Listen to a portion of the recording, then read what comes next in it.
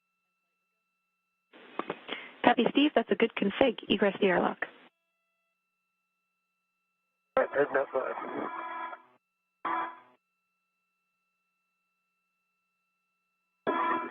And we are seeing NASA astronaut Steve Bowen egress the airlock. He's designated EV1 today, and he'll be wearing that spacesuit with the red stripe, so he's the first out of the airlock.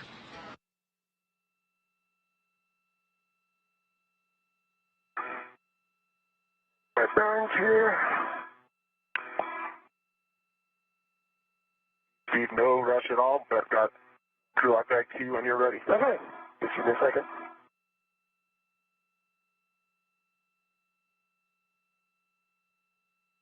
Bowen is still inside the airlock. He'll egress here shortly, but first he's going to hand a crew lock bag to Steve.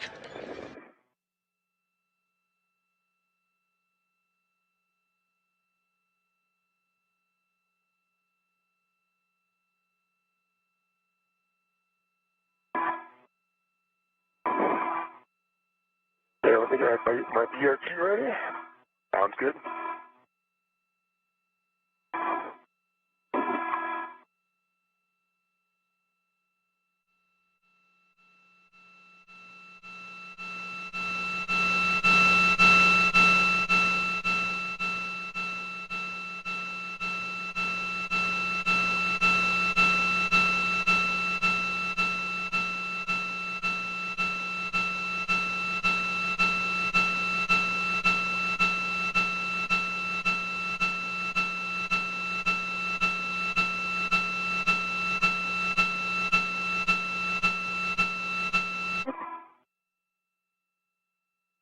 Steve, you have the bag.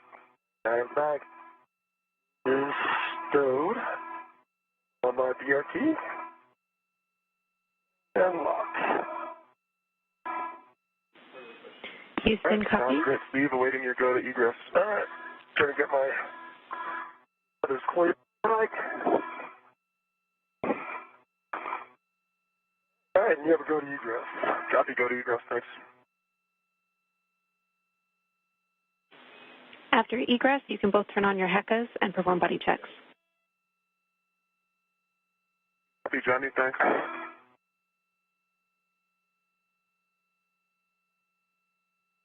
And next out of the airlock is going to be NASA astronaut Woody Hoburg, who is completing his very first spacewalk this morning. He'll be wearing the spacesuit with no stripes on it, the unmarked spacesuit, and his designation is EV2.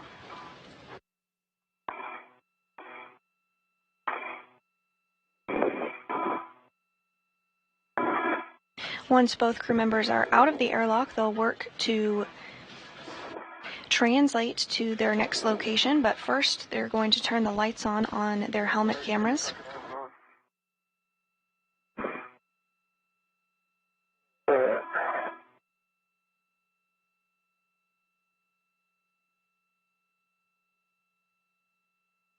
Myself down so I can see everything pretty good.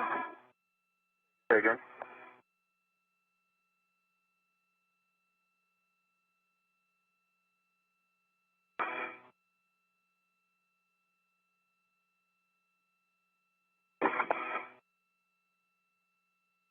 Both crew members now out of the airlock.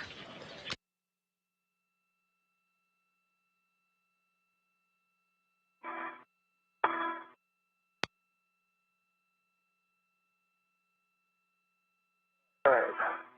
I'm gonna plan to be aft, Steve. All right, I'm coming back around the other way then. Sounds great.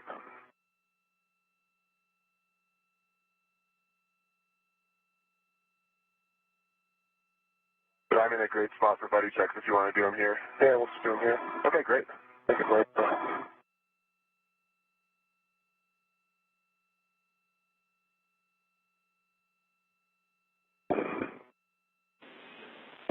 Houston's ready to copy buddy checks. Confirm your HECAs are on.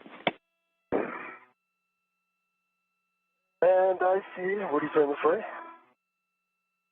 I see green light. What's the other one? Your EMU is off. Is it? Okay. Goodbye. One. Keep separate handles down.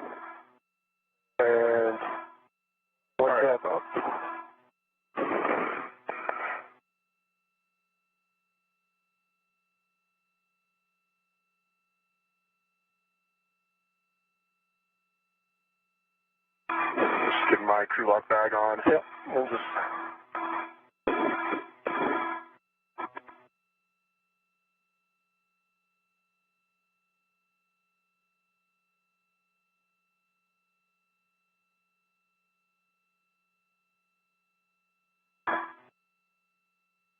All right, Steve. Ready when you are. All right, let me see. One thing left to check. Oh, your lights are pretty bright. Your Union TV still is not on yet.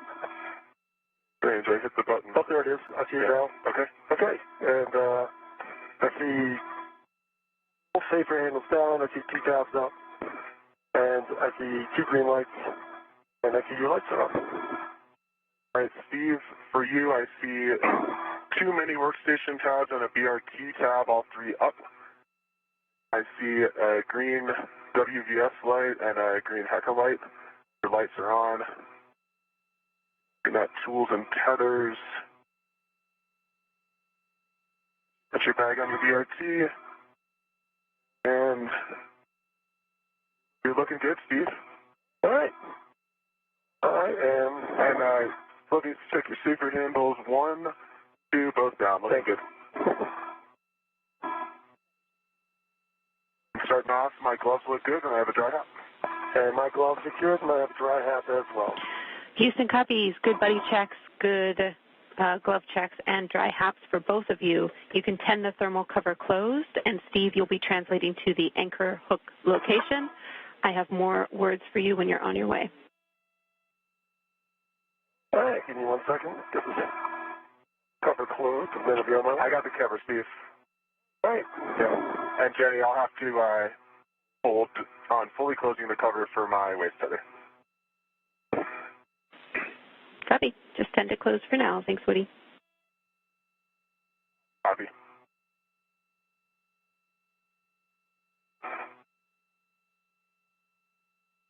And Bowen and Hoburg completed some initial checks to ensure everything is looking good on their suits. They're now going to get that thermal hatch cover closed.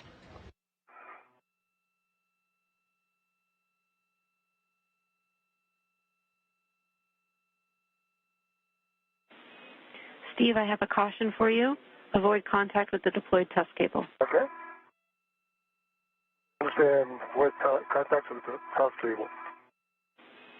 Good readback for you both. We're around 2 minutes to sunrise. All right. What's my mile marker, by the way? You're looking for the FHRC, so S1 FHRC.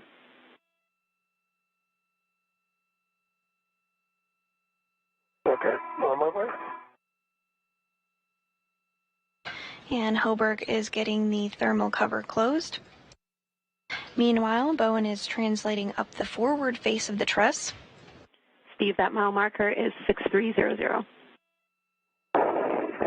6300, thank you.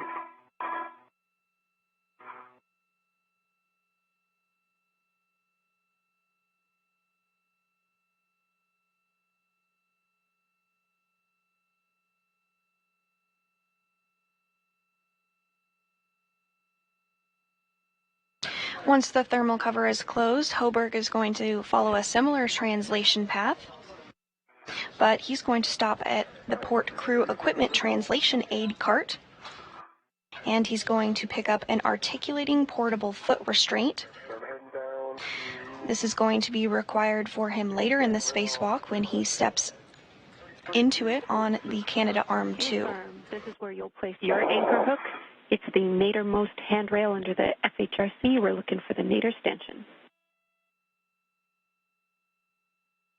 All right, nader stanchion. My blank hook, gate closed, slider locked. To the green reel, which is unlocked. The yellow hook is locked, gate closed, slider locked. The red reel is unlocked. To my right D-ring extender. Just gate closed, slider locked. And the green hook between the green and red wheels is gate closed, slider locked. Copy. That's a good config, Steve. We need Woody's anchor hook on handrail 3247, which is the zenith handrail. just above yours. Okay, that's in work.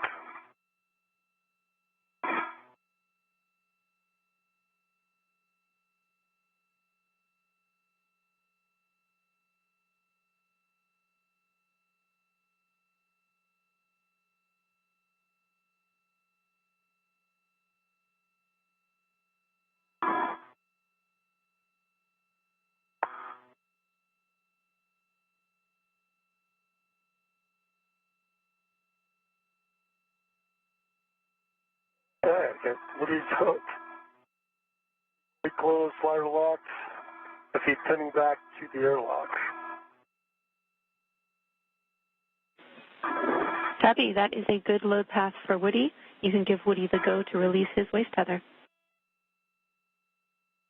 And would you have a go to release your waist tether? Steve, I copy, picking it up.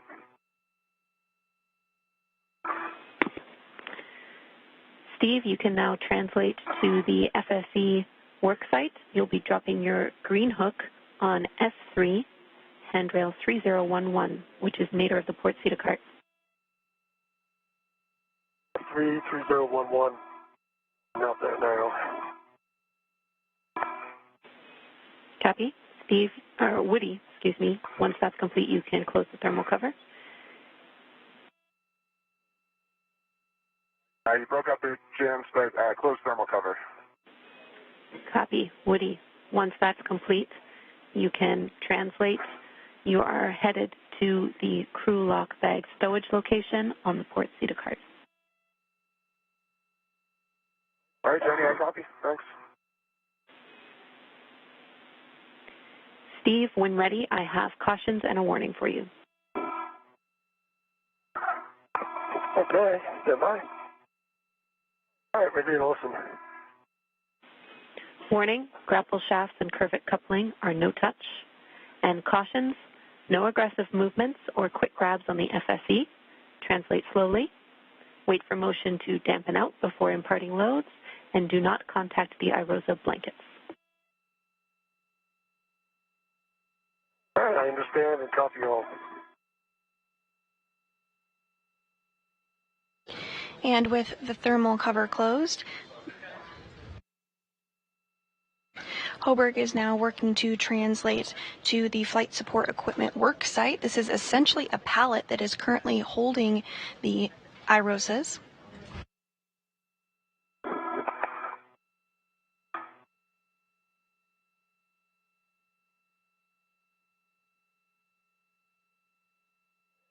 Green wheel is coming to 3011. Green hook, I should say. I copy your green hook on handrail 3011.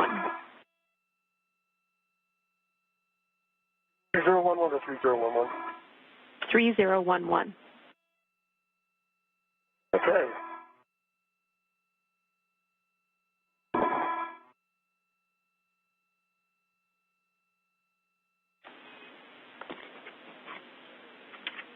Following this, Steve, you'll be translating onto the FSE via the POA. And the crew is running about 10 minutes ahead of today's timeline. Today's spacewalk is unique in that once the International Space Station Rollout Array, or IROSA, is installed, cables will need to be mated during an eclipse portion, so this spacewalk is very carefully choreographed to ensure that this timing takes place as necessary.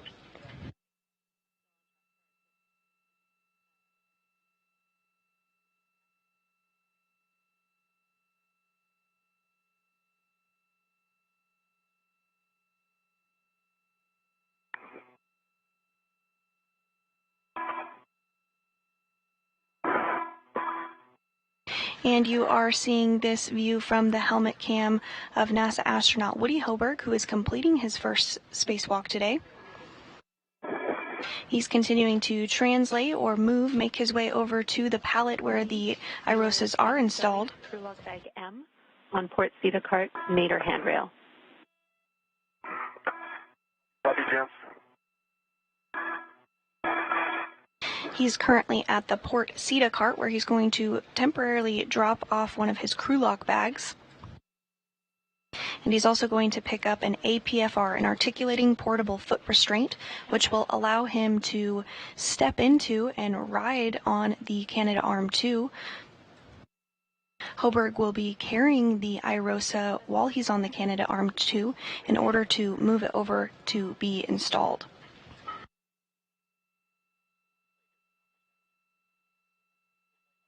Today's solar array will be installed on the 1A power channel on the starboard truss of the International Space Station.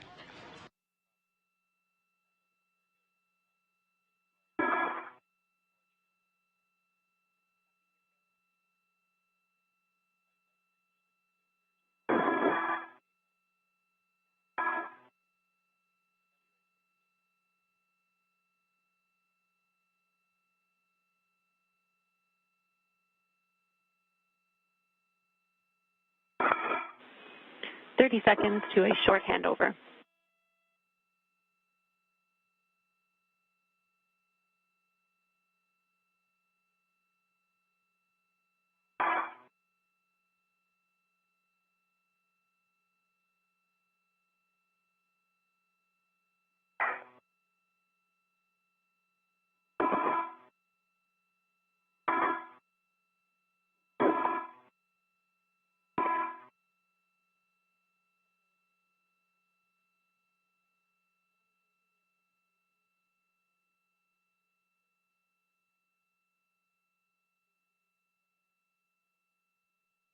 And we are in a brief expected handover between satellites, but we'll regain communications and video with the crew during their spacewalk here momentarily.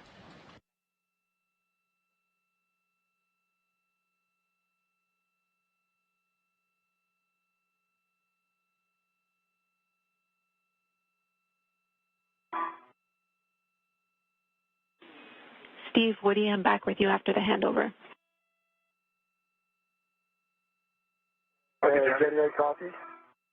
Can I see that small bushing on the lower IROSA? I'm passing it. Copy, you have eyes on the FOD. Thanks, Steve.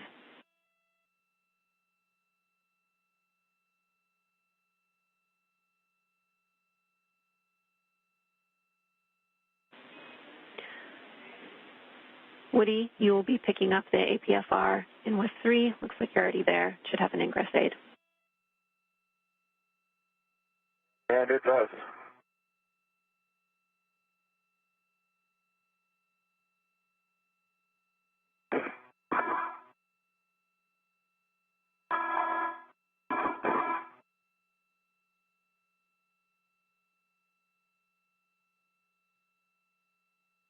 And this view from NASA astronaut Woody Hoburg's helmet camera as he works to pick up the articulating portable foot restraint from the port seat of cart.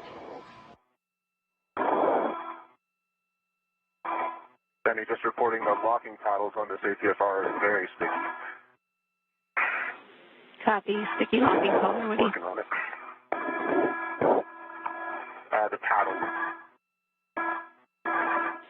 Copy the paddles.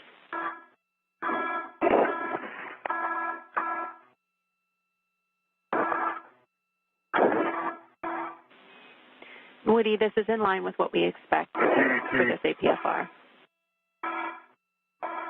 Okay, I need EE2 TCV status.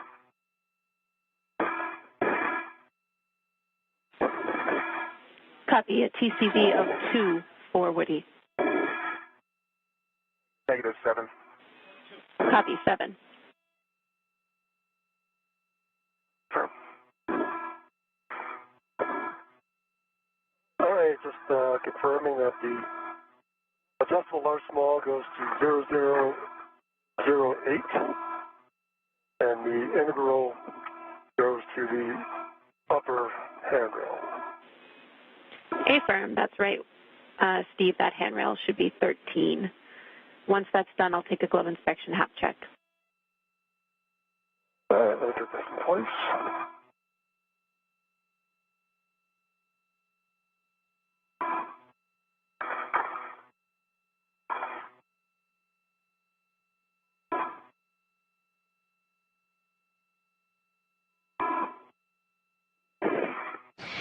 And While Hoburg works to secure that articulating portable foot restraint after grabbing it from the port seat cart, we are going to hear Bowen complete a glove and hap check. On your VRT, you're headed to the inboard ingress location. The hap is the helmet absorption pad, and this is checked regularly throughout the spacewalk along with the gloves just to ensure that everything is performing as expected.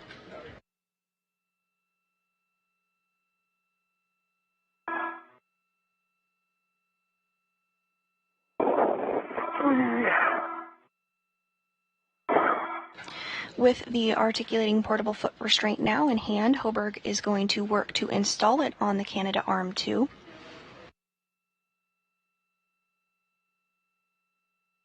All right, I've got the integral on 0013 and the large small adjustable on 008. Copy. Just back up a little bit.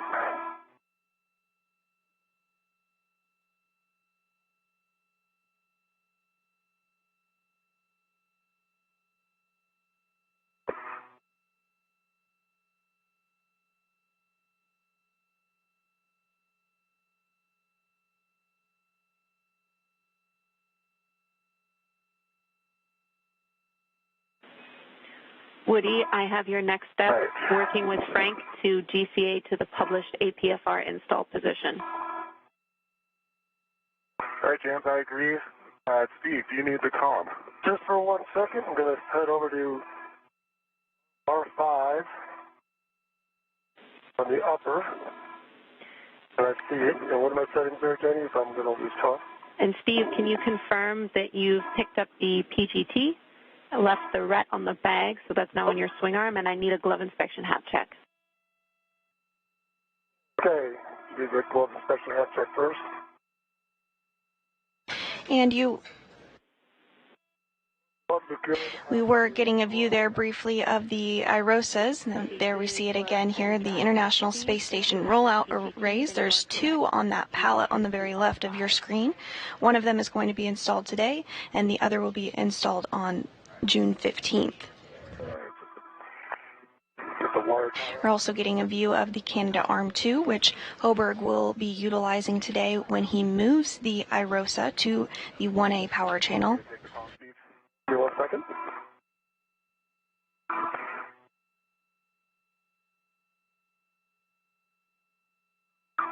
All right, Jenny, I have the PGT, and you want me to leave this RET on here, correct?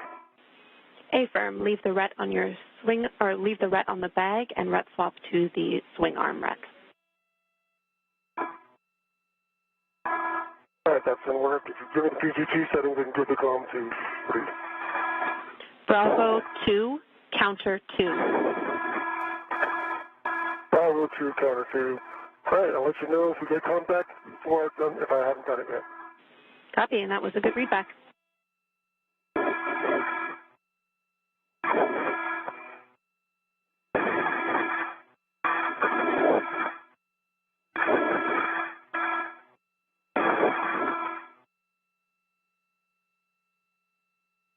Steve, you good? I am Jared Woody. You can have the call. Copy, thanks. And also in your frame there you can see a Dragon vehicle that actually brought up the ISS rollout solar arrays. That Dragon docked to the International Space Station on Monday. Awareness is going to be bringing the arm towards you. That is station. Following the docking, the ISS rollout solar arrays were removed from Dragon's trunk and placed on that pallet that you just saw there. And next, our spacewalkers are going to work to remove that first IROSA solar array by removing some bolts and working through some procedures to loosen it up before it can be hand carried by Hoburg on the robotic arm.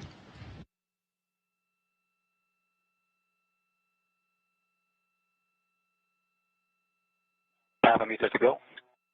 Continue. Copy, continue.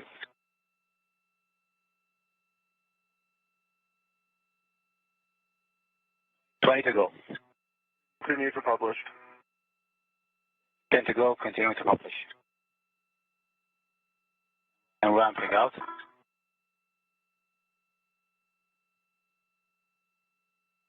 Okay, Woody, that is our published position. How's that looking? All right, Sultan, can you please give me 50 centimeters station nadir? Copy, Woody, half a meter station nadir in work. Thank you.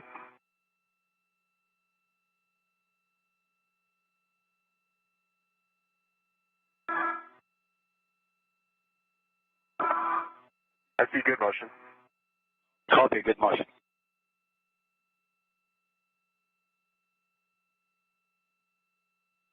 Okay, 30 centimeters to go. Continue. Continuing.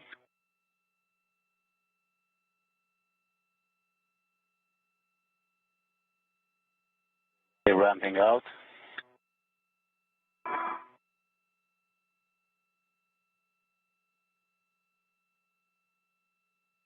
Okay, Woody, that is half a meter station nadir. Copy, Sultan. That is GCA complete. That's a perfect position. Right, copy, GCA complete, and brakes are coming on. Copy, brakes on. Bravo. And I'll be installing the APFR. Woody, we're looking That's for... affirmative. You are go to install the APFR. Woody, we're looking for a clocking of 12. Copy, clocking 12, and I already confirmed Papa, Fox 6 set. Good settings. Steve, I'm back with you. Thanks, Jim. I'm at 5 turns, 502, counterclockwise 2, and releasing R5. Copy. The boat will spring out when fully released, and you'll see a white line indicator. Expect 18 to 20 turns. Hoburg continuing to step through procedures to get that articulating portable foot restraint installed on the Canadarm2. This articulating portable foot restraint, or APFR, allows him to click his spacewalking boots into it so that he can ride aboard the Canadarm2. He'll be carrying the IROSA while he does so.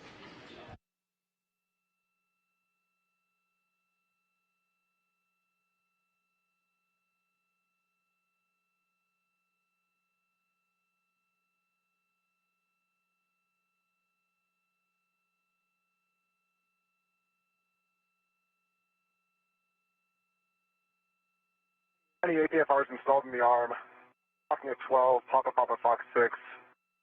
Always block on black, good pull twist test, and the pitch knob can be depressed. Copy, Woody. Good checks. Now we'll need you to perform a safety tether swap to the arm. Let me know when your yellow hook is on the SSRMS tether point, and I'll take your checks. All right, sounds good, Vinny. All right, that bolt is released. I got 27 turns. I let it do a couple of bumps so that we verified it was clear. Copy. 27 turns, and the bolt is fully released. Can you see a white line indicator? And there's a white line indicator. Copy. You can stow your PGT. And we are currently in an expected handover between our satellites. We do have communications with the crew, however, we do not have video at this moment, but we'll regain it. Copy. Translate to Stanchion Bravo. Hoburg has completed installing the APFR on the robotic arm.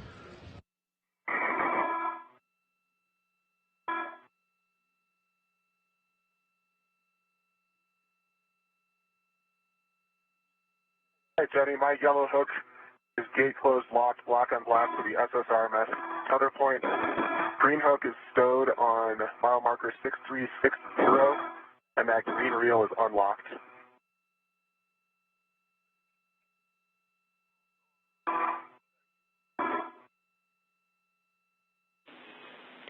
Copy, Woody. That is a good config. Ensure that Steve's tether is clear of your green hook, and then you can work with Frank to get to the ingress position. All right, let me get eyes on Steve's tether. It's well clear. And I am in a great config for APFR ingress. No GCA needed. Okay, Woody, we are copy, and brakes are still on. You are go for APFR ingress. Copy. Brakes on. Go for ingress. Thank you. Sultan. Woody, you need to attach a waist tether to the ingress aid. Yep, in work jams. Thanks. And Steve, say again if I missed a call from you. I'm expecting Bravo. And Hoburg has successfully gotten that articulating portable foot restraint installed on the Canadarm2. He's now going to work to click his boots into the articulating portable foot restraint and ingress it. This will allow him to fly on the Canadarm2. And you are seeing him work to ingress that APFR on your screen right there.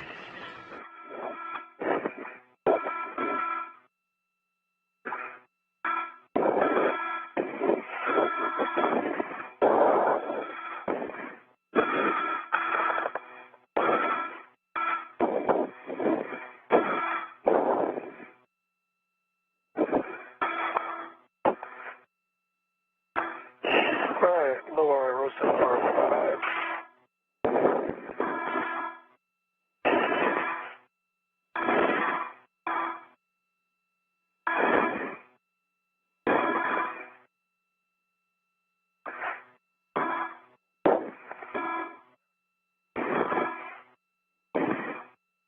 All right, so I've got Bravo 2, counterclockwise 2, going to R5, and looking for a full release and a white indicator. Good word, Steve. Expect 18 to 20 turns I have written here. All right, 18 to 20 turns. Okay. And Steve, I'm going to look for the comm again when you have a chance. Hey, you can take the call. Thanks. It's Sultan. I'm ready for trust back off. All right, copy. Woody, you are ready, and brakes are coming off. Copy, brakes off. Woody, check your tools and tethers are clear. We need you to confirm that. Thanks, James. Yep, tools and tethers are all clear. Copy. I agree. You are a go to proceed. Woody, we also are hearing that your left safer handle might be up. We need you to check both of them. Got it. Your team was correct. And both safer handles are down. Copy. Both safer handles down on Woody. Thank you. You guys are doing great on time.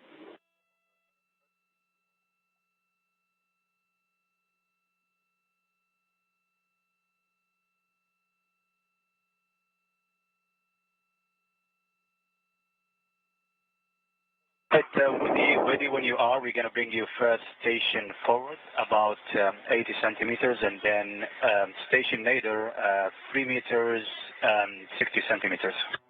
Ron, I'm ready for all of that. You go. Then starting motion, station forward. Good motion, Sultan. Copy, good motion. And as you can see on your screen now, Hoburg now being moved while in that articulating portable foot restraint on the Canadarm. That Canadarm is being operated by United Arab Emirates astronaut Sultan Al Nayati, who is inside the International Space Station.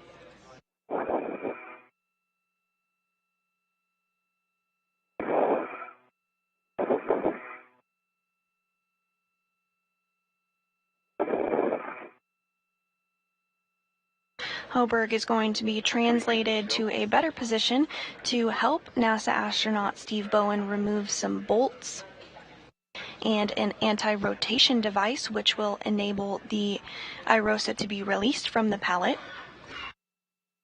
Following this, Hoburg will hand carry it while on the Canadarm2 over to the 1A worksite. Okay, 2 meters to go. Continue. Okay, continue.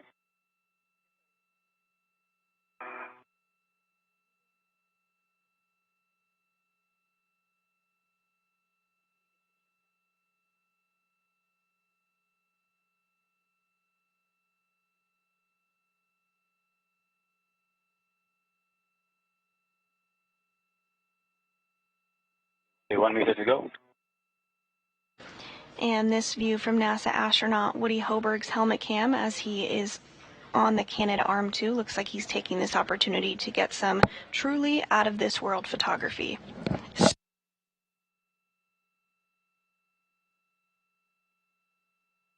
And ramping out. That looks good, Sultan. Okay, Woody, just a heads up. Next, we're going to take you to the Volt Axis join OCAS, and that'll be 2 minutes and a half. I'm ready for that. Okay, thanks, Sultan.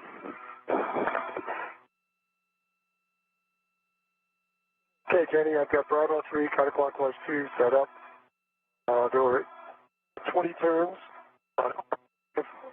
The lower IROSA with a good light band. Copy, I release. I understand R5 on the lower IROSA is released with 20 turns. You should be pretty much at the bolts for C2. We are going to work on releasing these anti-rotation devices, so you can attach an adjustable equipment tether and from your small trash bag to the ARD tether point. Okay, let me get that done.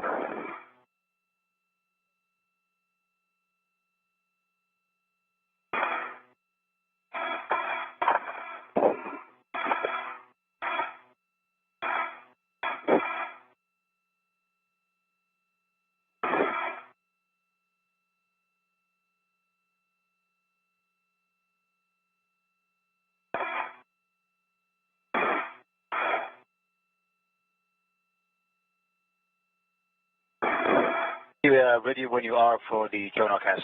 I'm ready, Sultan, thanks. Then starting motion. Copy.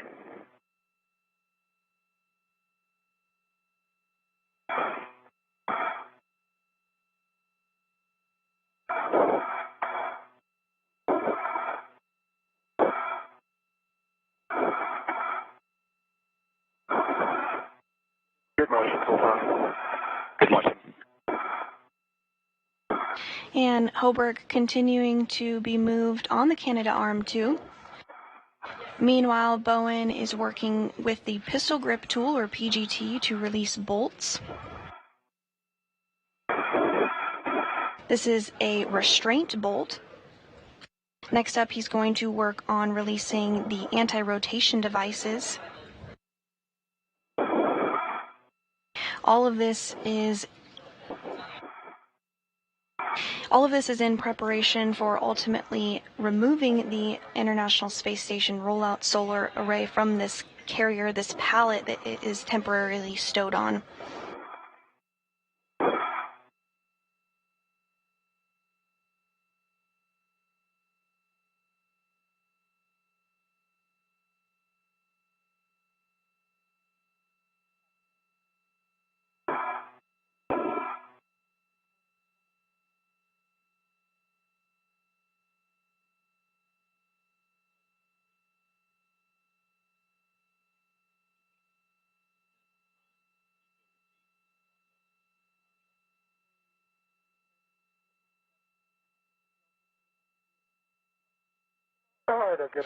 And as Hoburg continues to make his way over to his first work site, the International Space Station is currently flying 258 statute miles off the coast of Nova Scotia over the North Atlantic Ocean.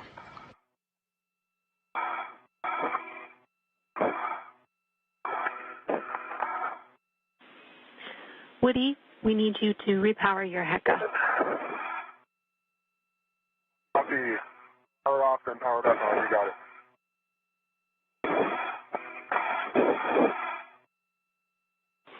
Oh, actually, Jenny, I just pressed the power button and I see a green light, so it should be on now. Yes, we just needed you to power it on. That's correct. It was knocked off earlier.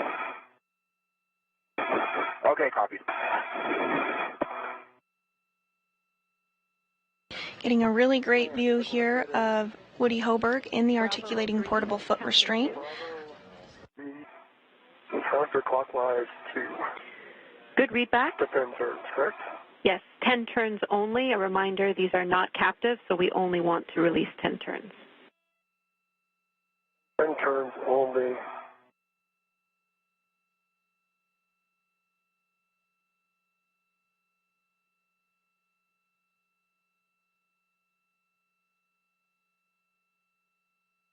And in Hoburg's hand, you can see the PGT, or pistol grip tool. This is essentially the space drill. It's going to be utilized a lot throughout today's spacewalk, first to remove the IROSA from the pallet and then to reinstall it on the 1A power channel. Copy. Thanks, James. Good reminder. I have Alpha 4 counter 2 set for R1 and R2. Those are good settings, Woody. It doesn't matter to us which of these bolts you do first, but the bolt will spring out when it's fully released. You have the same settings for both of them. Copy, thanks. All right, I get 8.8 turns. Copy. That was 8 turns. Steve, and you can remove the ARD, and then we'll be torquing back this bolt. All right, pulling the ARD off. Second, Sultan, I'm ready for I'm-off. Okay, Woody, we need a few seconds to set up our values here. Take your time. Yeah, that ARD is removed. Copy. ARD removed. Your settings are Bravo 1 clockwise 2, and you'll be driving this stop block bolt to torque. Bravo 1 clockwise 2. That's set. Good settings. Bravo.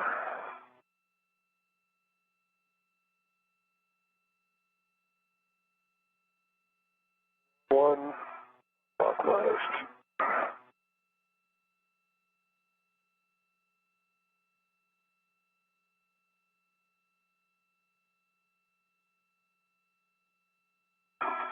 Woody, ready for the next motion? So it's going to be body N, meter and 60 centimeters.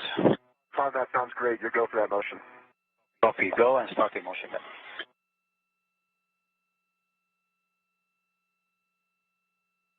We are 48 minutes into today's spacewalk, and NASA astronauts Steve Bowen and Woody Hoburg are continuing to work together to remove bolts from the International Space Station rollout solar array in order to release it so that it can be carried on the Canadarm2.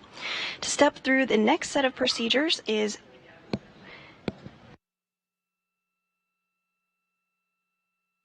I'm going to hand it over to my colleague, Anna Schneider, who's going to step through the next set of procedures with you.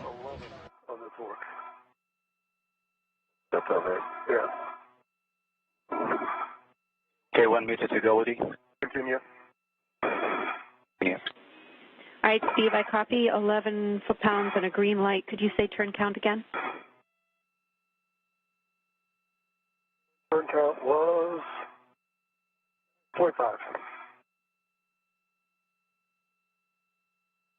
Half a meter to go. Continue. Copy, continue.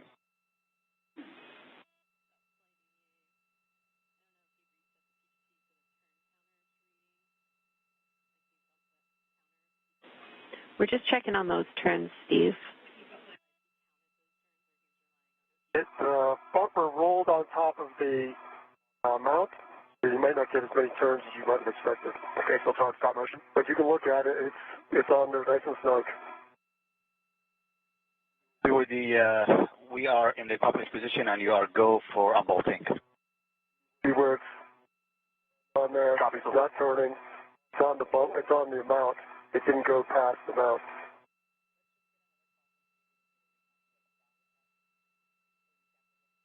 You see it? Now you can see NASA astronaut Woody Hoburg beginning to release the R bolts. All right, Steve, I'm sorry, one more time. We're going to have you say what you saw on those turns and whether you counted the turns or you're reading them off. Well, I counted the turns correctly. Bumper, the lock, when it turned, it went onto the mount for the bolt stanchion. Therefore, it is locked in place. You can still see threads below the bumper, and the C2 bolt is clear. All right, thanks for the clarification again, Steve. This is a good bolt. You can stir your PGT, and we'll have you translate to stanchion Charlie for the Charlie 1 ARD. Okay, and move Charlie for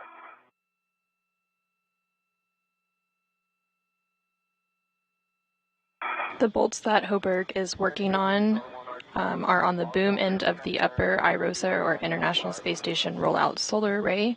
The first two bolts will allow the boom deployment system rollers to be moved into place to help with the array deployment later in the spacewalk. And we see you rotating the deployment system. Both sprung out, and it was 9.5 on R2. Copy 9.5. That is a good bolt release, Woody. We need you to access R3 and R4 next. You can GCA if you need to. I have new settings for you, and as a reminder, these will be the 245 turn bolts, so we need you in a good body position. You just heard confirmation that Woody Hoburg successfully released 2 of the bolts, and he's moving on to the second set. And Woody, we are ready. Okay, so it's on half a meter station, half a meter body down.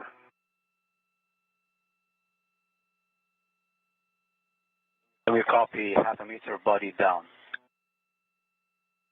Okay, starting motion. Copy. Good motion. Copy, good motion. You're hearing some conversation between NASA astronaut Woody Hoburg and UAE astronaut Sultan Al-Niyadi, who is inside the space station operating the robotic arm, as he moves Woody Hoburg down a little bit to access the next set of bolts. Okay, you can ramp out. Ramping out. Motion stopped. GCA complete. Copy, GCA complete. Steve, once in position, you can tether to the ARD tether point, and then I have settings for you for the stop block bolt. Complete. And I'm ready for settings. Bravo 3, counter 2, 10 turns only. Bravo 3, counter 2. And Jenny, I have Alpha 3, clockwise 3 for R3.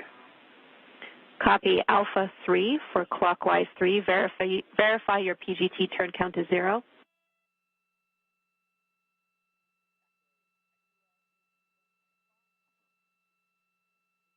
Confirm it's 0.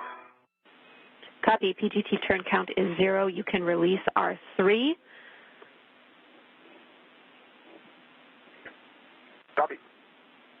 Starting turns.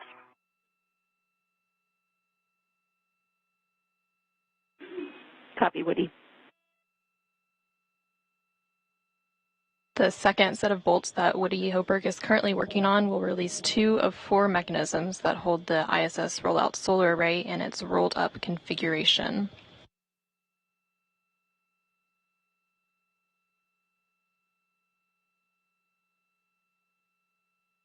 When folded, the IROSA measures approximately 10 feet by 2 feet by 4 feet. Got 8 turns, and it's loose. Pull the ARD. Copy 8 turns on the ARD. Or on the stop block bolt, you can remove the ARD. Not removed. The ARD is removed. Ready for settings to drive back in. Bravo 1, clockwise 2. Bravo 1, clockwise 2. 30 seconds from short handover. While NASA astronaut Woody Hoburg continues to work on those bolts, NASA astronaut Steve Bowen continues to work on the anti-rotation device.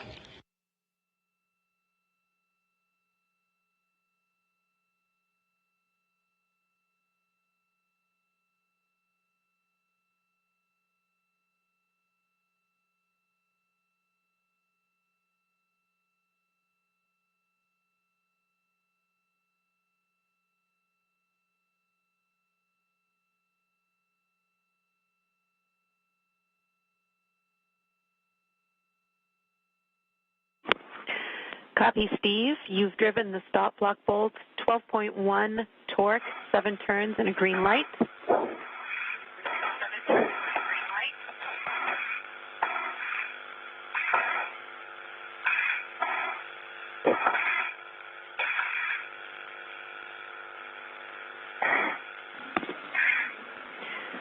Steve, I'm back with you after the handover, 12.1 torque, 7 turns and a green light. You can stow the ARDs in the crew lock bag. All right, heading over there.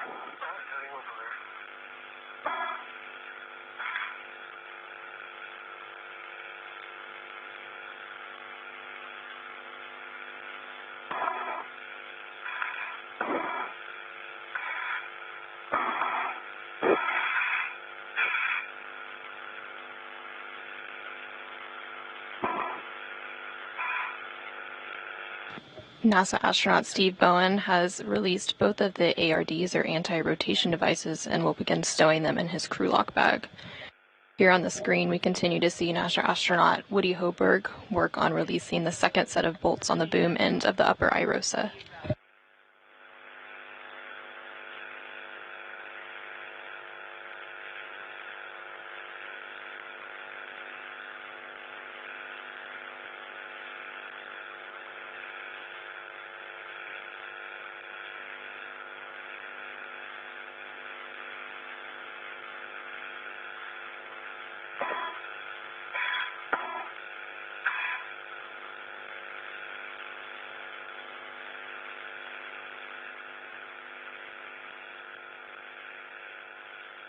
All right, ARD going in. And I think I pull out the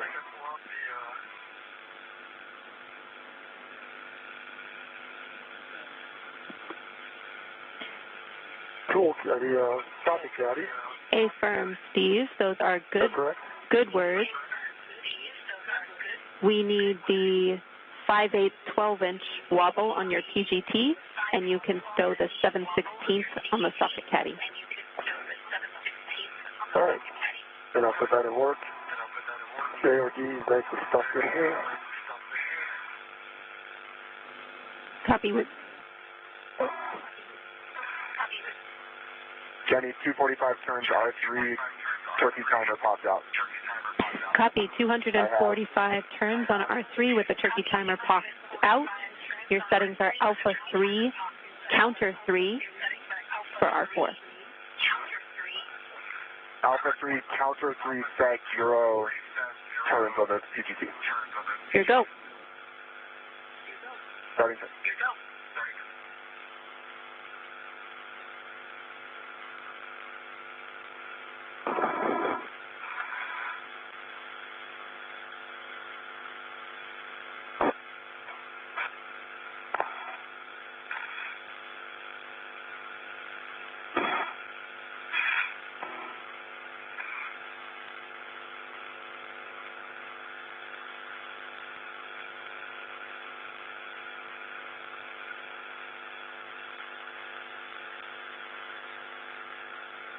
NASA astronaut Woody Hoburg is currently working on the last of the 4 bolts. These last 2 bolts release 2 of 4 mechanisms that hold the IROSA, or ISS, rollout solar array in its rolled-up configuration.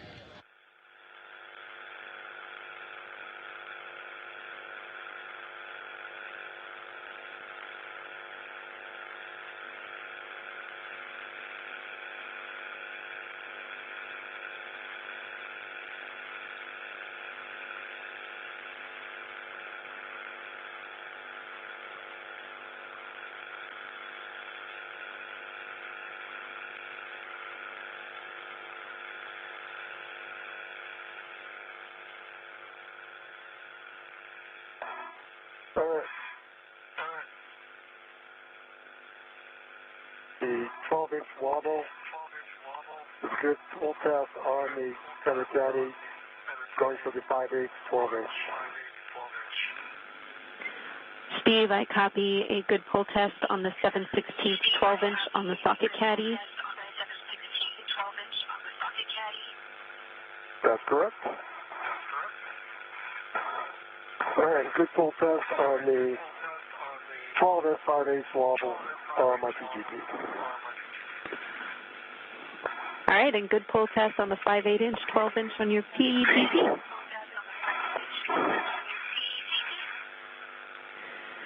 Steve, now we will be breaking torque on the IROSA FSE bolts. You can translate to bolt Charlie 1, which is stanchion Charlie. Should be right next to you. Charlie 1 right next to me.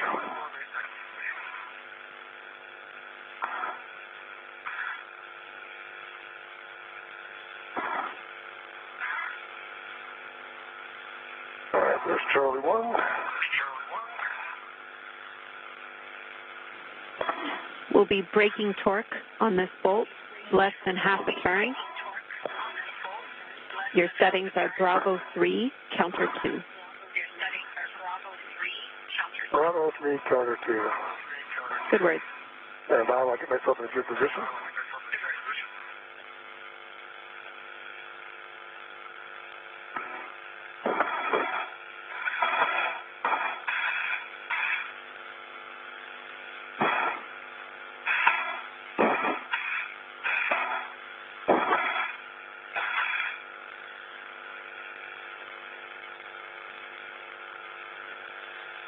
All right, Bravo 3, counterclockwise 2. Good words. Less than half a turn, correct? Affirm. And big picture for all crew, we are about a minute and a half from an LOS. We have voice comm for the first 5 minutes, and for the last 5 minutes, I'm still prime IV. I will hand over to Frank when I need to.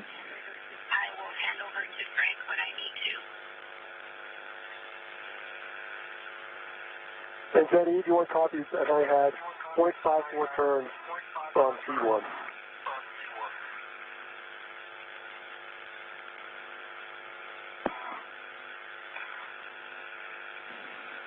Copy. Torque broken on C1.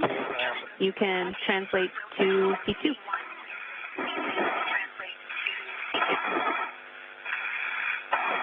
Jenny, I copied R4 release 245 turns, turkey timer out. Copy, Woody. Great job. R4 release, 245 turns, and you see the turkey timer. You can work with Frank to move to the carrier back off. You just heard confirmation that NASA astronaut Woody Hoburg finished releasing the 4th bolt. That bolt was holding the IROSA in its rolled-up configuration. Hey, Woody, and this is basically bring you body out 1 meter 60 centimeters, and that is station forward. You also heard them reference something called a turkey timer. That is basically just a status indicator to ensure that the bolts are fully released.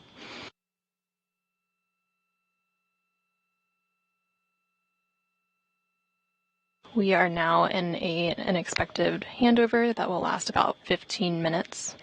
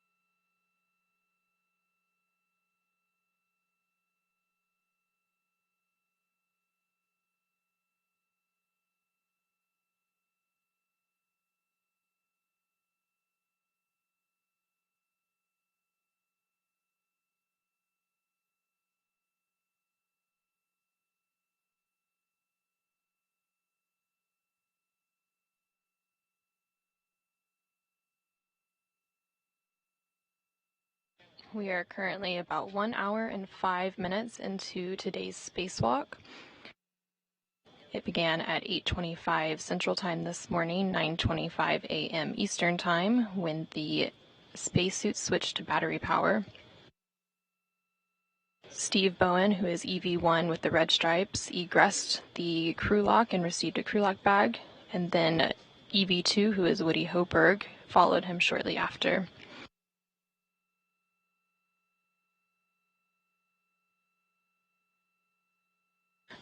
Bowen then translated up the forward face of the truss and went starboard, configuring his safety tethers on the way, and then Hoburg followed a similar path, but went to the port crew equipment translation aid, or CETA cart, to temporarily stow his bag and retrieve the articulating portable foot restraint.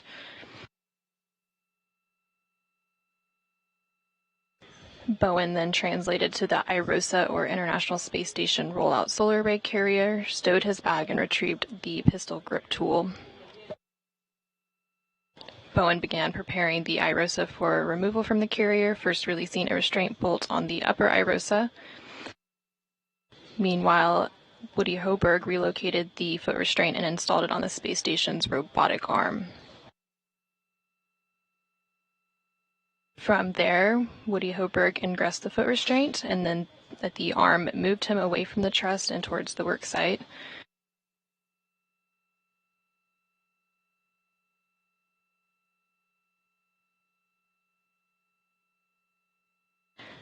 Bowen translated to the lower IROSA and released its first restraint bolt, and then released both anti-rotation devices on the upper IROSA and stowed them in the crew lock bag. While on the robotic arm, Woody Hoburg was flown over to access two different sets of bolts on the boom end of the upper IROSA. The first two bolts allowed the boom deployment system rollers to be moved into place to help with the array deployment later in the spacewalk, and then the second two bolts released two of four mechanisms that hold the IROSA in its rolled-up configuration.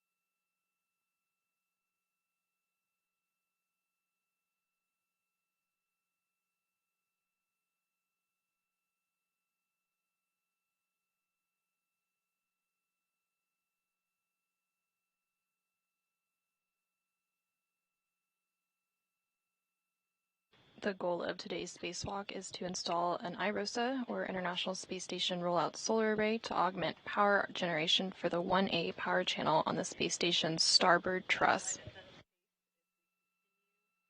The new solar arrays measure 60 feet long by 20 feet wide once they're deployed, and shade a little more than half of the original solar arrays, which are 112 feet long by 39 feet wide. Each new IROSA produces more than 20 kilowatts of electricity, and once installed will enable a 30% increase in power production over the station's current arrays.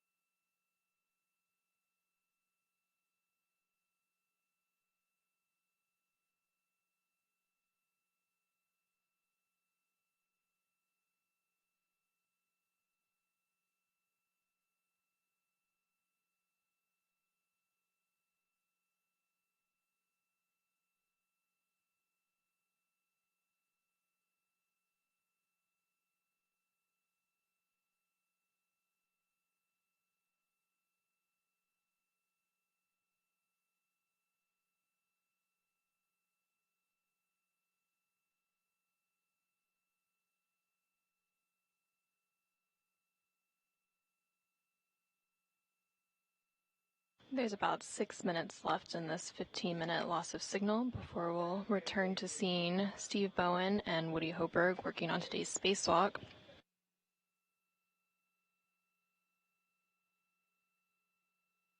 Once we're back, we'll see Steve Bowen working on releasing the upper IROSA restraint bolt and installing the first two handling aids called scoops in preparation for removing the IROSA or International Space Station rollout solar array from the carrier.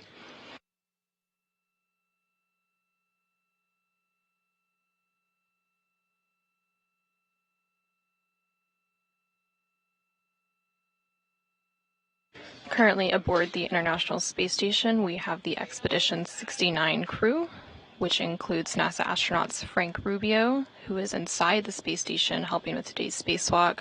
Also inside the space station is UAE astronaut Sultan Al-Niyadi and Roscosmos cosmonauts Sergei Prokopyev and Dmitry Petelin. And then, of course, our spacewalkers today are NASA astronauts Steve Bowen and Woody Hoburg.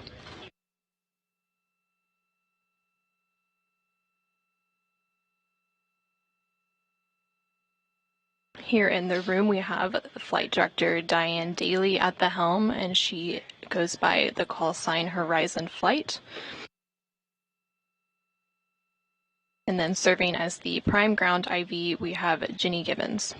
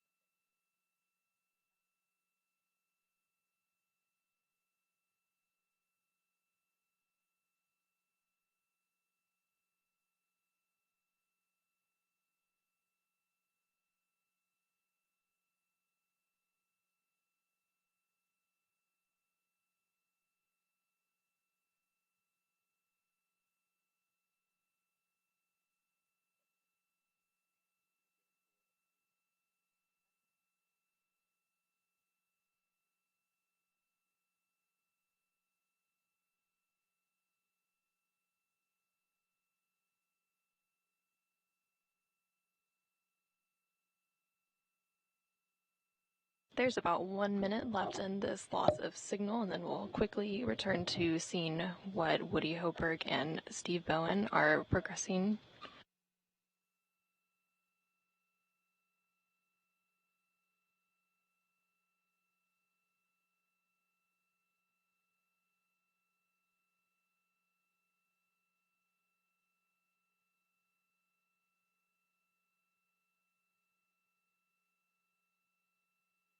Today's spacewalk is the 264th spacewalk in support of space station assembly, maintenance, and upgrades, and the 7th spacewalk out of the space station for this year.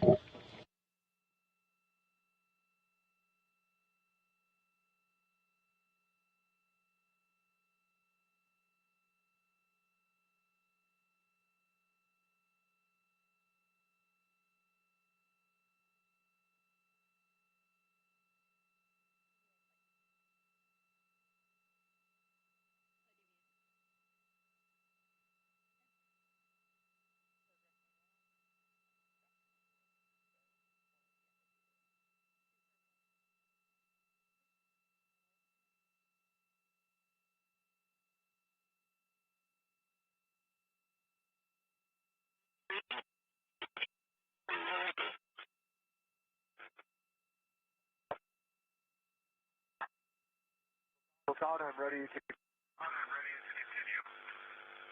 continue. You have 40 centimeters to go. Start. Good motion. Good motion.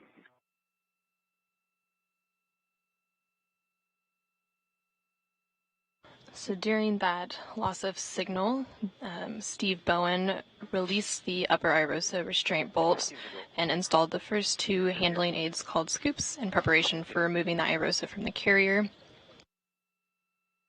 Clear, continue. You can now hear some discussion between NASA astronaut Woody Hoburg, who is on the Canadarm Robotic 2, and UAE astronaut Sultan Al-Niyadi, who is inside the space station maneuvering the arm. So is that looking, Woody, do you want any further GCA? Yep, assessing. Stand by.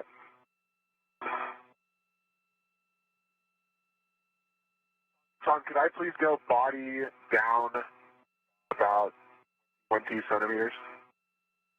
They are flying Woody Hoburg to the hinge end of the upper IROSA.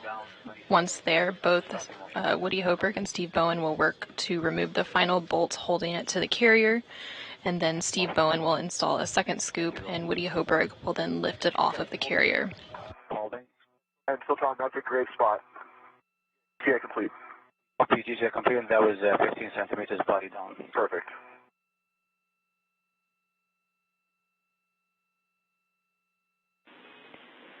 We copy GCA complete.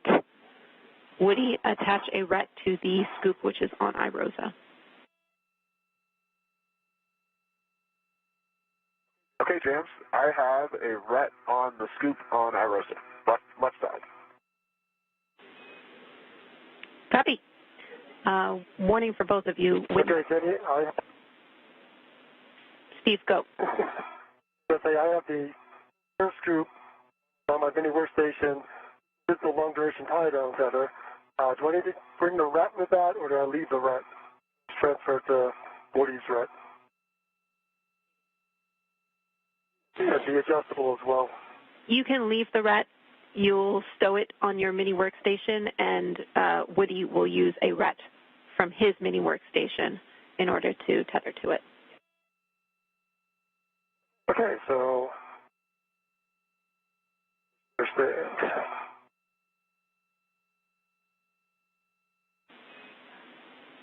we can get ahead on our checks here. So a warning for both of you, do not release C1 until I give you the go. Copy. Copy.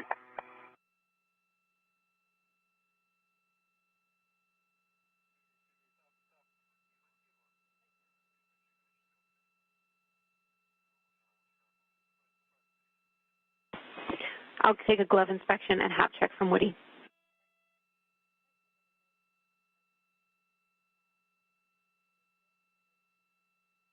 There's no change to the gloves.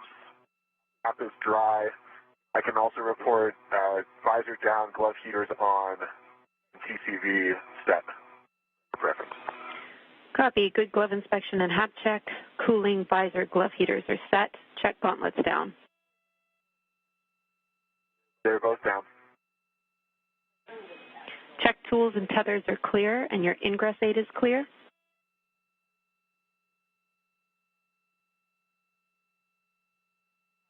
Tools, tethers, and ingress aid all clear. Check heels secure in the APFR. Yeah, and James, did you guys happen to get eyes on my heels just for positive confirmation there? Or can Steve see them? Checking. Woody, we do not have eyes on your feet, but Steve could potentially check if you need. Hold on, I was going to take a bit to rotate here. Okay, I'm feeling quite confident, so I think you look pretty good, Woody. I think they're in. Yeah, I agree. All right, heels are secure, James. Thanks. Copy, Woody. Those are good checks. We will pause here. Copy. And, Benny, when I transfer, I am not transferring the adjustable to Woody, just the scoop and the long duration tie-down feather, and I keep the adjustable with me to pick them up later, correct?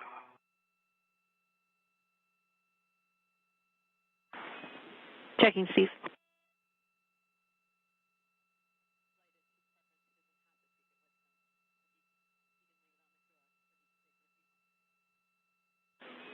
I think it's just a scoop and a long duration. I do too, but I want to make sure. Yeah, that's right, Steve. So there's the... no requirement to take the adjustable with you. You can have it if you want, but we just need the scoop and the long duration tie-down tether bundled together and the ret swap to Woody's mini workstation. Okay. Understand. And Woody, if you have a rat, I can give you... I sure do. Here's a rat. I don't know if you can reach me. Oh, yeah, you can send that over here. I got several things on there right now, so... Okay. See it? So goals to get this rat on the scoop? Yeah. Okay, it is on, so scoop. Okay, you can at least find that adjustable then. You got it. Keep long duration. Is coming back. All right, thanks very much. Thank you. All right, let me get that clipped on here.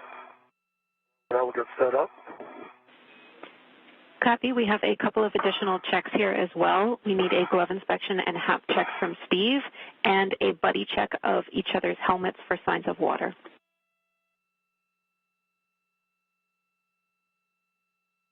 You have your visor down.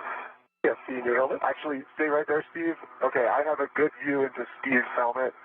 I can see his hat and his hat absorption band, and I see no signs of water.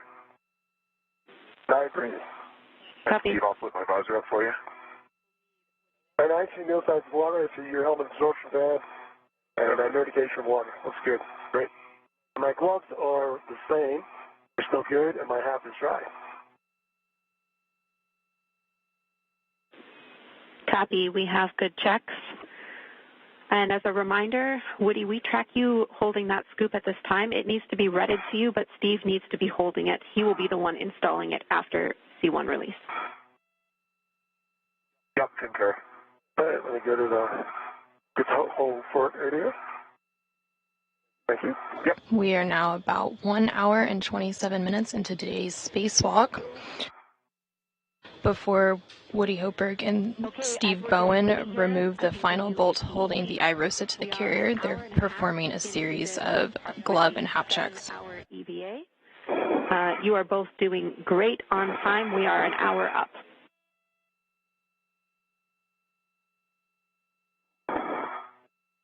All right, copy that. All right, great, James. Thanks. All right, next as written, I have Steve releasing Charlie 1 fully. Woody, you are going to maintain control of IROSA as he releases that bolt and installs the scoop. Okay, Jan, sounds good. I've got IROSA. All right, I need settings. Bravo 3, counter 3, fully release C1. The bolt will spring out. Expect 26 turns. Bravo 3, counterclockwise 3, and about 26 turns, and bull should spring out. All right, that's starting right now. Good words. You just heard the ground IV here in the room, Jenny Gibbons, speak with the NASA astronauts outside the space station, Woody Hoburg and Steve Bowen. They were given the go to release the IROSA. So both crew members are now working to remove the final bolt holding the IROSA to the carrier. Bowen will then install a second scoop while Hoburg lifts the IROSA off of its carrier.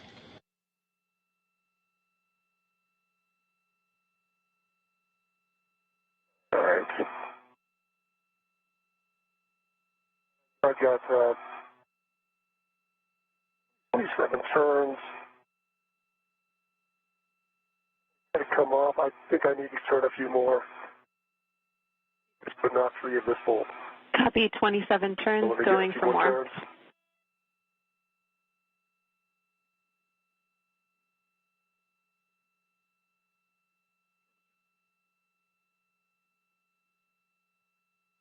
All right, now that seems very loose.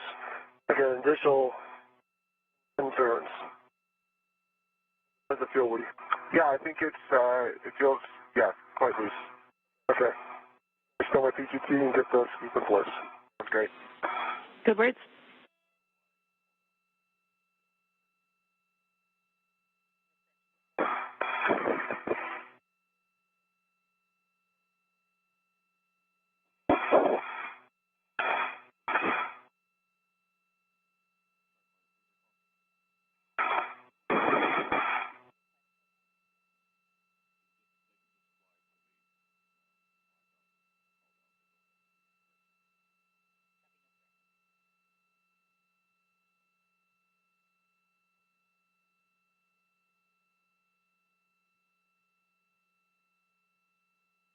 All right, I have the scoop locked on.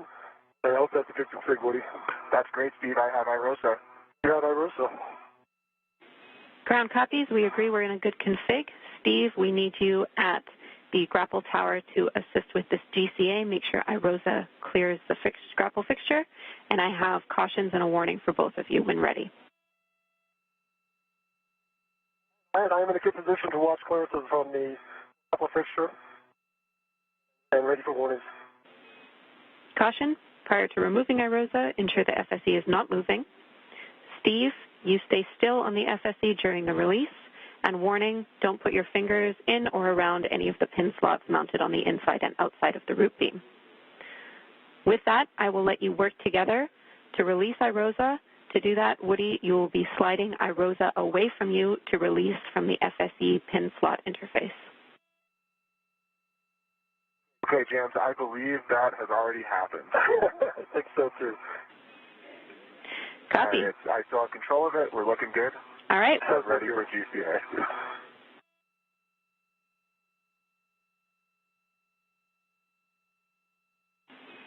Your go to work with Steve, Frank. over to you for GCA. All right, Frank, if you're ready, I'm ready for the IROSA back off position. I've got a good eye on the tower, and I'm looking for this to go straight. And Woody, it's drifting a little bit toward the tower. You want to bias it a little back. Okay, that's fine. Good. Ready to go, Frank. Right, Steve, we copy, and for this motion, we expect about 4 meters, and for Woody, it's going to be body down. Okay. Great. And we are starting motion. You heard confirmation that NASA astronaut Steve Bowen has installed the second scoop onto the carrier, and Woody Hoburg has lifted it off of the carrier. There will now be several maneuvers with Hoburg on the robotic arm, and then he will arrive at the 1A mod kit worksite. During these maneuvers, Steve Bowen will pick up the temporarily stowed crew lock bag from the port cart and reconfigure both of his safety tethers on his way to meet Hoburg at the mod kit. We are clear of the pin. Continue. Continuing, we have 3 meters to go. Continue. Oh, continue. Houston copies. Since we are clear of the grapple tower, and this is a procedure to published position, I'm going to pick up comm with Steve. Steve, perform a socket swap. I need the 5/8 12-inch wobble on the socket caddy and the 2-inch from your trash bag on your PGT. Understand, the 5/8 going to the socket caddy, the 2-inch from my trash bag coming on my PGT. Good words. I'll take pull tests for everything, and then you will be cleaning up the crew lock bag with everything inside of it, doors facing the FSE. Understand.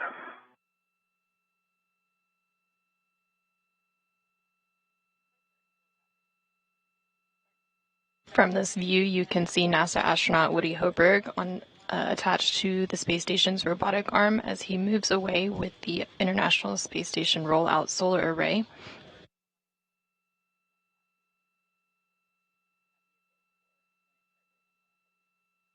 Meters published. Continue. Are we continuing?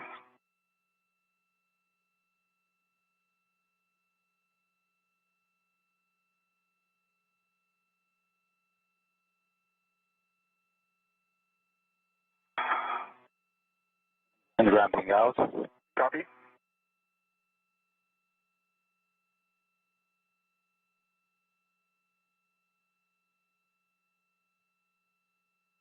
Okay, that is the public position, Woody, and just a heads up, our next motion is going to be the IROSA pitch join of all counts of 2.5 minutes.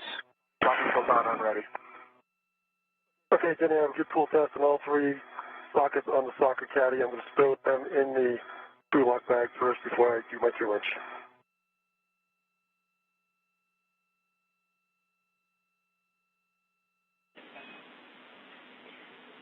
I copy, Steve. You have completed the pull test, correct? That is correct, and all 3 of the sockets on the socket caddy, that's complete. Copy. Again, you can stow that socket caddy. We'll have the crew lock bag buttoned up with the doors facing the FSE and the adjustable equipment tether cinched. Understand.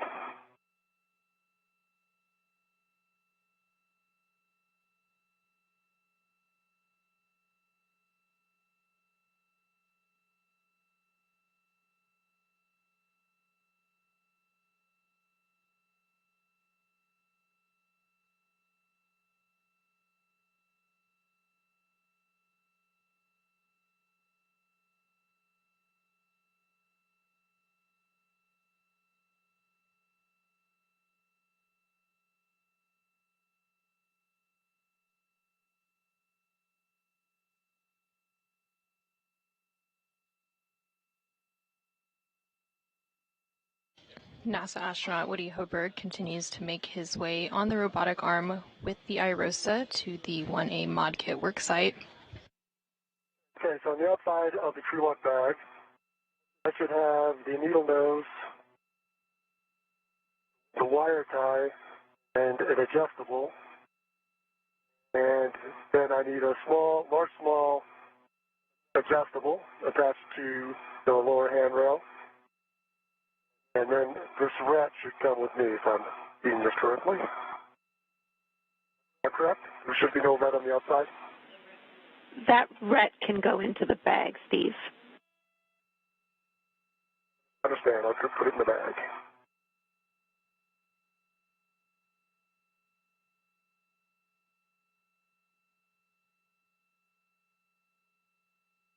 On the left side of your screen, you can see the helmet camera of NASA astronaut Steve Bowen. He is currently working to pick up the temporarily stowed crew lock bag from the port cart and reconfigure both of his safety tethers on his way to meet Woody Hoburg at the mod kit. Once they both arrive at the mod kit site, both crew will then work to install the IROSA onto the 1A mounting bracket.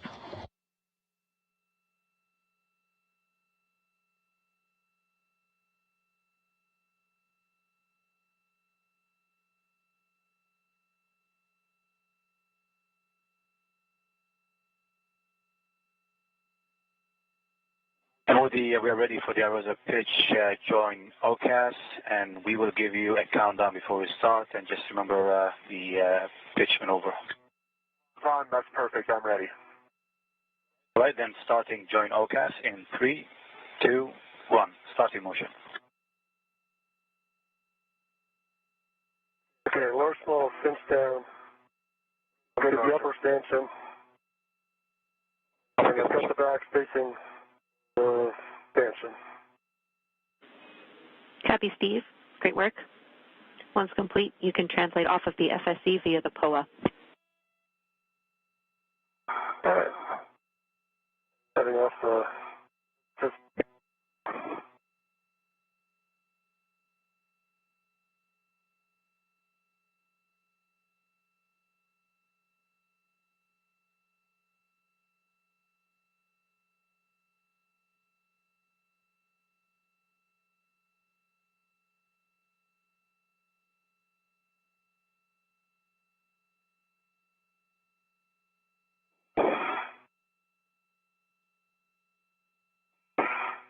Oh, I'll do it later. I'll do my 2-inch transfer when I stop again. I still have the 2-inch in my trash bag. Didn't put it on the PGT yet. We need that 2-inch on your PGT, Steve. I understand. I'll get it when I stop. Okay, that sounds great. You can do that at the mud kit. I have to go pick up the bag and got Woody's tether. Hey, firm, your first step once you are off of the FSE is to retrieve your green hook from 3011. Good. I'll do that then, right there.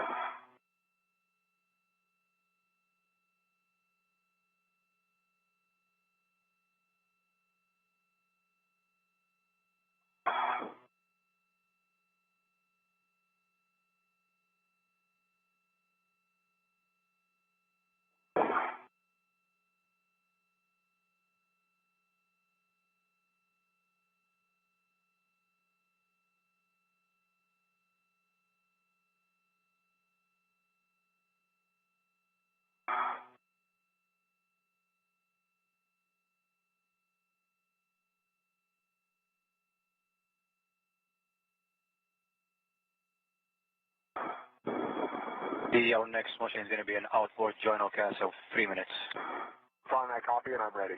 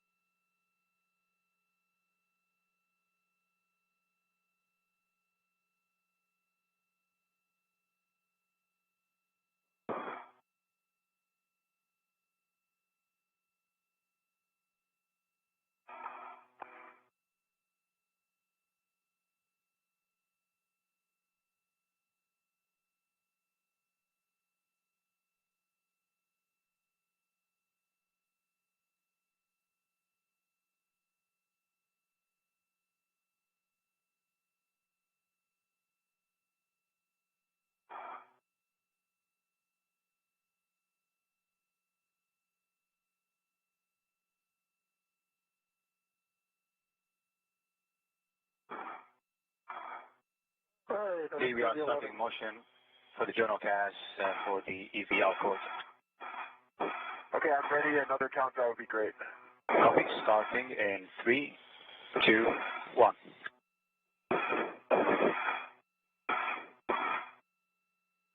Good motion. Good motion.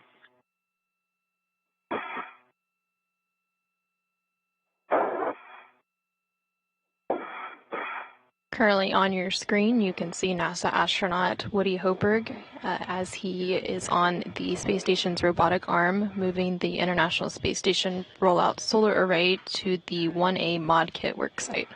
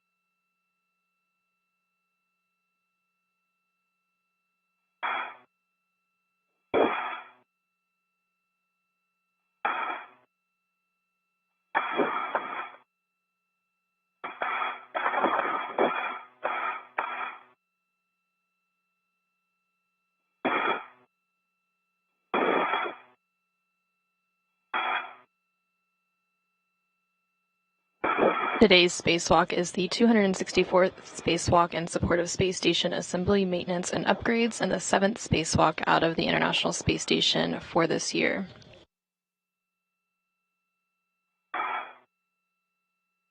Today's spacewalkers are NASA astronauts Steve Bowen and Woody Hoburg. They are working to install an IROSA, or International Space Station Rollout Solar Array. This will augment the power generation for the 1A power channel on the station's starboard truss structure.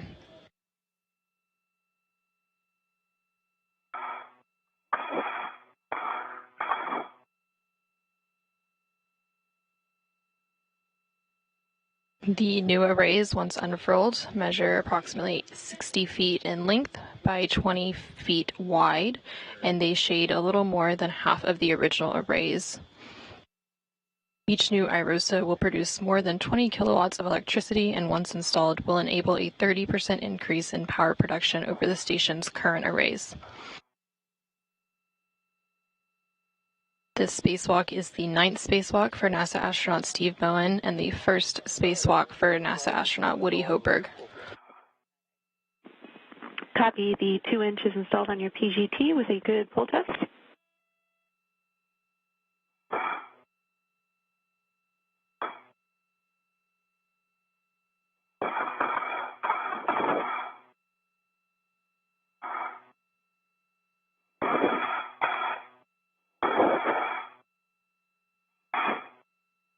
Just heads up, with the next motion is going to be an IA lineup for 4R and expecting 3 minutes.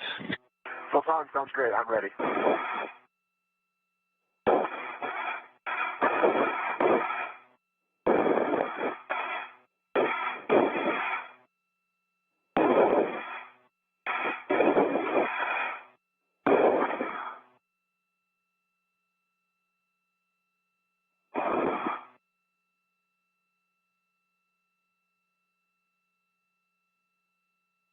All right, green hook is retrieved. Copy. Steve, you have your green hook. After this, you'll get the bag and Woody's green hook. All right, bringing up the bag and Woody's green hook. Good words. Okay, Woody, we are ready to start the motion, and this will put you in lineup position under the IEA. All right, Sultan, I'm ready. Okay, starting in 3, 2, 1. Starting motion.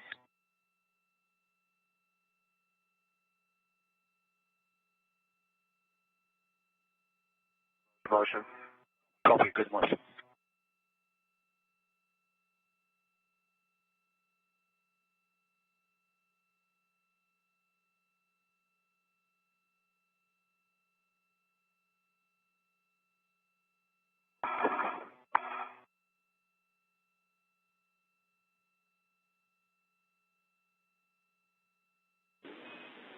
Steve and Woody will be in insulation in about 2 minutes.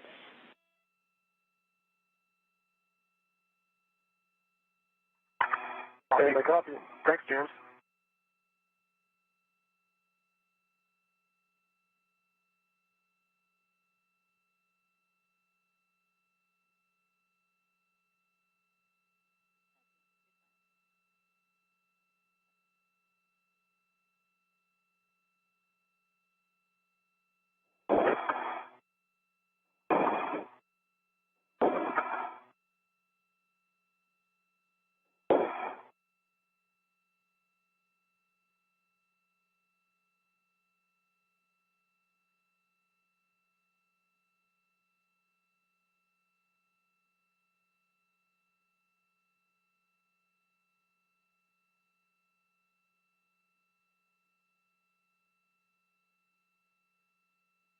We are now about 1 hour and 48 minutes into today's spacewalk.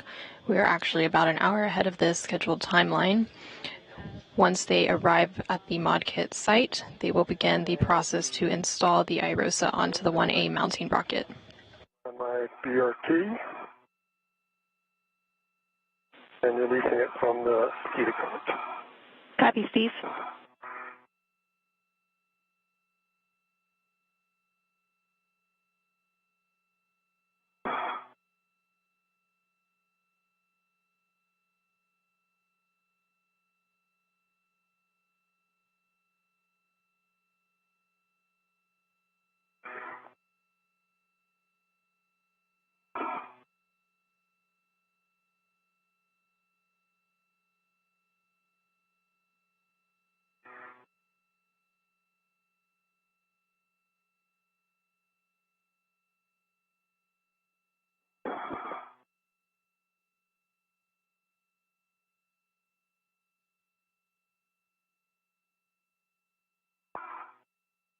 During the installation process for the International Space Station Rollout Solar Array, the crew will release the scoops, and Woody Hoburg will then move into position to release the final bolt holding IROSA into its folded position.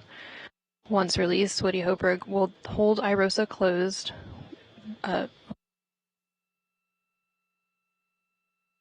Once released, Steve Bowen will hold IROSA closed while Woody Hoburg egresses or exits his foot restraint and gets into position. Both crew will then work together to unfold IROSA and secure the right side onto the mounting bracket. Once secured, Woody Hoburg will then drive 2 hinge bolts that IROSA into the unfolded position.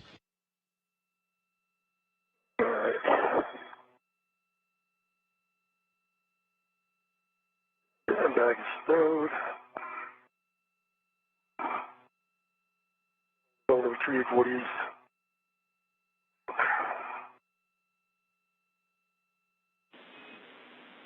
Copy, Steve. Woody's green hook is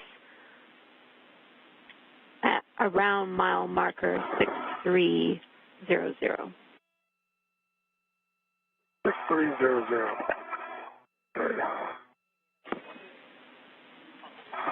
Affirm, it'll be on 6360 exactly. Heading back that way.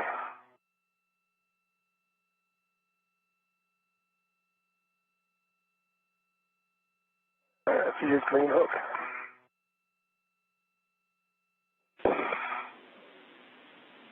Copy.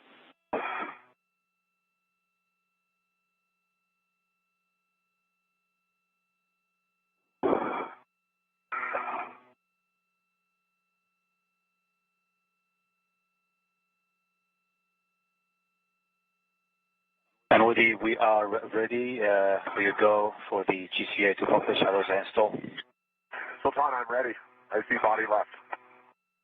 That's affirmative. We are expecting a first motion of body left, and it's going to be 2 meters, 40 centimeters, and then followed by a body up, and that is 70 centimeters.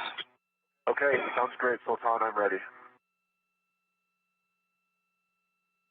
And I have Woody's green reel on my right waist tether. Now I'm going to translate out to F4. Copy, Steve, and I might have missed it, but I need to check that reels are unlocked and your gauntlets are down. All right, reels unlocked. Gauntlets are down. I'm going to start my translation. Copy. Like you said, you're headed to the S4 IEA. I have words on where to attach Woody's green hook when you're ready. All right, I'll give you a call in a minute. And Woody, we are ready to start motion body left in 3, 2, 1. On the big loop, for all crew, do not start this next motion. Stand by 1 while we sync up on the ground.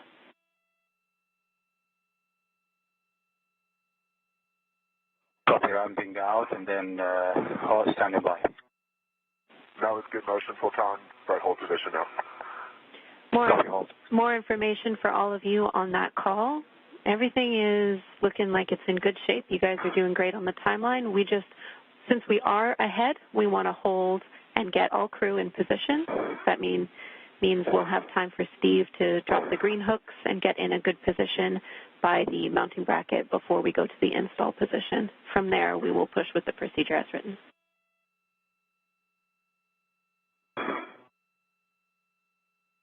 Hold your Woody, be waiting on me. You're doing great, Steve. Thanks for doing all the work while I just ride the arm. And IV crew, copy.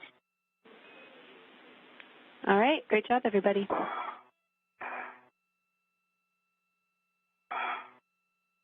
From this view, you can see both astronauts working on today's spacewalk. In the upper right-hand side of your screen, you see NASA astronaut Steve Bowen as he works to configure some safety tethers and work his way over to the mod kit site to meet Woody Hoburg. And then a little bit further down is NASA astronaut Woody Hoburg aboard the International Space Station's robotic arm, holding on to the International Space Station Rollout Solar Array, or IROSA, as he makes his way to the mod kit site. All right, I get my bearings here.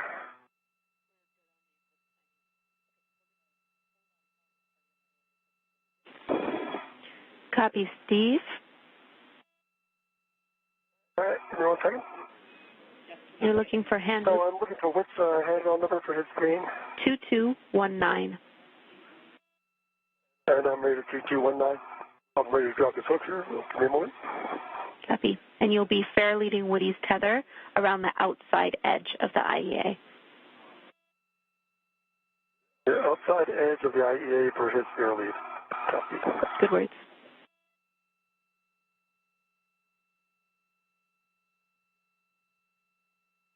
And Steve, just for awareness, I'm right behind you and a little to the left. All right.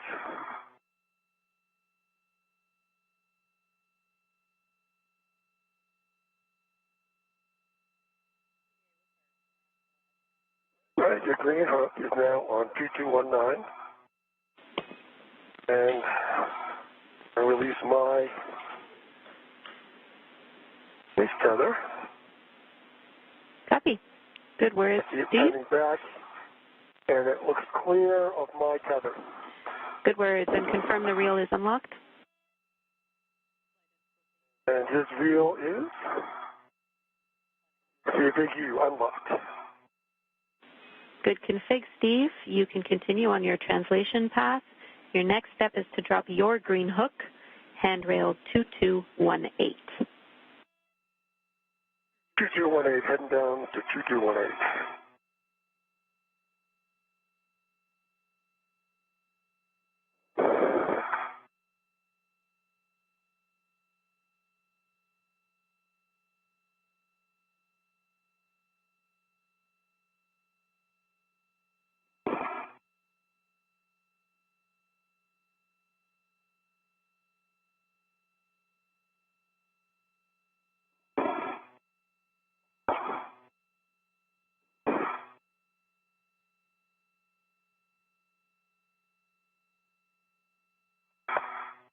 All right, I'm jumping my green hook here at 2218. Good words.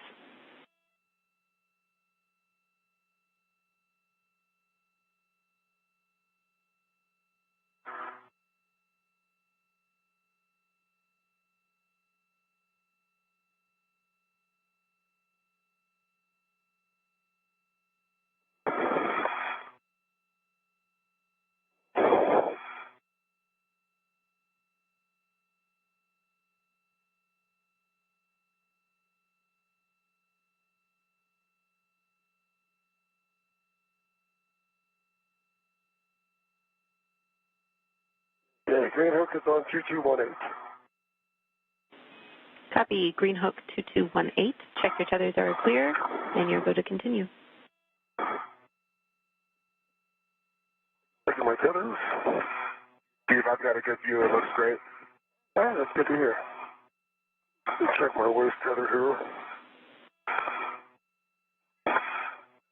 Don't mind for a second, we're going to get this untangled from my PGP. Absolutely. Copy. Do you have much of a view?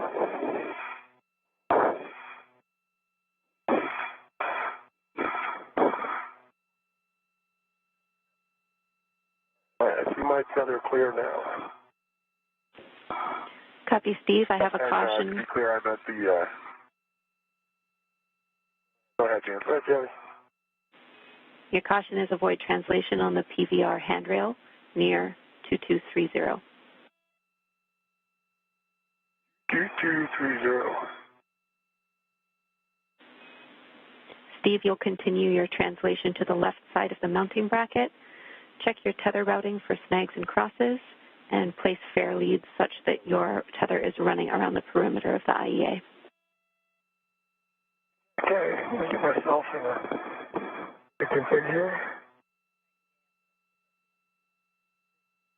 Okay.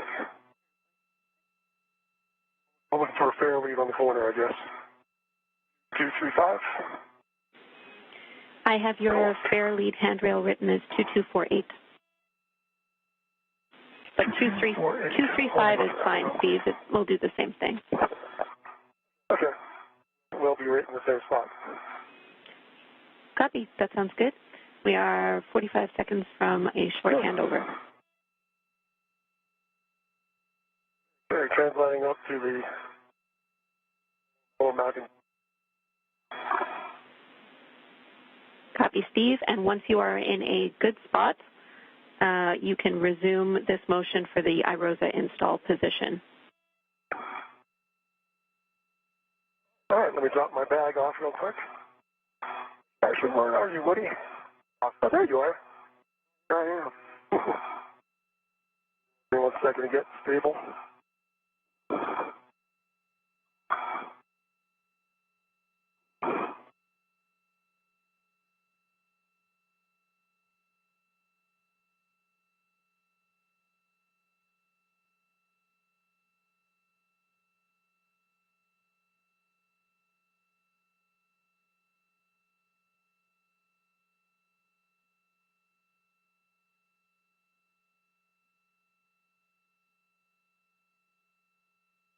Woody? All right, sounds great. Over to Frank and Sultan. Ready to continue. Okay, copy. Ready to continue, Woody. And again, this is going to be a continuation of the body left. And we'll give you a countdown here in 3, 2, 1. Starting motion.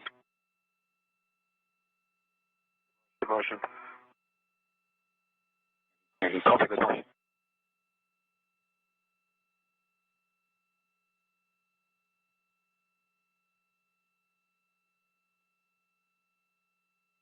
Woody, 2 meters to go. Continue. We continue.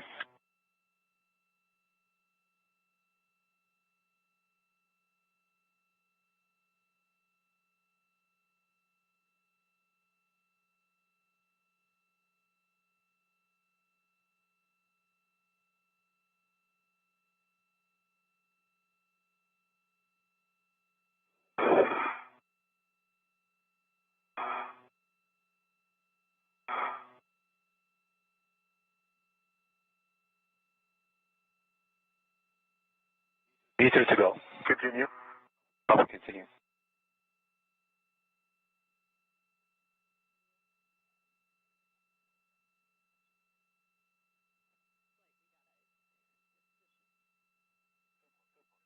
Half a meter to go. Continue. Copy, continue.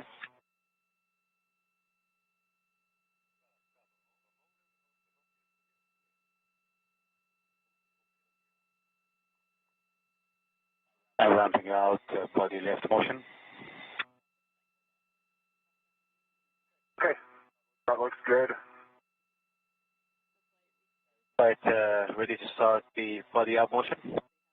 Hey, firm, ready for body up. Okay, starting in 3, 2, 1. Good motion. Copy, good motion.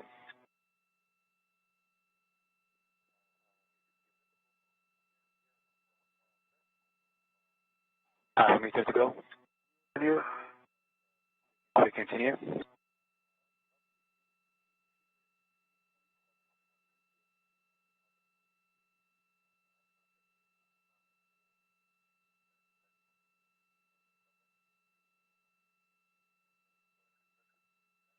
Let's hold position there.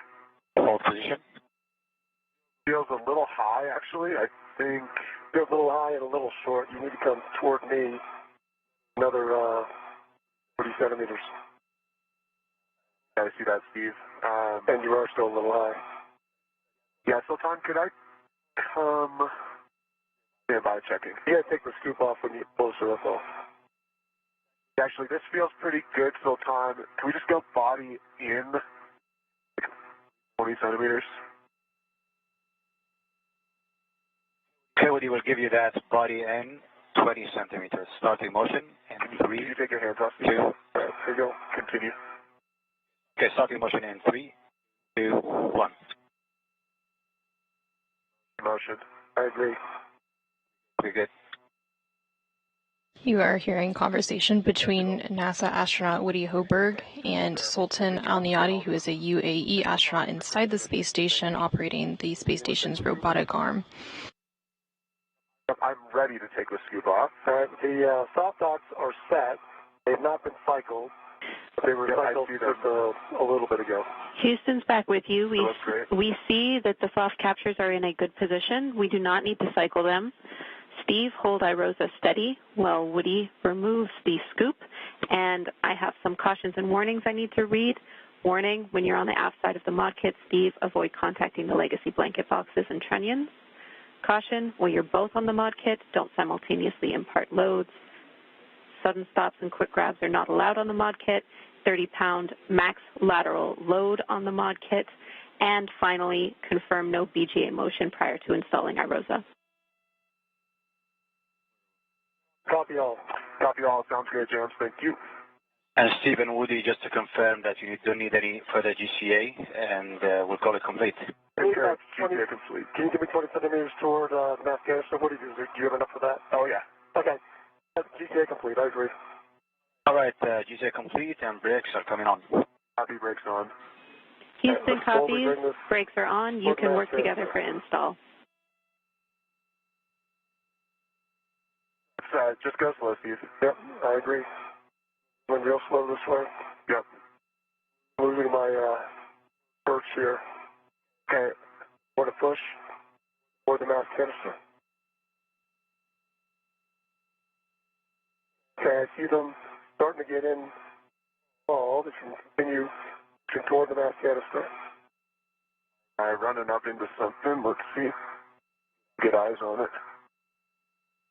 Both of our spacewalkers have made their way to the 1A mod kit work site.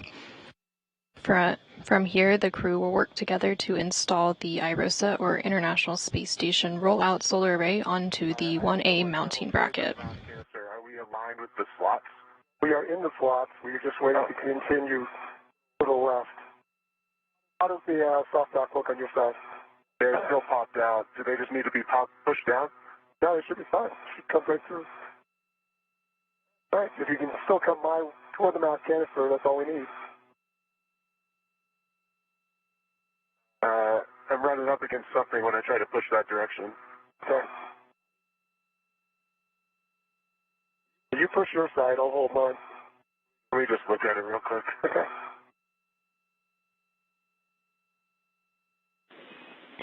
Steve, your HECA might be contacting IROSA and preventing the soft dock. You might have to adjust your body position. Oh, I understand. Okay, working on that. Yeah, let's try that, Woody. Pushing hard left. It's just... How does the soft docks work? No, and I think we need to pull up on the soft docks. Maybe to let it pass. See if I can get that. Oh, yeah, that's the problem. All right, let me get this one. Okay, I think I'm in on my side. And let's try to get that. That's good, Steve.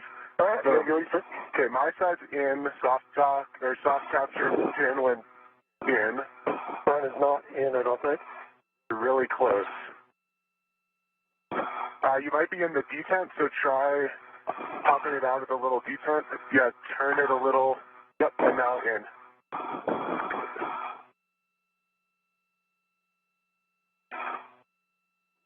Let me look. Yeah, I think it's just in the little lip that holds the pin.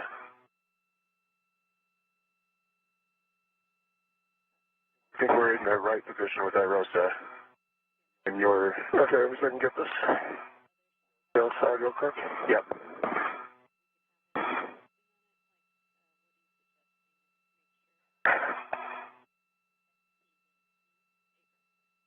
Trunnion to your right. Yep, I see it. I'm hitting it. All right, let me try and get down here. There you go. Nice. 20 seconds to a short handover.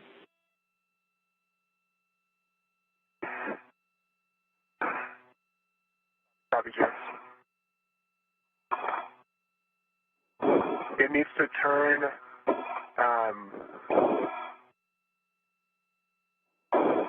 clockwise from above. Clockwise from above. Other way? Other way. Yep. Now it should go in. We are in a brief but expected handover period. We'll receive camera views from the space station in about 10 seconds.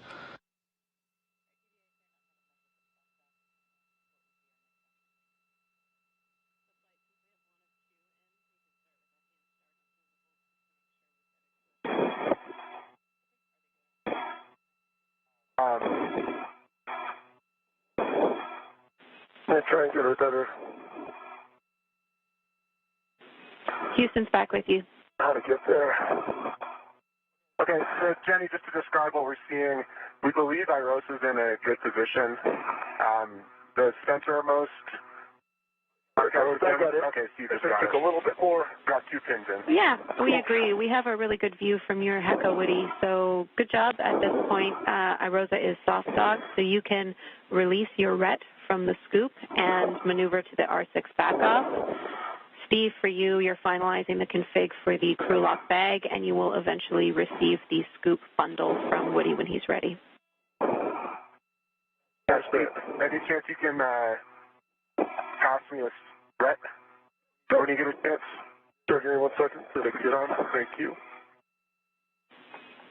For both of you, we are just over 2 hours into an EVA tracking for 7 hours and 30 minutes.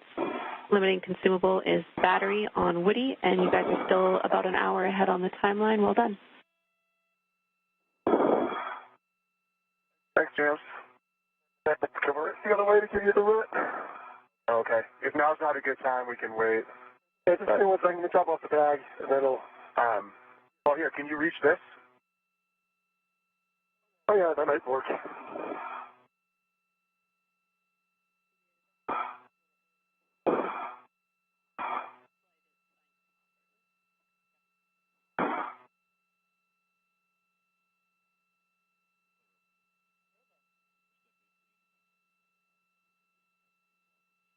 Scoop coming at you.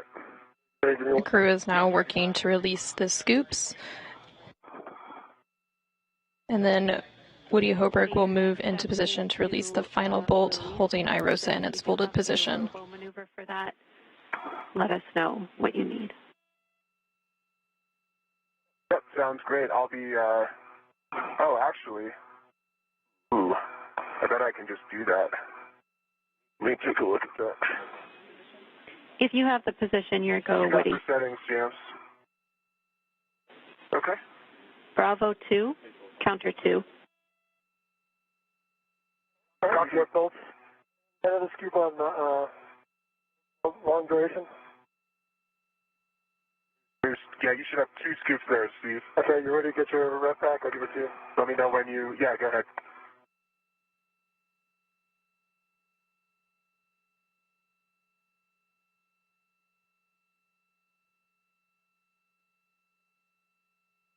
There it comes. Got it? Super. Yep, I got it. All right, let me get this too.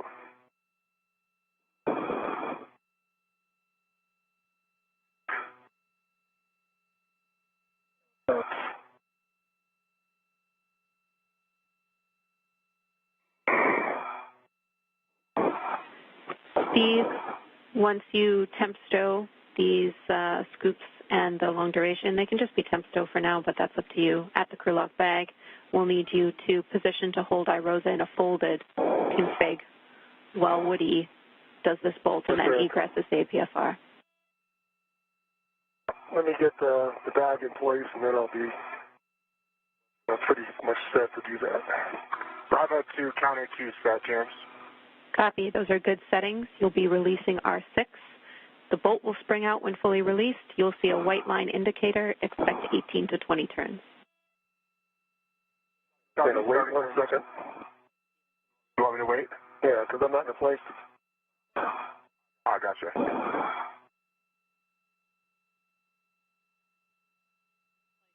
I'm in a great place to control it, though, Steve. All right. Well, if you want to stay there, then that's fine. I just got to put this bag in place and clean up. great. Release that.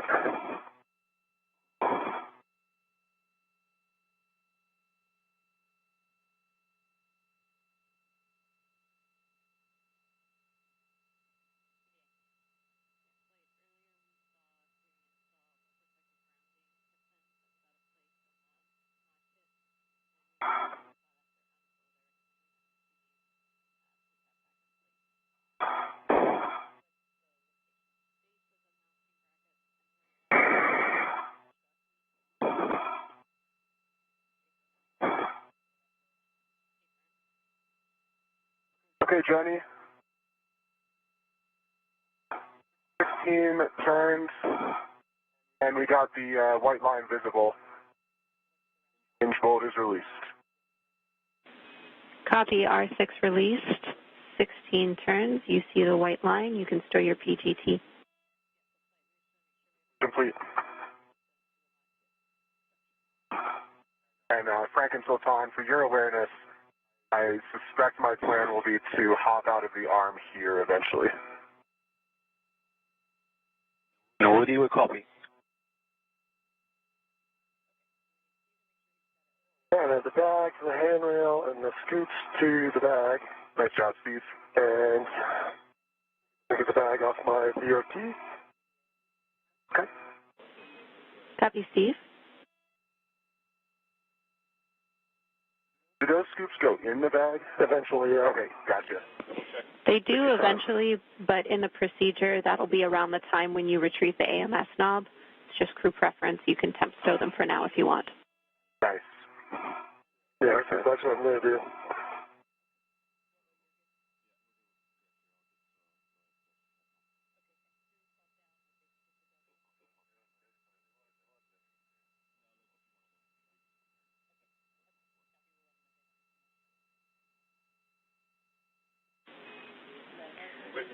For you and for Steve and Woody, we copy, Woody, that you think you can egress from here. That's no problem with us, and we're coordinating with Robo and the IV team. Steve, we see you getting in position to hold IROSA folded. We'll need you to do that while Woody egress is using only the ingress aid. All right, let me get my hand on the other handrail. I guess it's an hold on to. Yeah, take your time, Steve. Just watch your helmet is hitting the other side of IROSA. Yeah, let me get my feet up then. I'll do that. At tons of time. NASA astronauts Woody Hoburg and Steve Bowen just worked to release the final bolt holding IROSA, or the ISS rollout solar array, in its folded position. From here, Steve Bowen will continue to hold IROSA closed while Woody Hoburg egresses or exits his foot restraint and gets into position. Yeah, we saw that. Thanks, Woody. After that, the crew will work together to unfold IROSA and secure the right side onto the mounting bracket. 1 second to figure out what to hold on to here. Absolutely. All right, Steve. I think what I'm going to do is this. Okay, I think get my body around here.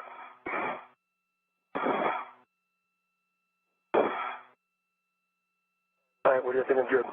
Okay, just so you know, your HECA is like touching IROSA, but as long as you're not pressuring it, it should be, yep. Looks like it's just light, so yep. Should be a good config. All right, Steve, you got it. I have it. Okay. For your awareness, we see that contact is on the root beam and ground's fine with it, so you two are doing a great job. Woody, you can egress using only the ingress aid. Gotcha. Only the ingress aid. My feet are out. Copy. You can check the ingress aid is low profile.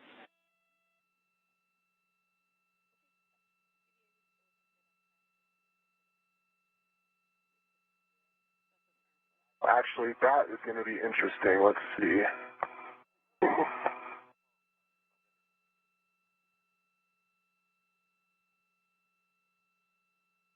To get on the expansion, you might have GCA just to get to that. I might need a GCA just to stow the ingress in, unfortunately. Yeah.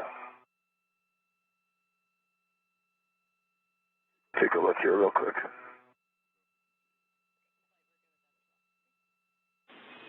And Woody, we copy and we're standing by. Okay, thanks, Lieutenant. Actually, I got it. So disregard. Ground copies all.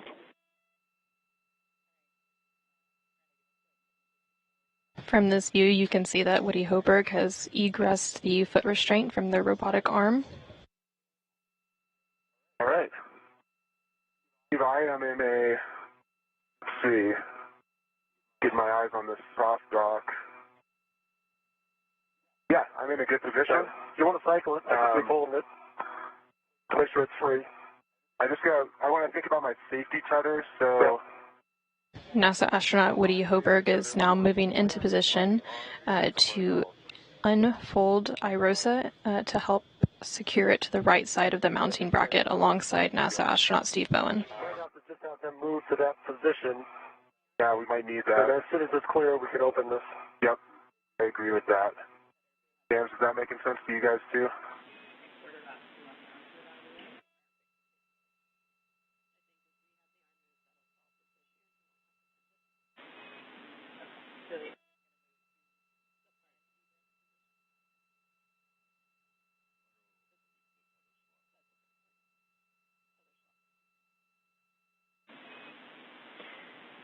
Woody and Steve, we've been talking about the arm position and your tether here on the ground, and we think it's best if we maneuver to the tether swap position. Yep, that makes sense to us too, James. We like it. All right, you can initiate that with Woody and Steve. You can initiate that with M1.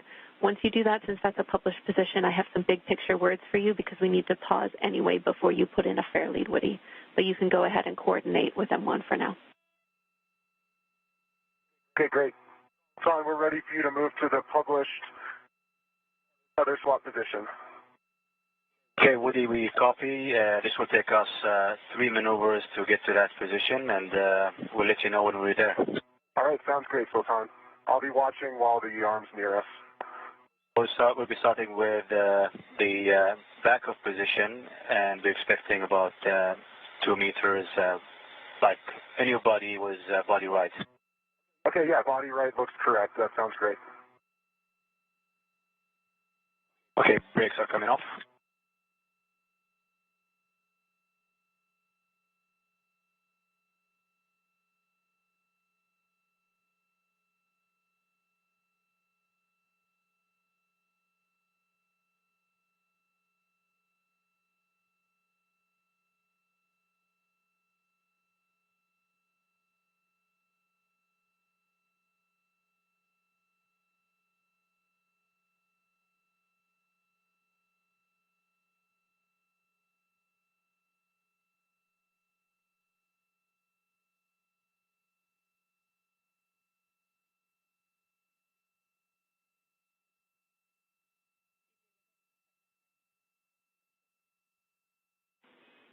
Woody and Steve, we're just getting those big picture words together for you. We have another couple minutes, and then I'll have them.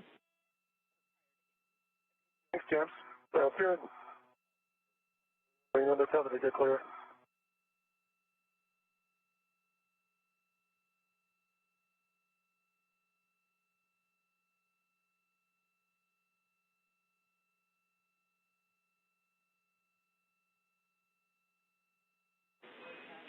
All right, I have. Okay, Woody, we start in motion now. Go. I have those big picture words for you. Let's let M1 start the next motion, and then I'll pass them.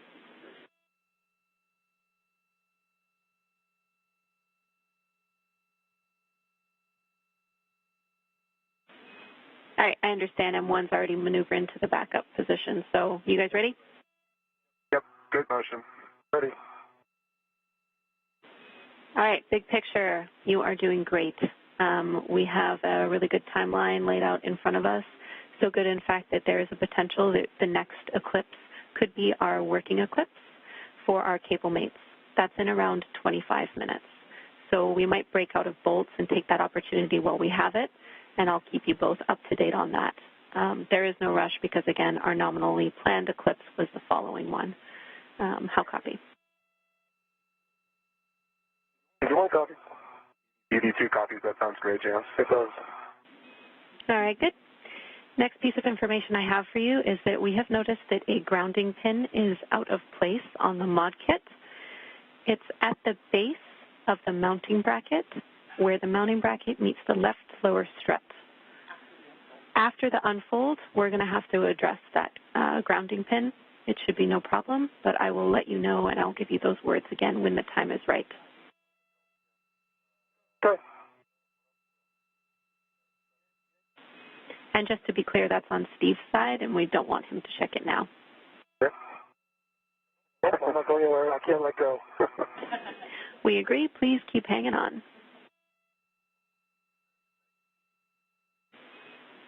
All right. That's. Jesus. Hard to be some light. Those are all the big picture words that I have for both of you.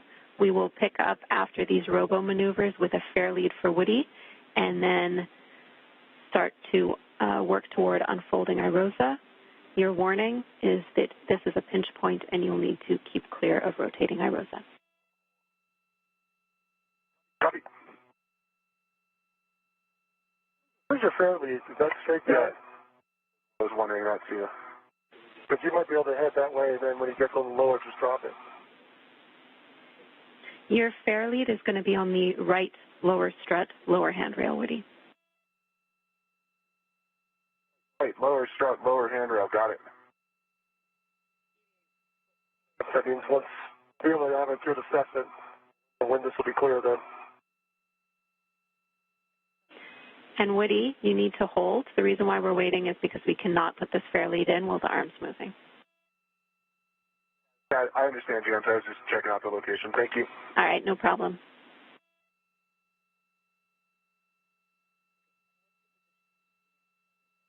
Okay, Woody and Steve, we are starting. Our next motion is going to be a journal cast, and it will be 2.5 minutes. Okay, we copy. There we go. Starting motion.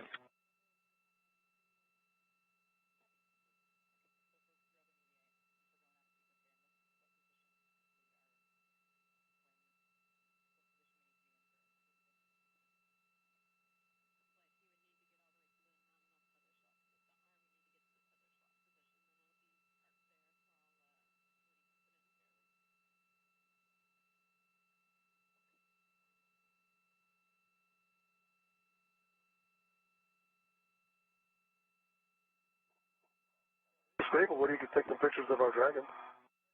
That's a good idea. Stand by.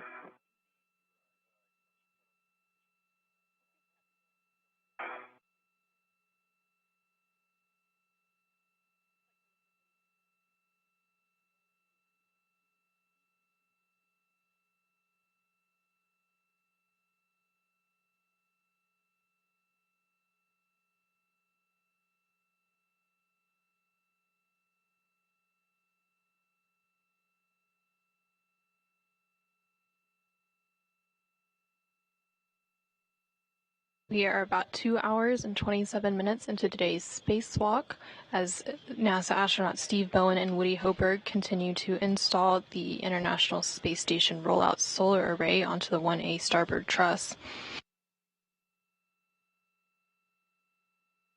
They are about an hour ahead on their scheduled timeline and now targeting a working eclipse about 21 minutes from now for the cable mating.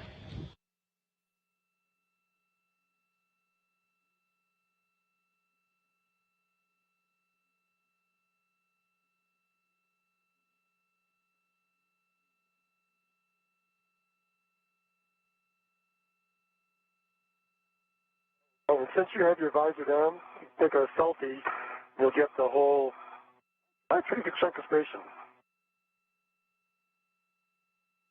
The cable mating is when both of the crew members will work to electrically connect the new IROSA to the International Space Station's power system. They'll first attach 4 connectors to IROSA, and then both will move to either side of the legacy solar array to disconnect the old array and connect a Y cable. This will allow power to flow from both the new IROSA and the old legacy array to the space station's power system.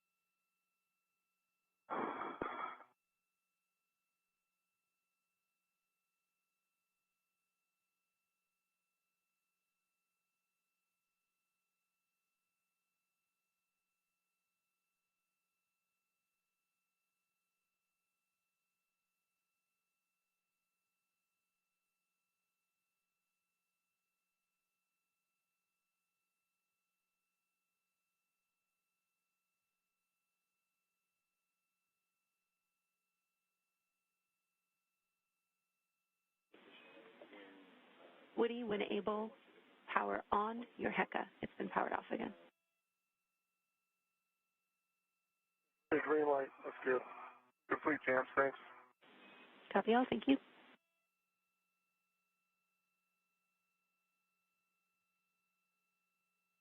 What is the arm even moving? From my perspective, it's not moving. Yeah, I concur. I think they're setting up for the Joe cast. Okay.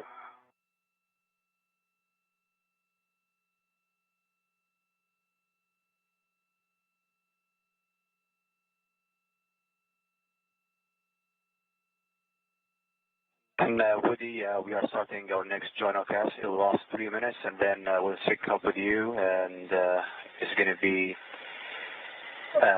step in here to meet with you and for the telescope. Okay, continue. Sultan, we're ready. Okay, starting motion for the journal cast.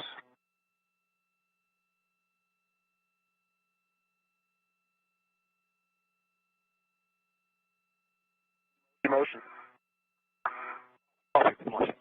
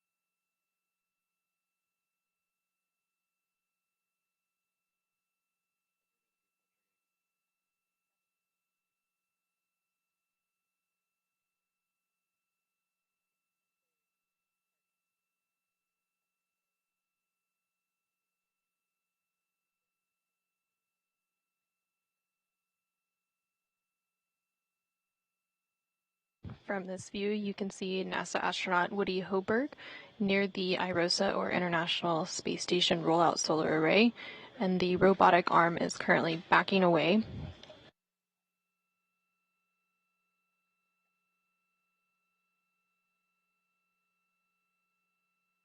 See, Jenny, if I happen to have a capkeeper in my hand, would it be a good to remove the J1 through J4 caps?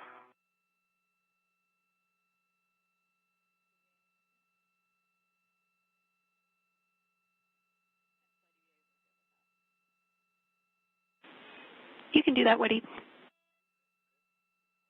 Okay, copy. Thanks. On the other side of the folded IROSA is NASA astronaut Steve Bowen.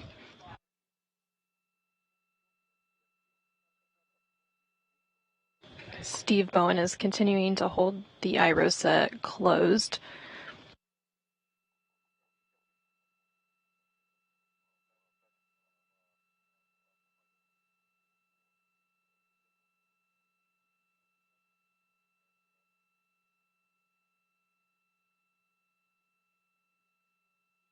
And there's your tool. Yes. A good hook. What's that? A good hook. A good release. Thanks, Steve.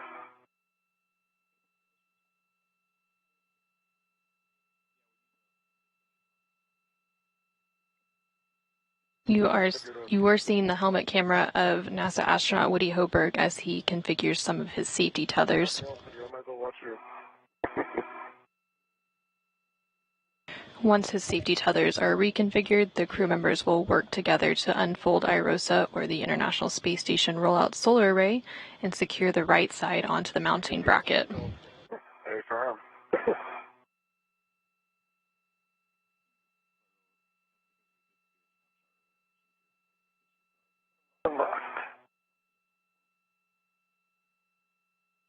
Good.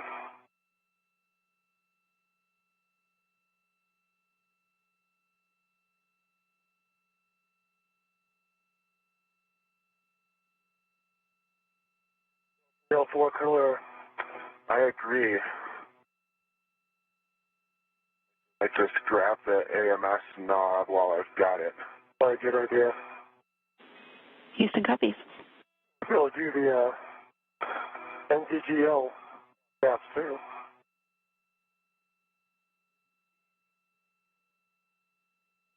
Yeah, let me look at that. Stand by. And AMS knob's ready to my MIDI workstation. Sounds good.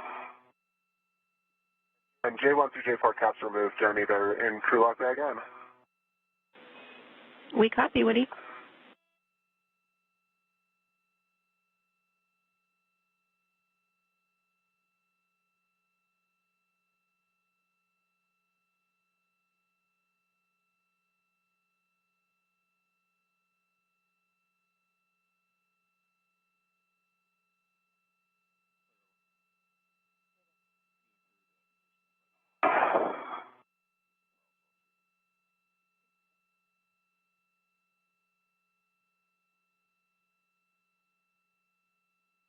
Want the scoops in, Steve, too? Yeah, if you can put them in, I'd greatly appreciate it. Of course. We have an integral ret for them, right? Yeah, there should be a vet available for that.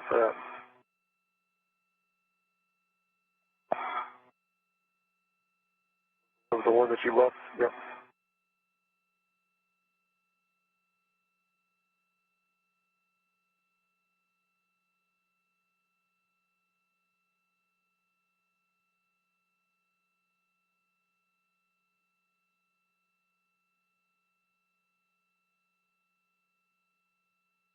Yep, here it is.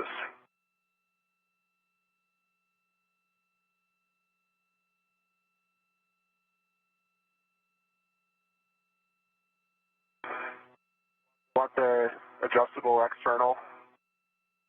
I don't think we need an external. Okay. Now let's put that in the bag. Jay, do we need the external for the adjustable? We're going to use that later on to grab anything else. I'm crew lock bag M. I'm crew lock bag M. No, we won't need that. You can stow that inside the bag.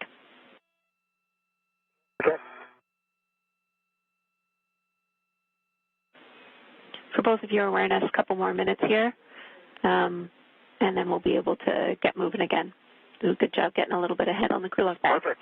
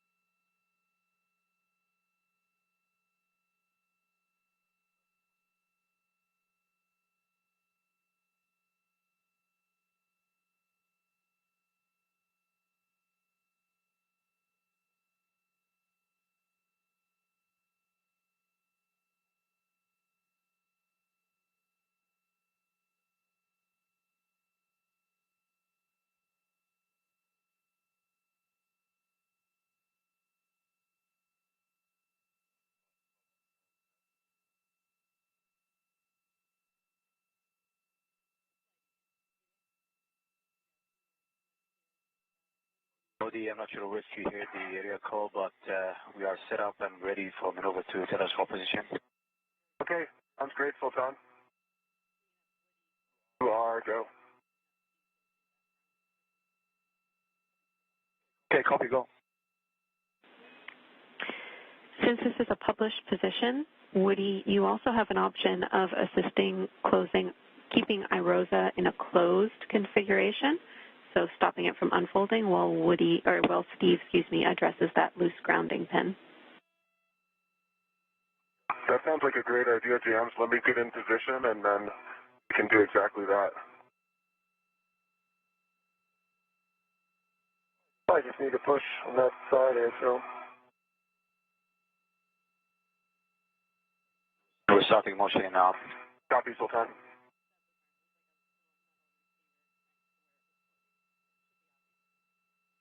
Okay, Steve. I've got IROSA. All right, then I head down to the grounding pin. Enjoy. Oh, I can bend my arms again. Good. We're glad to hear it, Steve.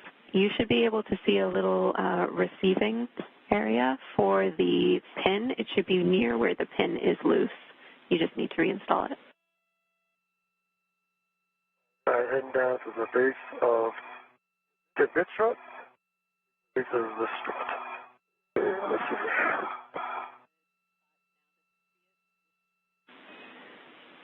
You should not have to translate far, Steve. You should be in a good spot to see it. All right, where is it? It is at the base of the mounting bracket itself, where it meets the left strut. Where it meets the left strut. All right, so I see these two pins here. Another one? Yep, there is another one that is not installed. Oh, that's it. Not in. Yes, the second one that you touched is not in, so we need you to reinstall that. This one here. That's right. Thanks, Steve.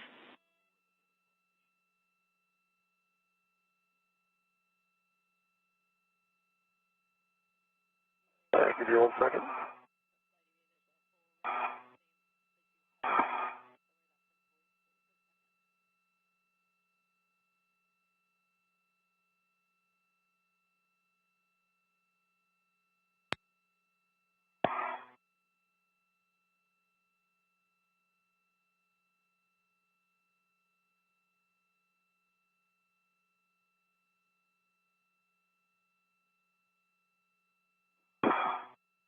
All right, I think that's in.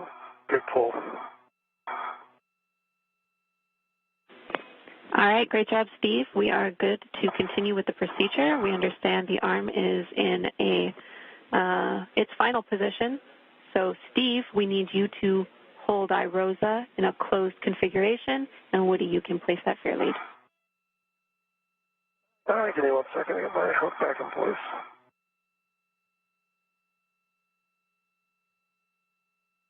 All right, thanks for the break, Woody. I've got it now. I have the IROSA. Copy, you've got it.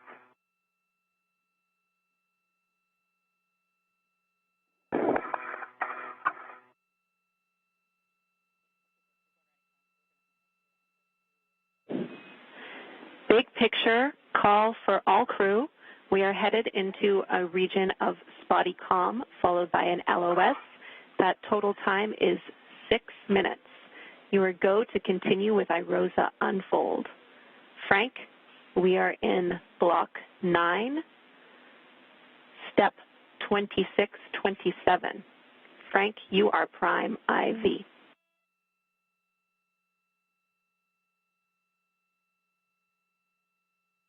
Jams, we copy block 9, step 2627. We are go to continue with unfold.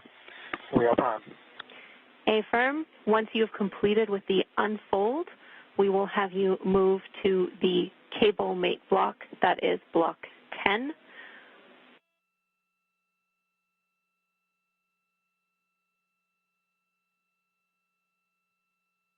With the space station's robotic arm backed away and in a safe configuration, the crew will now proceed with unfolding the IROSA. Good words.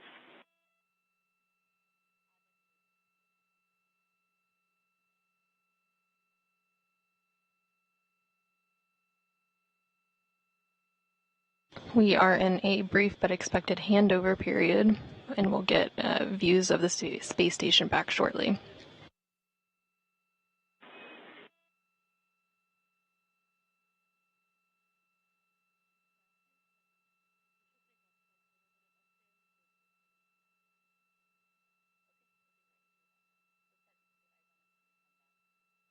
The first working eclipse is about 3.5 minutes away from now, and that is the first targeted window to mate the cables. So after they unfold the IROSA, they will move ahead to that step.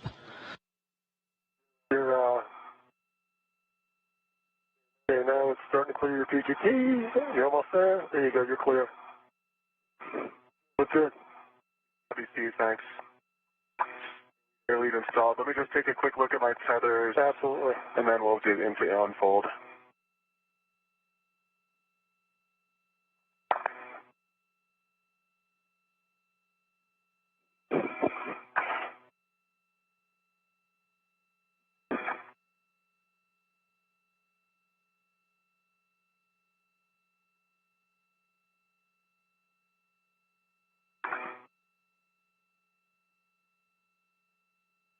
Okay. One more thing to fix, and then I'll be ready, Steve. Frank, this is ground. We're coming up on that LOS. When you get there, we will need you to confirm safing for the working eclipse.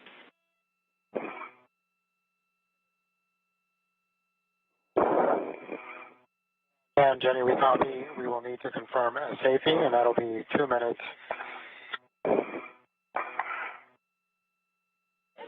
Good words.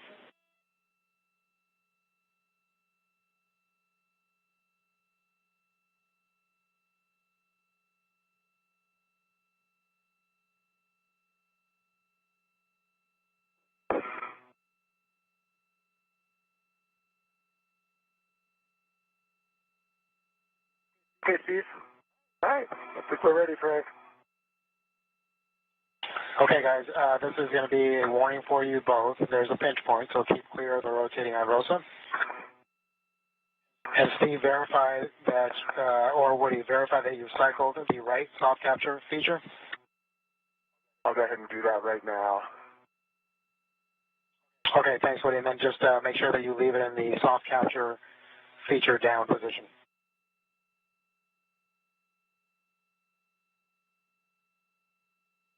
Yep. That's good, Frank. Okay, then again, keeping in mind the pinch point, Steve, go ahead and slowly pivot IROSA to unfolded. Woody, engage the right side alignment guide and slot.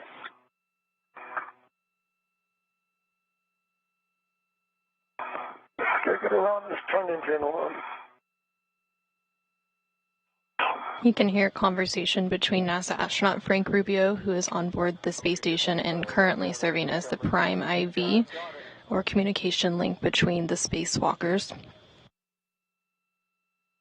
All right, nice job, guys. And so, Woody, then go ahead and verify the soft capture feature is properly engaged. All right, so I have control, and we're still rotating. Thanks, Frank. Today's spacewalkers are NASA astronauts Steve Bowen and Woody Hoburg, and they are currently working to unfold the IROSA, or International Space Station Rollout Solar Array. Once it is unfolded, they will verify soft capture is properly engaged, and then they will perform some glove inspections and hap checks before moving on to cable mating. Soft capture engaged, Frank. Okay, great job, guys. I need you both to perform a glove, hap, and gauntlet check, and then we'll start moving towards our cable mating positions. Okay, Frank. EV1 has no change to gloves, dry hap, and gauntlets down. Yep, I agree. EV1 does have. Yeah, sorry, Steve. EV2. Gloves, Sorry. dry hap. And gauntlets are down. That's correct, EVA. The first working eclipse window has started, and there's about 30 minutes for them to complete the cable mating process. Position for R8 and R7 there, Frank. Okay, copy that. Good job, guys. And just to let you know, at this point, the hardware meets minimum structural config for mating cables. Actually, yeah, so why don't we get into that? Over here. Yeah, that's where you guys are headed. Say again, Steve? Never mind, I got them. All right, so, Frank, we have the caps. The NVGL caps. We're ready to demate those on your go. Okay, you can demate the MVGL caps from P1, P2, P3, and P4. In work. That's in work.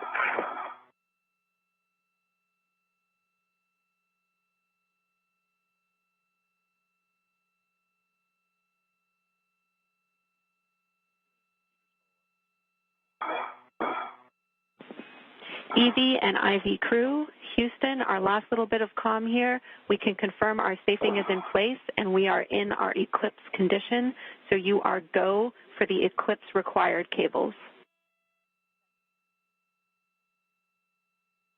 Copy, go. Thanks, Jams. And do you guys have a time for when our window ends? You have 28 minutes.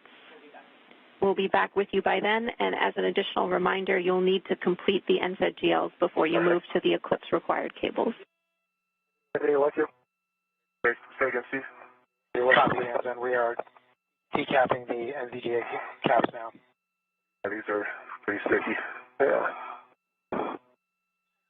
Okay, guys, once you have the caps off, Not even close. Steve, you're going to be mating P1 by, Frank. and P2 to J1 and J2. Stand by, Frank. Still haven't getting the caps off. Both Woody Hoburg and Steve Bowen are now working to electrically connect the new IROSA or ISS rollout solar array to the space station's power system. Yep, I understand. Those things can be a bear.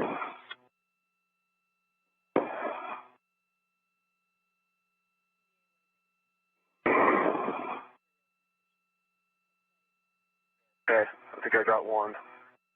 What's the trick? Got the lever. I still don't have the cap off.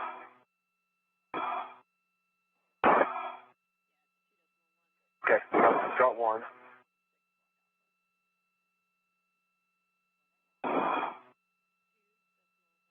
Wow. As they work through the cable mating process, they'll first attach 4 connectors to the IROSA, and then both of them will move to either side of the legacy array to disconnect the old array and connect a Y cable. This will allow power to flow from both the new IROSA and the old legacy array to the space station's power system.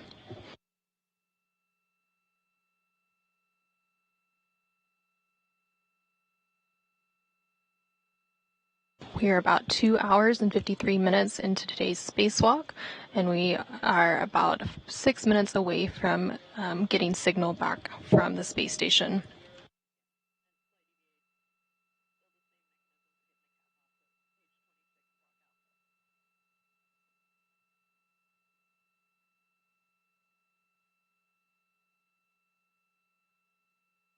Today's spacewalk officially started at 8:25 a.m. Central Time, 9:25 a.m. Eastern Time, when the spacewalkers switched their spacesuits to battery power.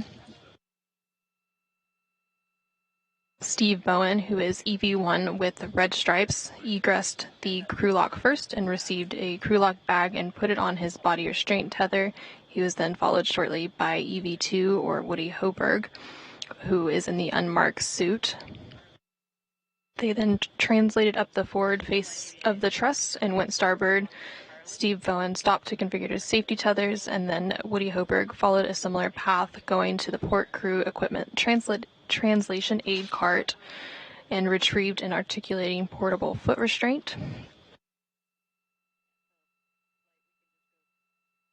Bowen then translated to the IROSA carrier and retrieved his pistol grip tool and began preparing IROSA for removal from the carrier.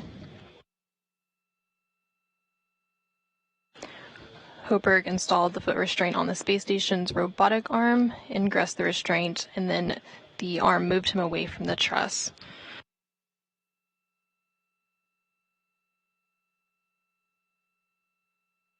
Both Bowen and Hoburg then worked to release a series of bolts, both restraint bolts and anti-rotation devices.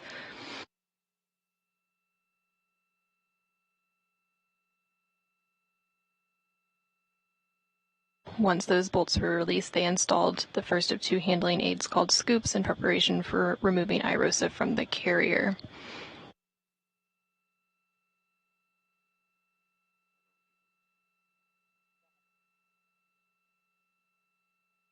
Once they installed the second scoop, Hoburg lifted the IROSA off of its carrier, and then after several maneuvers on the robotic arm, he arrived at the 1A mod kit worksite During these robotic arm maneuvers, Bowen worked to make his way over to the ModKit site, where they met to install the IROSA onto the 1A mounting bracket.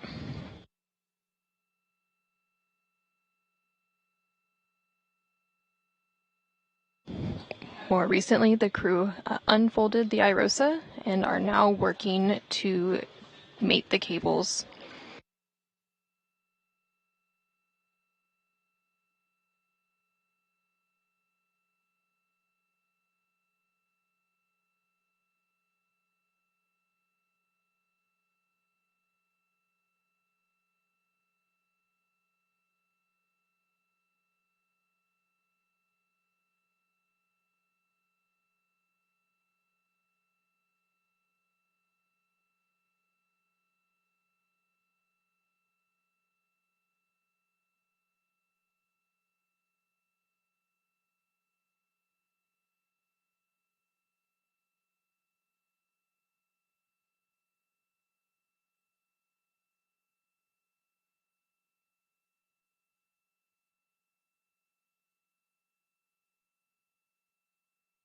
Once the crew members finish electrically connecting the new IROSA to the space station's power system, they will work to drive some hinge bolts.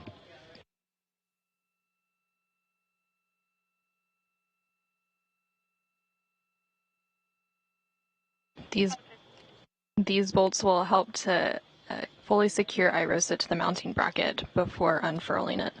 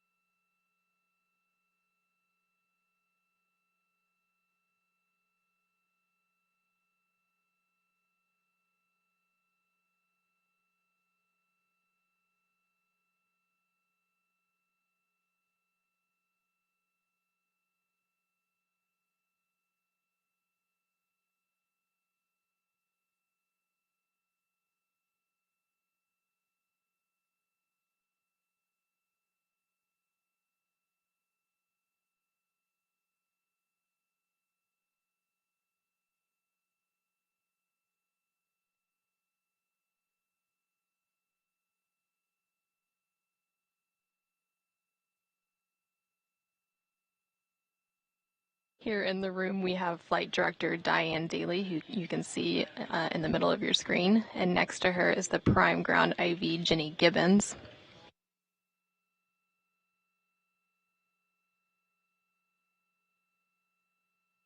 Also in the room, we have our EVA flight controller, who is Megan Shudica today.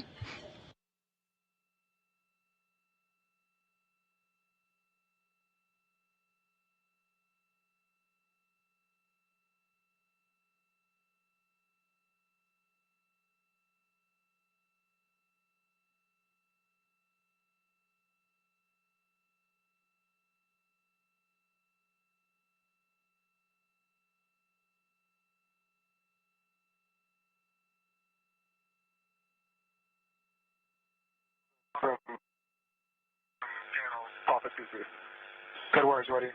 And Steve, you're going to be disconnecting SAW Papa 7 from panel Papa 7 and SAW Papa 21 from panel Papa 21. All right, the P7 and P21, 2 lower. Houston's back with you with a correction. Okay. Copy. Go ahead, James. All right, great job, you guys. We had some spotty shot SS there, so we could hear you. You did a great job. We just want to confirm you're doing each cable one at a time. I don't mind which one you start with. Just tell me which one you're going to start with, but only demate one cable from the panel at a time. Okay. Ready to go? You go, Woody? I'm ready. Standing by. All right. I'm going to do P21 first. Okay. Let's do. Frank, you ready for me to take back over? Copy, James. You are prime. Got it. I'm Prime IV. Great job. All right. I copy. You're ready. P21 is disconnected. That's P21 disconnected from panel P21. I agree. That is true. All right, mate P21 alpha to panel P21. I need FOD pins EMI check, and the connector needs to be to hard stop. Okay. P21 alpha is in my hand. And I'm standing by, Jam.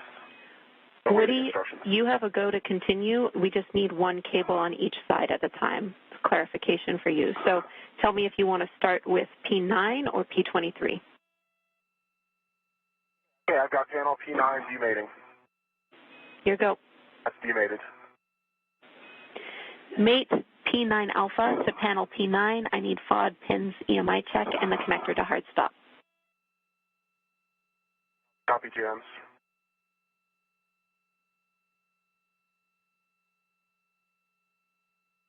Okay. P9 alpha to panel P9. No bent pins, no FOD, good EMI band. Copy, good checks. Here go.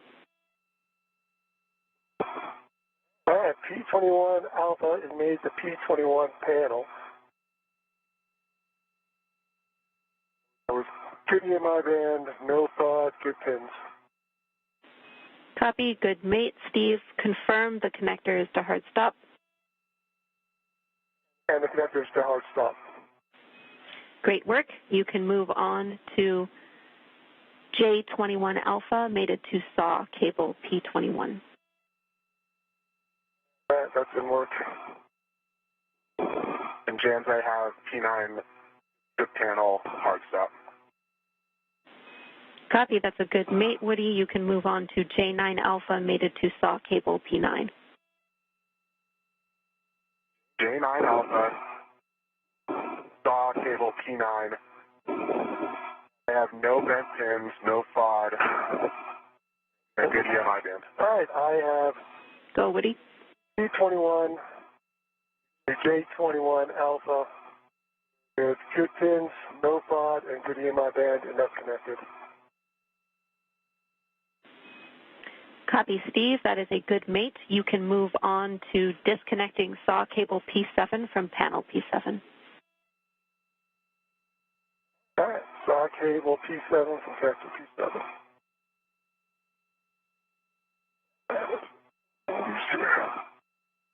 You can now see live views of NASA astronaut Steve Bowen working to mate and demate some cables on the IROSA.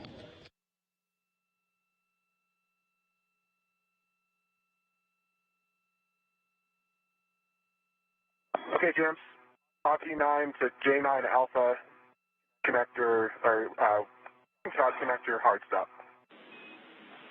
Ready for panel P23. Good words, Woody. Move on to disconnecting SAW cable P23 from panel P23. Demated, no bent pins. All right, 7 demated, no bent pins, no FOD.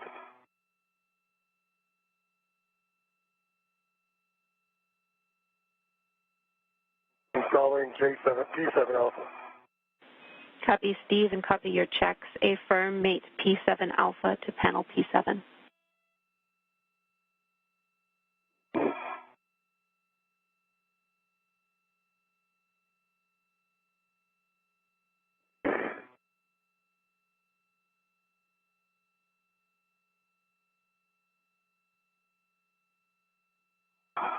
Jams, I have P23 alpha. Made it to panel P23, no FOD, no bent pins, good EMI band. Copy, confirm it's to connector hard stop. Affirm. Connect J23 alpha to SAW cable P23. Work.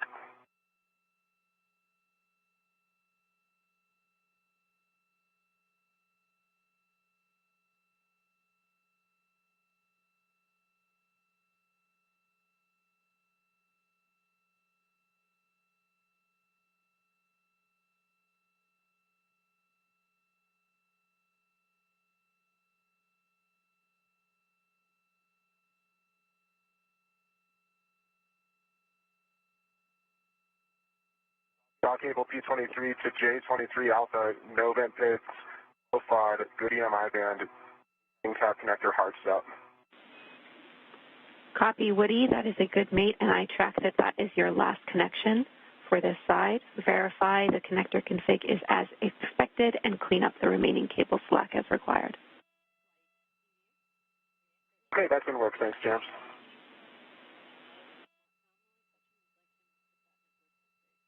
All right, now I work on getting this on the line.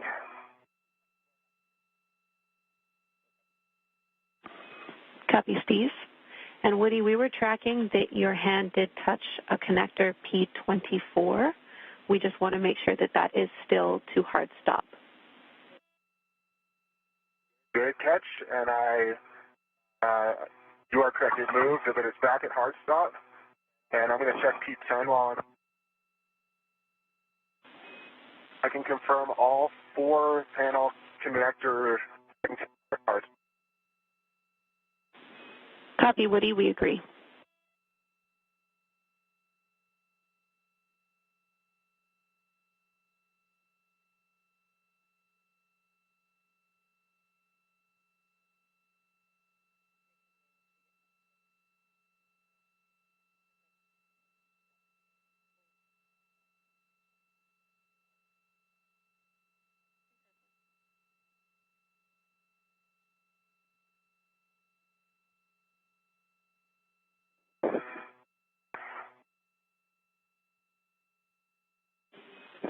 Woody and Steve, you're both doing great. We have over 12 minutes left of this working eclipse.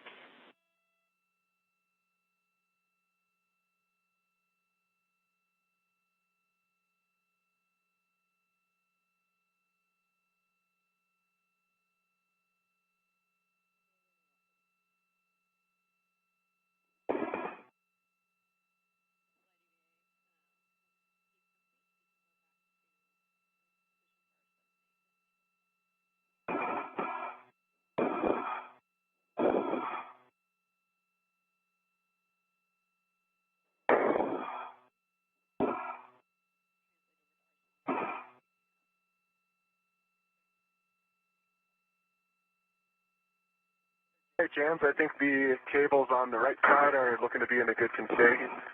About 1 wire tie located. Keep them secure. We agree. All right, finally, P7 Alpha made it to P7. Great job. Steve, you can move on Good to hard stop. copy to hard stop. You can move on to connecting J7 Alpha to SAW cable P7. And that didn't work. Woody, we agree your worksite is in a good config. We will have a glove inspection, hap check, and gauntlet check for you before you translate to R7 and 8. NASA astronaut Steve Bowen is currently working to connect the last cable. Once it is connected, he will verify that all the connectors are configured as expected and clean up any remaining cable slack. I got,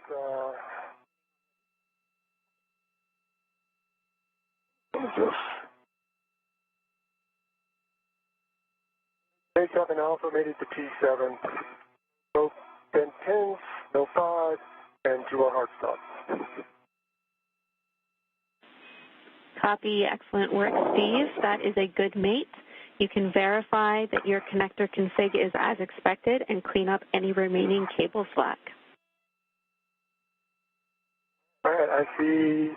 I'll watch the hard stop, and I'm not sure how bad this is. Do you want this flush against the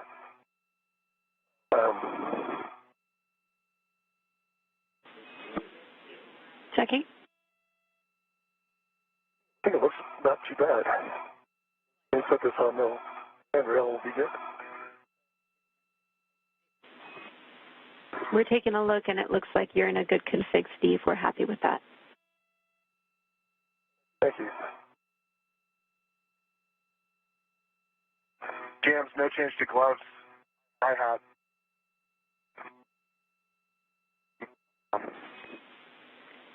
Copy, Woody, and you cut out there. Did you say gauntlets down? Affirm, Atlas down. Copy. Good checks from Woody.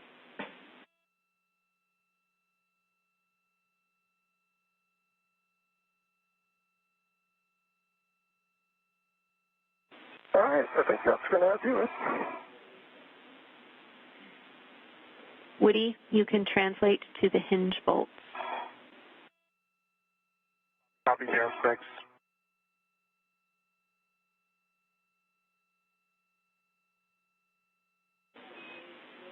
A caution for you, Woody.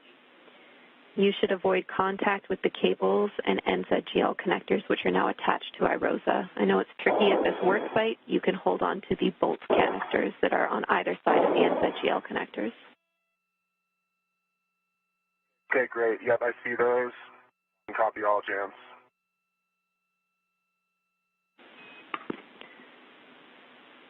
Steve, again, we're happy with your work site. This is the end of our Eclipse requirements for this EVA, so great work to both of you. I need a glove inspection, hap check, and gauntlet check from Steve. Okay, let me fly out past the cables back to the front of the... All of the cables have been successfully connected. This will now allow power to flow from both the new IROSA and the old legacy array to the space station's power system. Okay, Jams. Settings. Alpha 1, clockwise 2.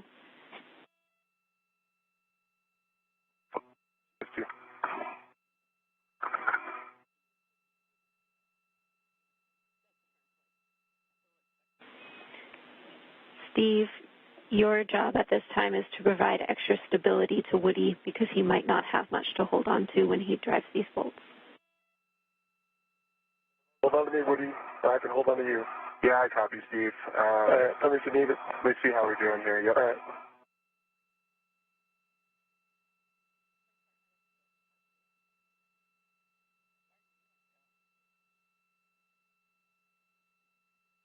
Alpha 1, clockwise 2 is set. Good settings. Drive the hinge bolts 14 to 17 turns to hard stop. 14 to...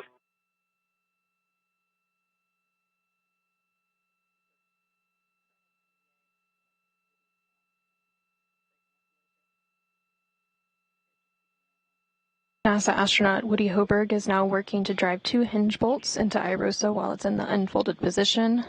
The crew will then work together to drive 8 bolts to fully secure IROSA to the mounting bracket.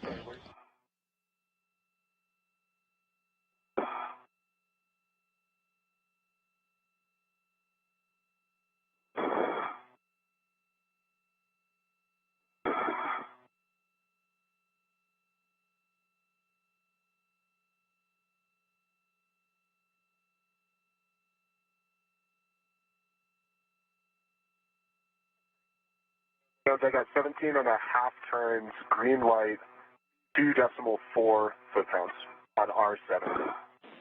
Copy R7, 17 and a half turns, green light, 2.4 on the torque. Copy. Driving R8. Here you go.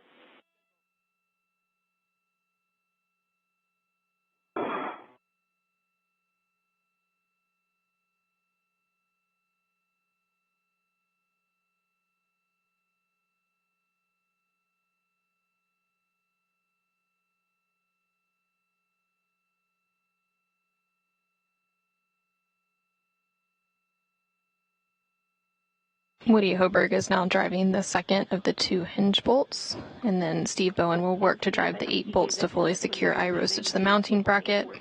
Could you just confirm? Once that's complete, Steve Bowen will move to a deployment viewing position, and Woody Hoburg will release the final 2 bolts holding IROSA in an undeployed position, and then IROSA will deploy over the next 6 to 10 minutes. And Jams R8, 17.25 turns, and 2.3 foot-pounds, green light. 17.25 turns, 2.3 on the torque, and a green light. That is a good R8. We have a go for you to use the AMS knob as a delta to the procedure as requested. So at this time you can stow your PGT, and we will have you loosen each hinge bolt one turn and then finger tight less than one turn on R7 and R8. Okay, James, understand all. Work.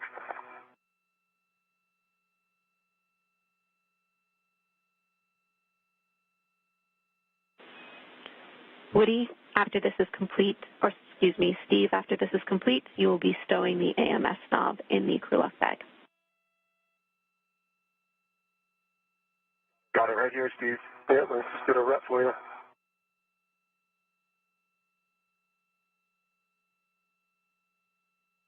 I'll hand it to you. There you go. I'll hand you your rep back. And I have my rep. Thanks. All right, James. R7, R8, finger tight.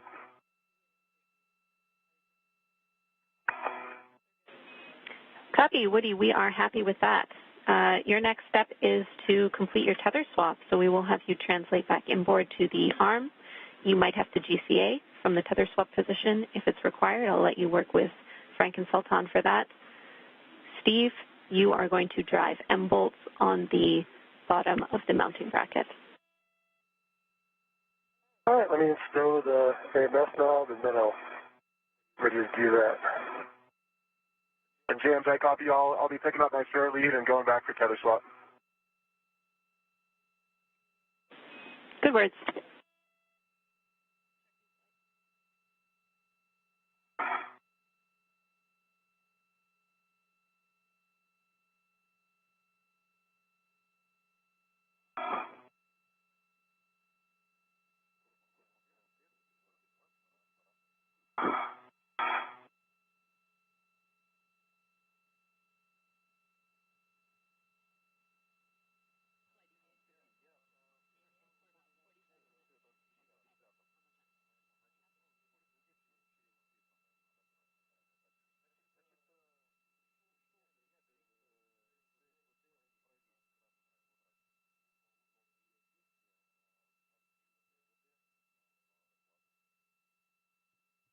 All right, AMS, stow it back on the cap keeper.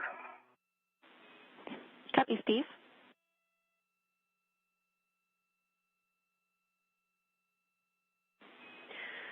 For Steve and Woody. Okay, just verifying there's no preferred order on the M bolts, correct? No preferred order. You can start with whichever one you want first. Let me know when you want settings. Okay, give me 1 second.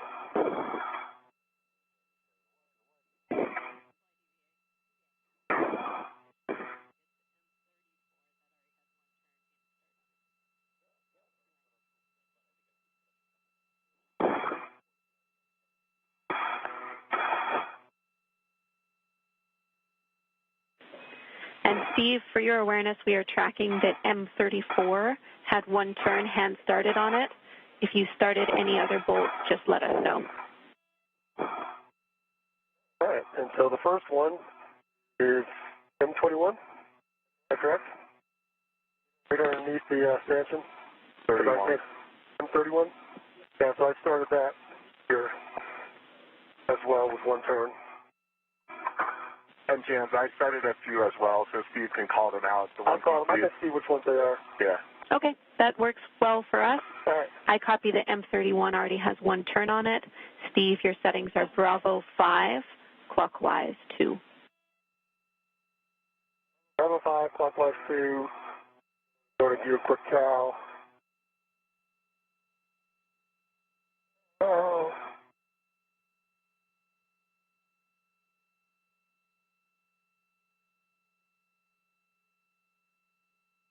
Quick the cow passed.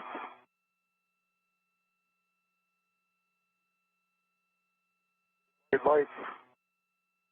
And 39.9 volts. And so you got the settings again, Jenny? Bravo 5, clockwise 2. We have Bravo 5, clockwise 2. You'll be driving these bolts such that the black line is flush. It'll be to torque. Expect 11 to 14 turns. Expect 11, 14 turns, flush, and T-torque. Good words. For both of you, we are 3 hours and 20 minutes into this EVA, tracking a time of 7 hours and 30 minutes. Limiting consumable is Woody's battery, and we are around 45 minutes ahead of timeline. Great job.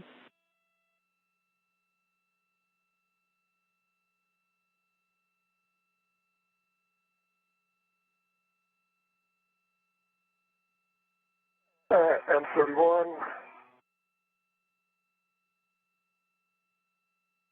NASA astronaut Steve Bowen, who is EV1 today, is currently working to drive the 8 bolts to fully secure IROSA to the mounting bracket. Torque of 22, 7 turns, green light, and was that a black line flush call? And there's a black line to the front. Yes. And my green reel is locked to my red reel, picking up my yellow hook. Copy. That'll end up on your green reel locked. I'll take your checks. You are currently seeing views from NASA astronaut Woody Hoburg's helmet cam. He is working to swap some tethers. Copy. That's a good config, Woody. Okay, and I think my next thing is to reposition APFR to clocking 6. Good words. He's now about to start working on repositioning the articulating portable foot restraint on the robotic arm. You can both see it here, but we're heading. Meanwhile, NASA astronaut Steve Bowen continues to work on driving the final 8 bolts.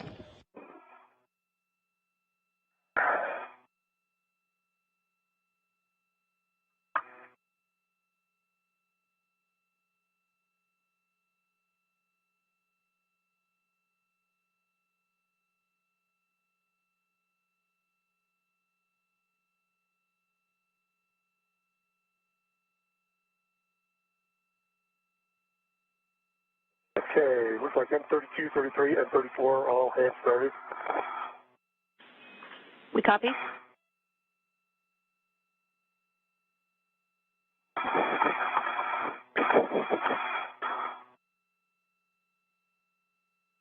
And verifying settings. Bravo 5, clockwise 2. Good words. And M32's in work. Copy. M32, drive until black line flush to torque.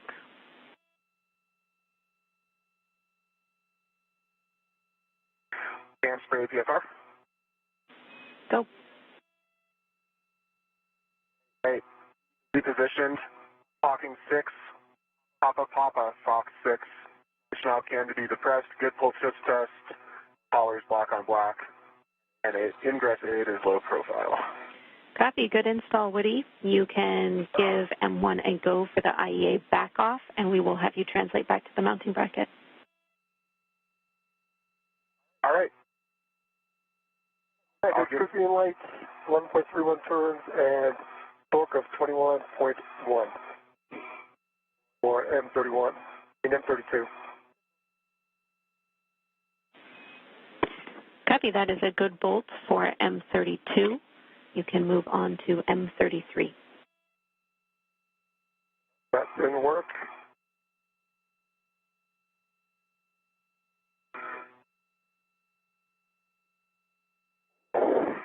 You're seeing live views of Steve Bowen working to drive the final 8 bolts. He is currently on the 3rd of 8. And we copy that all the tethers have been removed from the and the APFR reconfigured and ready to maneuver to the park position. Brakes are coming off. Copy, brakes off. Keep on behind to your right. All right, I got a green light. Got 11.4 turns, 21.4 foot-pounds on 43. Copy, Steve. That's a good bolt for M33. We'll have you move on to the next one. M34 is in work. Copy, M34.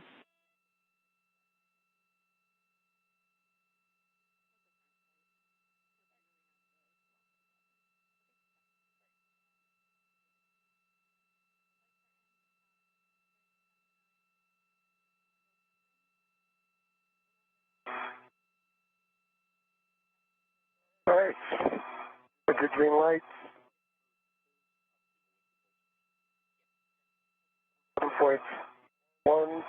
11.5 pounds, 11.5 turns and 22.0 per pound.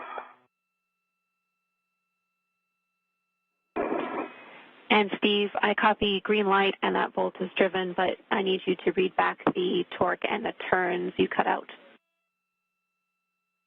Torque was 22.0, turns is 11.5. When will the arm is starting motion? Copy, Sultan. Copy, that's a good bolt, Steve. All right. You can move on. 35 was not hand started. Okay, copy, M35 has not been hand started. You have the same settings.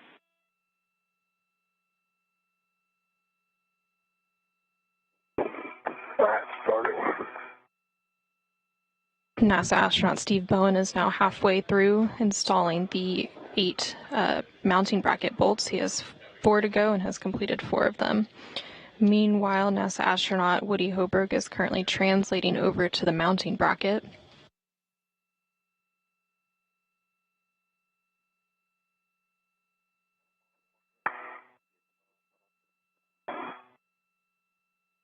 I got a green light. The sun is my eyes. And Steve, is it 4.2 turns and 22.0 per pound.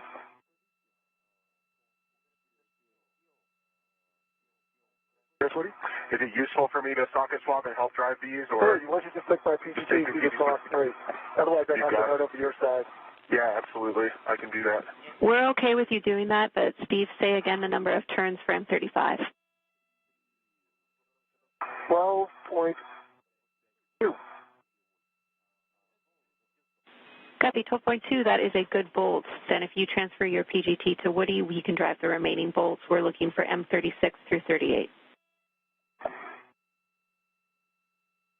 That should be Bravo 5. Let me toss it back under here. Okay. They got it. I got it. Okay. I just got to get in position. No, that's fine. And Stephen, will the arm will be in motion? Copy, Sultan.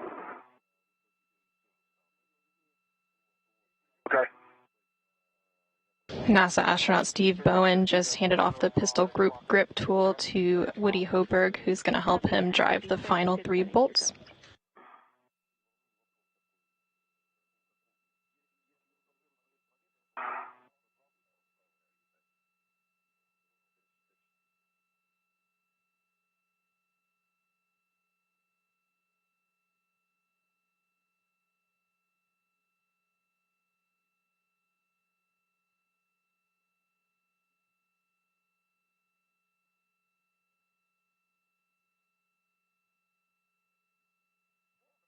All right. See what we got. Then I got 26.29 turns, green light, 21.9 foot-pounds. Hey, you mustn't have gone back out. That's double. So subtract the turn steady from the last bolt.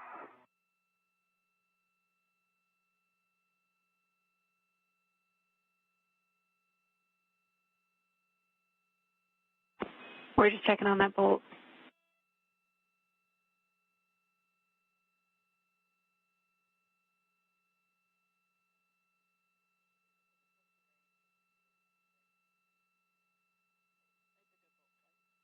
By my memory, that's 14 turns and a good green light and good torque. It's a good bolt. We can move on. That was M36. We're ready to move on to 37 and 38. Want to do 37? No, 38. Yeah, I'll do 37. In a good spot. Okay. Let me cycle this out because I bumped it.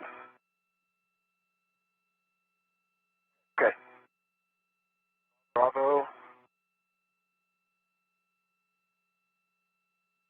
5, clockwise 2 is set.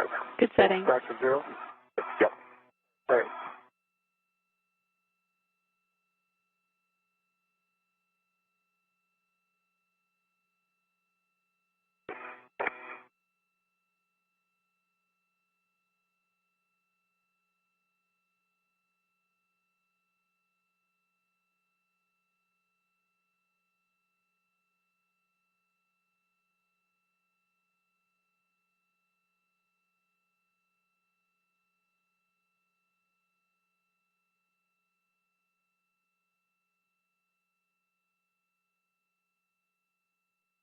Right. 37, 20, correction, 12.5 turns, green light, 21.9 foot-pounds. Good bolts. You can move on to M38.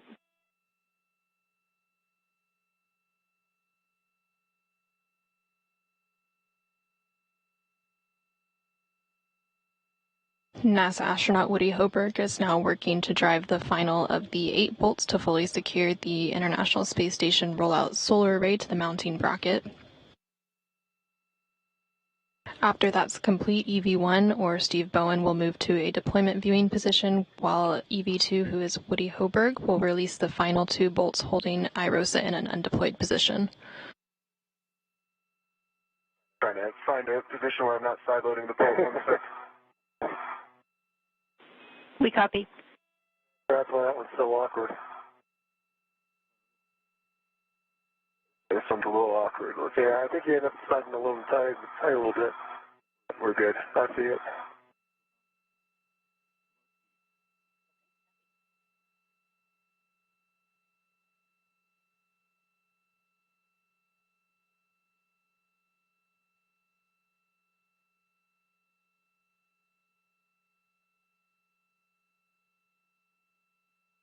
Okay, M38. We had 11.93 turns, green light, 22.2 foot-pounds. Here you go, Steve. Well, let me my hands off here. We copy, Woody. That is a good bolt. We just need the confirmation the black line is flush because we cannot see it in your HECA. Yep, black line flush. Trying to point at it. Copy. Great work. We are complete with our M bolts. Steve, you can stow your PGT, and we'll have you positioned to observe the first 5 magnets snap together when we deploy. Woody, you need to get in position on the base of the mounting bracket for R9 and R10.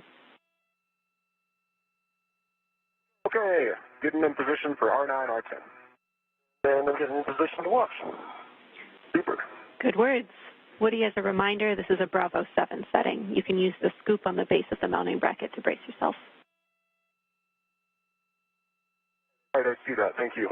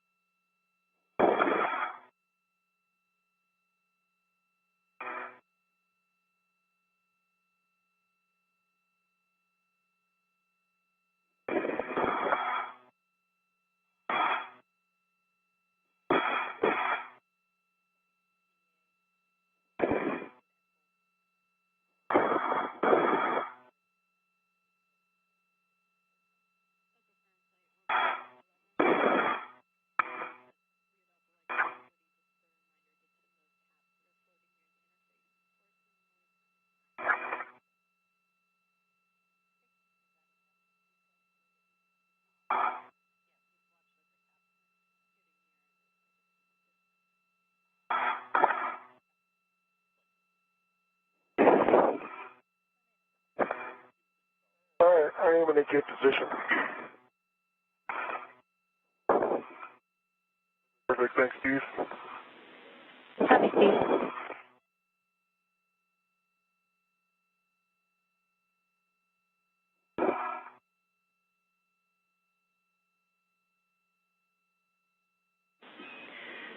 Steve, agree you're in a good position. Woody, I see your PGT out. Warning for both of you prior to releasing the deployment launch restraint bolts. Position to stay clear of deploying IROSA blankets. You will both be in a good position. All right, that sounds great, Jan. I have Bravo 7 set. I need a reminder. Is it clockwise or counterclockwise? Counterclockwise. Bravo 7, counter 2, and I'll have you hold here, Woody. Okay, copy that. Bravo 7, counter 2 is set. All right, I'm in a good position. Good words.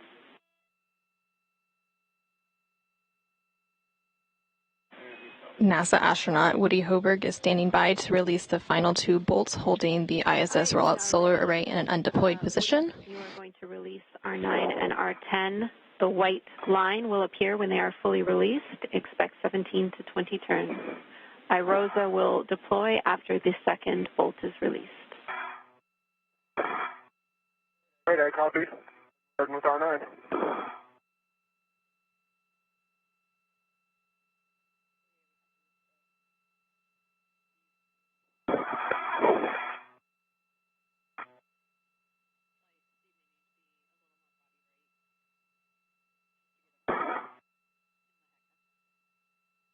Once these final 2 bolts are released, the IROSA will deploy over the next 6 to 10 minutes. To give us a better view. Trying to figure out how to do that without falling off the edge of station here. Copy, we understand. That looks great. Hold on, I'm lost my position. White line visible, I counted 17 turns on R9. Copy, 17 turns on R9. Continue to stand by, Woody. The first of 2 restraint bolts has been fully released. Hold on.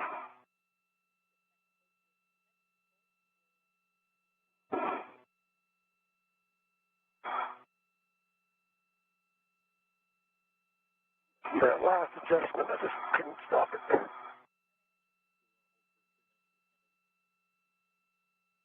How's that? Is that better? Speed up a little bit.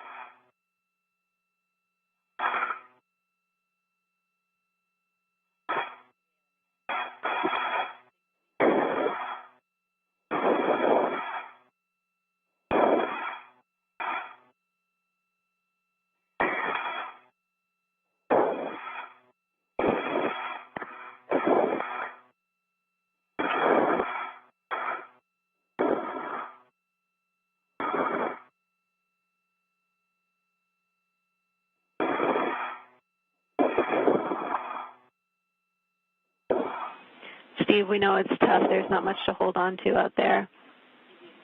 Trying to get you some additional words. Try a different position.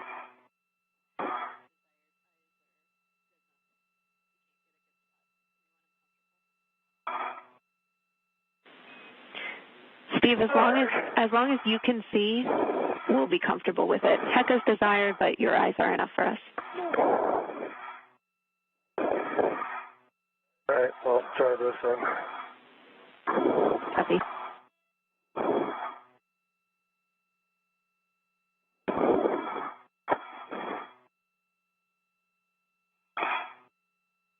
All right, how's that?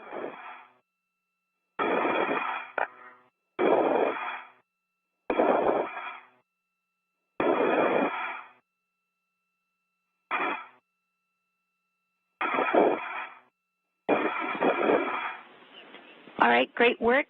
Steve, if you are in a stable position, we're happy with your view. Woody, you are go to release R10.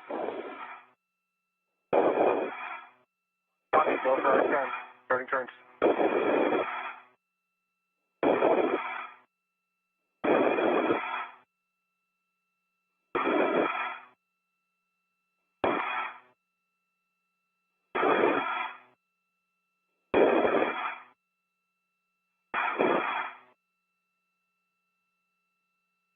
Turns down.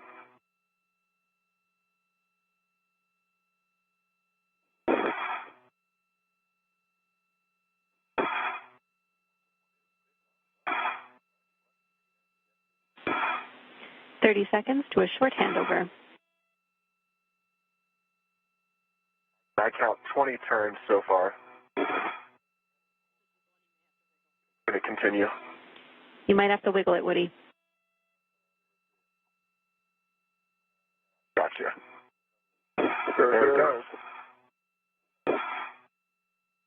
The second of the 2 restraint bolts has been fully released, and IROSA will begin deploying over the next 6 to 10 minutes.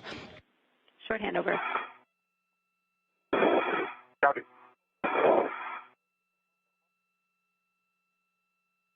We are now in a brief but expected handover period, and will regain signal of those beautiful views of the space station in about 10 seconds.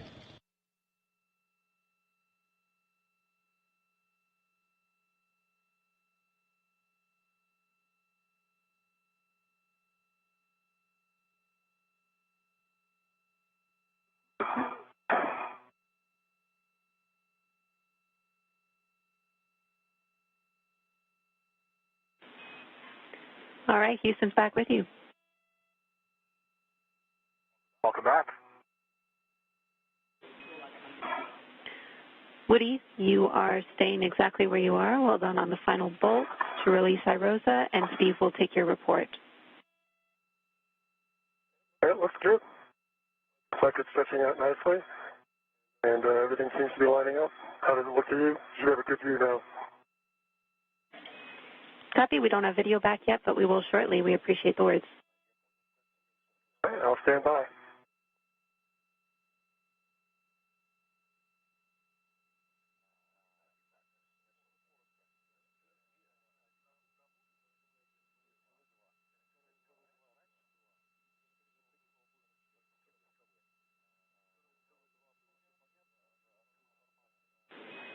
We have our video back. Everything is looking great. I have 2 cautions for you, Woody. You can now see live views of the International Space Station rollout solar array as it begins to unfurl as the space station flies over the coast of the southwest United States. Lateral load. This is 5 less than before. Okay, I copy. Thank you. I'll be cautious. Sounds good to us.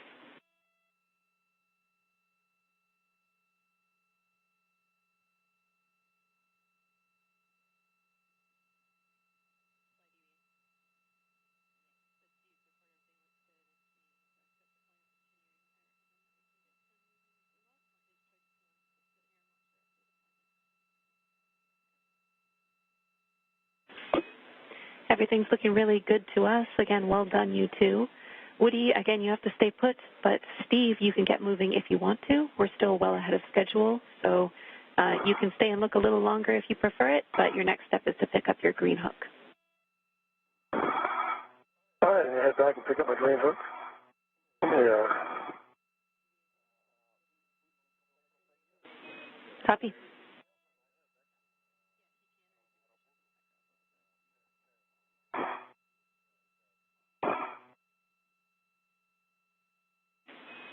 Woody, if we can, we'd love to adjust your HECA view a little bit. If you could pitch back at all for us, we'd appreciate it. Yep, you got it. Thank you.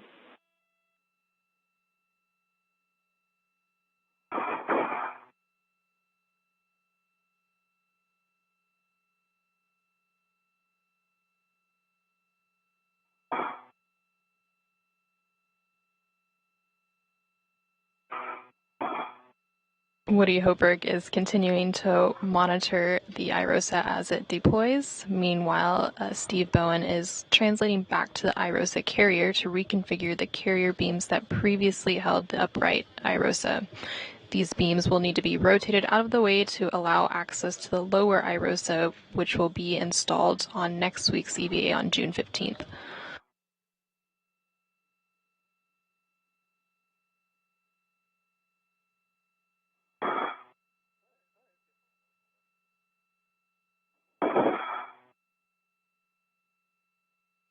All right, green hook going to red reel. That's complete. Copy, Steve. Slow down. Let's get the pictures of Woody here. Sounds great. Once fully deployed, the IROSA, or International Space Station Rollout Solar Array, will measure 60 feet long by 20 feet wide and will shade a little more than half of the original array.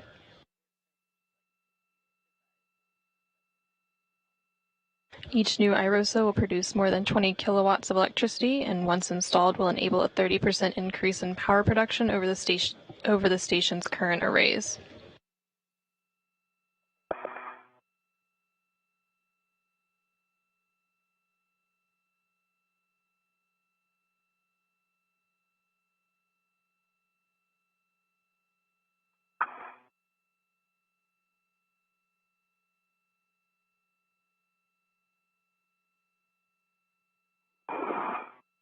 Hopefully those came out. We'll see.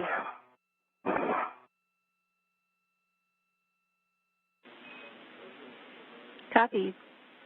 Steve, whenever you're ready, you're headed to the FSC.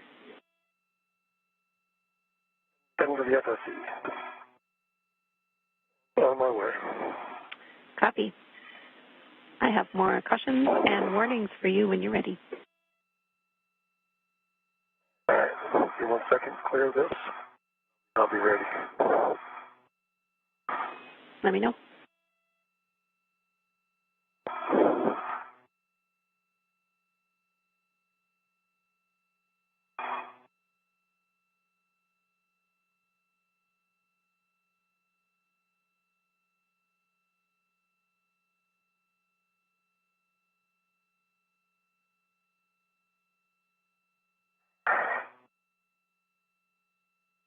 All right, I'm ready to copy. Steve, warning and a reminder, grapple shafts and curved coupling are no-touch zones. No sudden movements, quick grabs on the FSC. Wait until motion dampens out before imparting loads on the FSC. Don't simultaneously impart loads into the FSC. This is for when Woody is also ready to translate. And do not contact the IROSA blanket. And I copy all.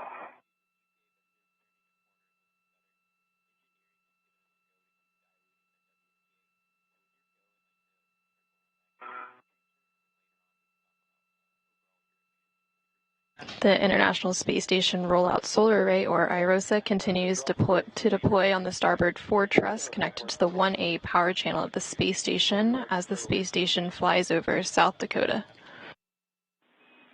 I do not have a fair lead listed for you, Steve, and no green hook drop. Let me just confirm. Okay. All right, that's fine. No. Yeah, I can confirm that now, Steve. There is no action for a fair lead or green hook drop. You are just translating directly onto the FSE from the port CETA card. So do not take the POA path. Not take the POA path. I will do that. A firm, different path than last time.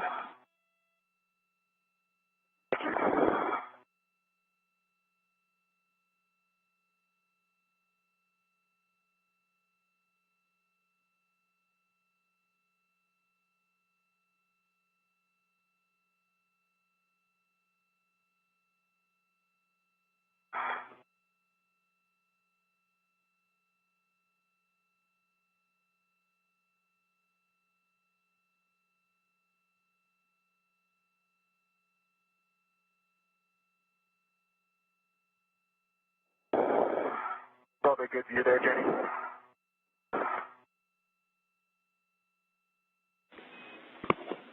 A firm.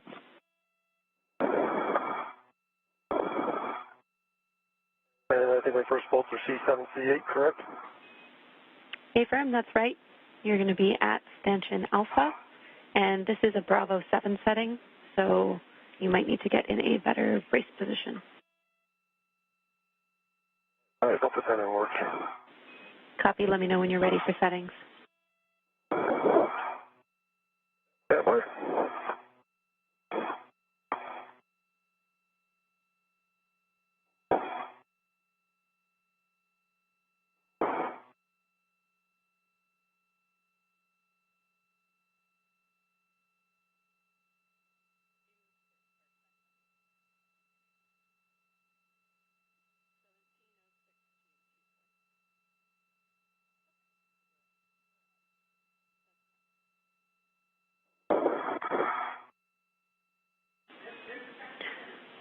Woody, we are nearly complete.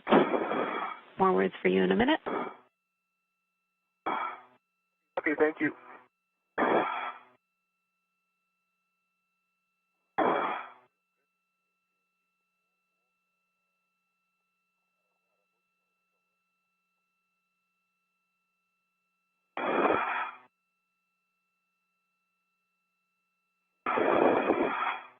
All right, what's the settings for C7, C8?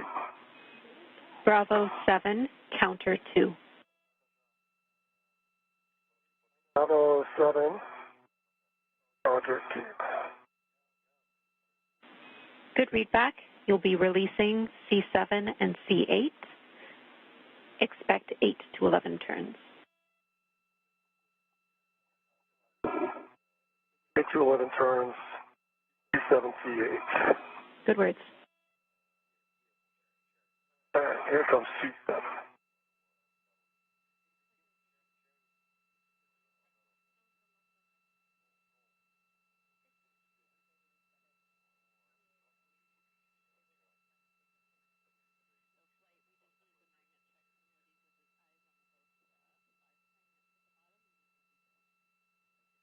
Hey, James, it looks to me like motion is stopped. Yep, we're just double checking that we can confirm a good deploy, Woody. What would help us is if you could confirm the bottom 5 magnets on both booms. We don't need a heck of you, we just need you to see that the magnets have snapped together.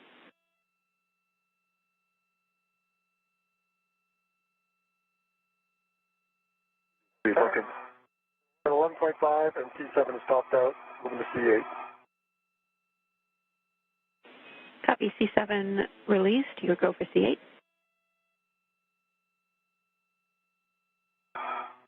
And James, I'm thinking I might need to move to see those. Do you agree with that, or am I missing something? Magnets. Affirm, Woody, you will have to move and you're go to translate right now.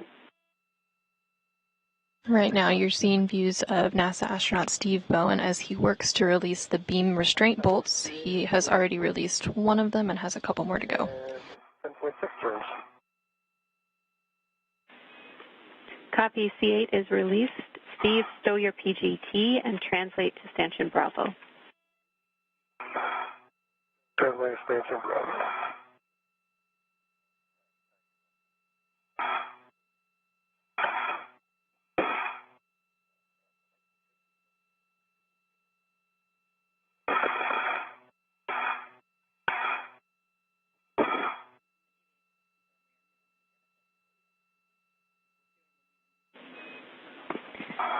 Steve, a delta to your plan. We'll have you continue translation past stanchion Bravo to stanchion Charlie because we have enough time for a small efficiency here.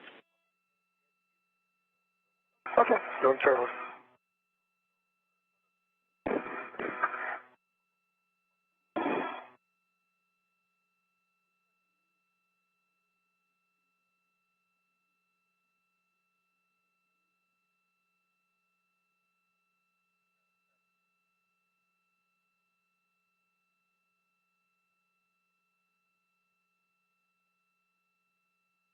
Jenny, yeah, I do see the first 5 magnets on the right side engaged.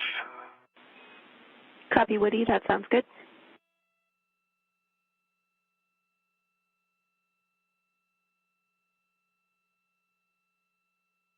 And left side, I see it as well.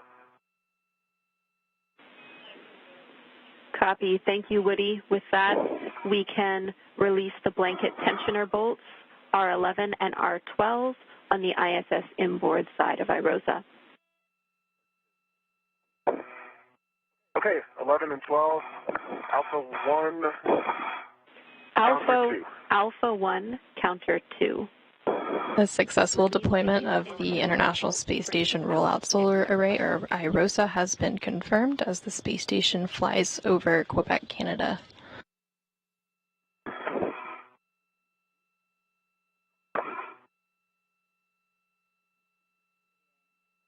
NASA astronaut Woody Hoburg is now working to release blanket tensioner bolts.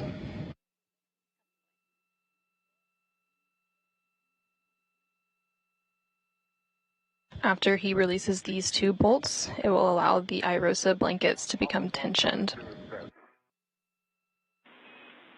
Good settings. Thank you, Jam. Starting with R11. Copy, R11.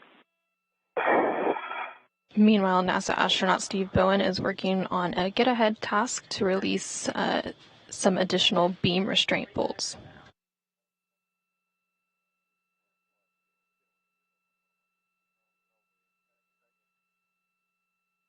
Okay, and expansion Bravo, what would you like? Retrieve the pit pin from the stowage location, push the C1 bolt into the can, and install that pit pin. Okay, I thought you're at Charlie. It's Charlie, right? Bypass Bravo? A-firm, you should be at Station Charlie. Let me back at Bravo. Thank you. Since I got 5 turns on R11, it popped out with a white band, and I saw the tension on the array. Copy, 5 turns, R11 released. You can move on to R12. Starting turns.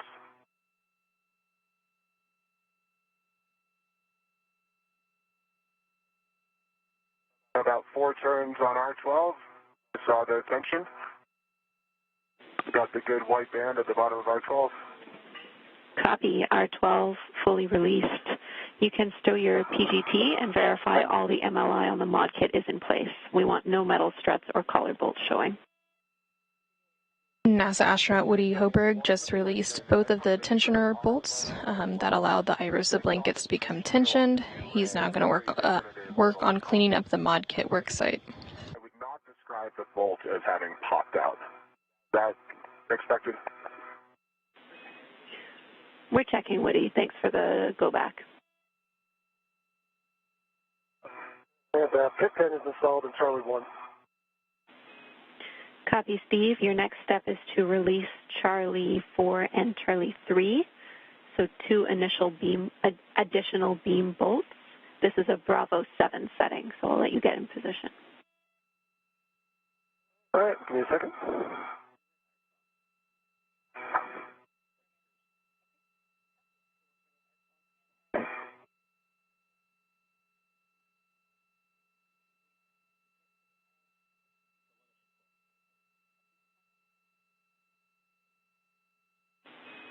All right, Woody, I can confirm that we are happy with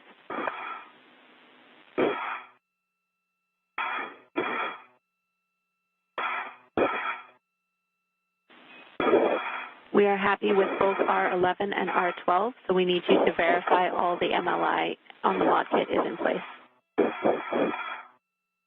Copy all. Jam testing work. Right side is looking good. Copy, right side. Bravo 7. Counterclockwise 2. A-firm, Bravo 7, counter 2. You will be releasing these bolts. Expect 8 to 11 turns. All right. Starting with Charlie 4. Copy, Charlie 4.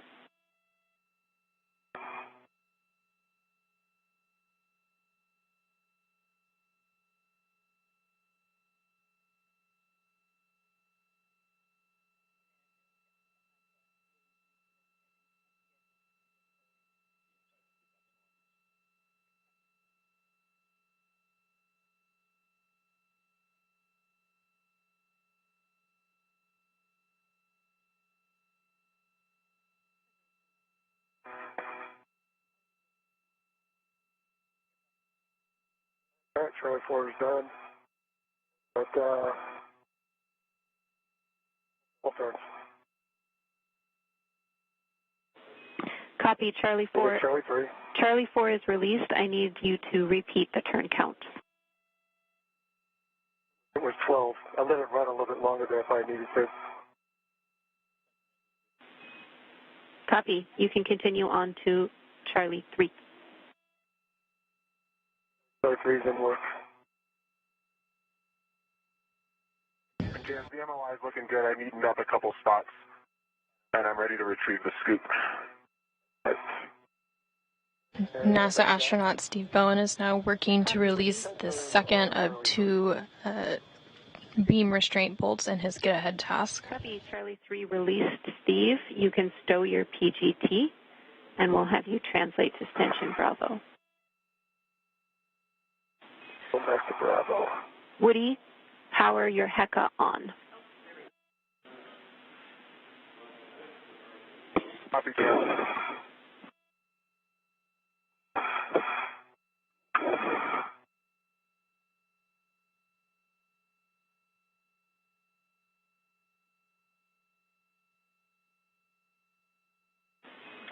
All right, and Woody, we are happy with the MLI current config, and we do not need a HECA scan. So you're exactly right. You can remove the square scoop from the mounting bracket along with the adjustable tethers and stow it in the crew lock bag. You can close up this crew lock bag and stow it on your VRT. Copy all. In work. And we do not need a crew lock bag inventory. Lucky you. Oh, thank you so much.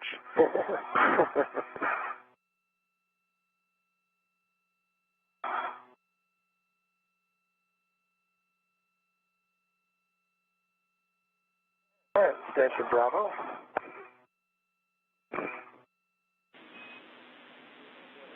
Copy, Steve. You will be retrieving the pit pin from the stowage location and stowing the C2 bolt. All right, pit pin, Charlie 2. Good words.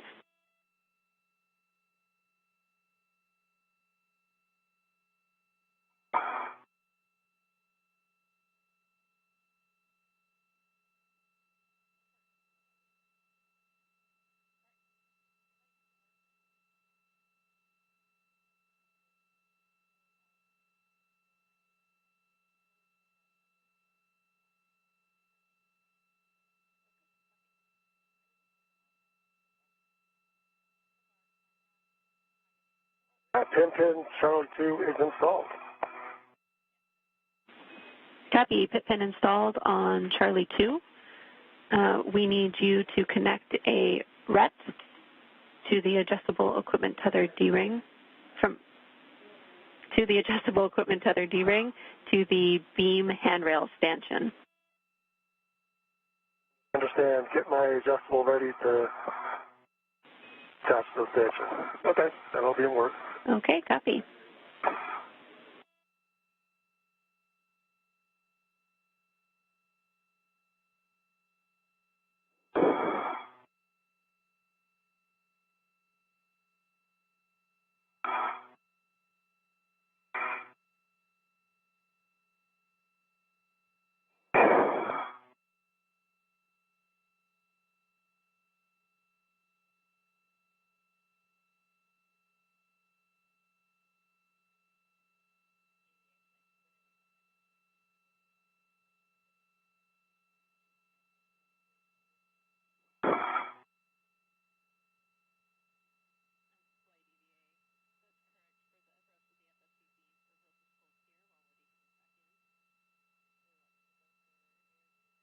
All right, just to be clear, Jane, you want the RET attached to me or to something else? There should be a RET to an adjustable equipment tether D-ring, and that adjustable equipment tether hook should be on the closest beam handrail stanchion to you. So you have an adjustable attached to the beam and the D-ring attached to a RET, and that RET is on your mini workstation. That's what I needed to hear. Okay, so I got an adjustable one hook going to stanchion.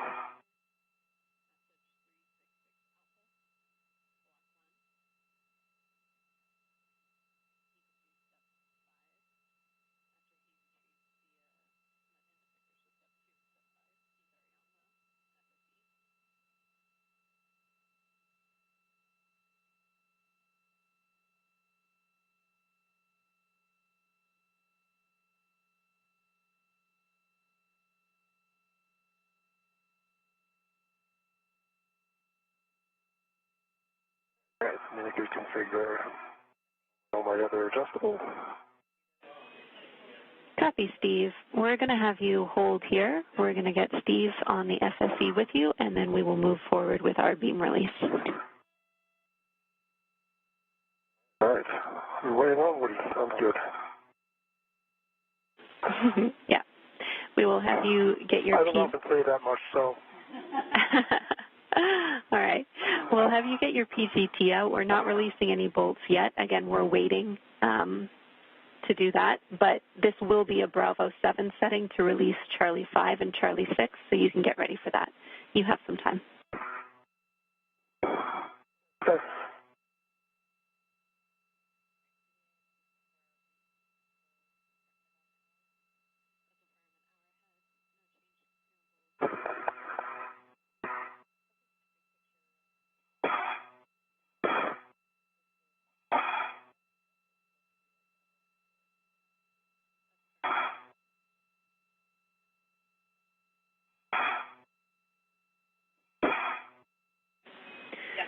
Woody, Hi, Jazz. I'm translating inboard. Affirm. I was about to tell you, your next step is to press the starboard CETA cart brake release, and then you will be translating to the port CETA cart. All right, you got it.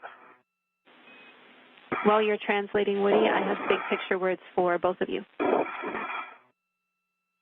Great. Jazz, do I need both brakes or just one of the two on each seat of cart?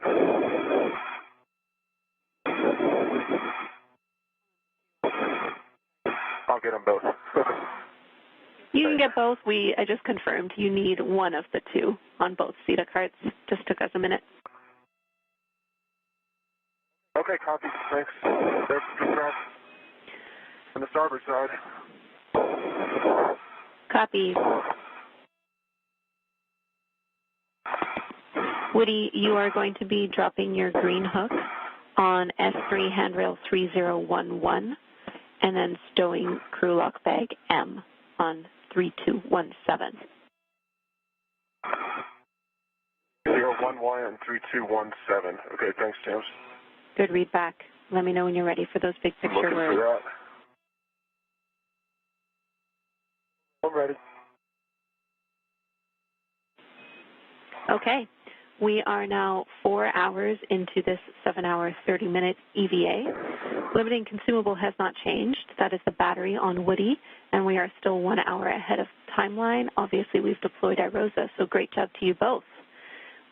We are getting to the point where we are going to stow the FSE beams and remove that FOD.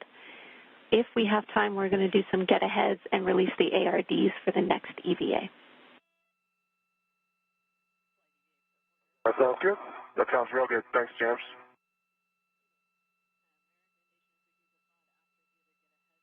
Okay, I found 3011. That was my green hook location, correct? Affirm. Copy.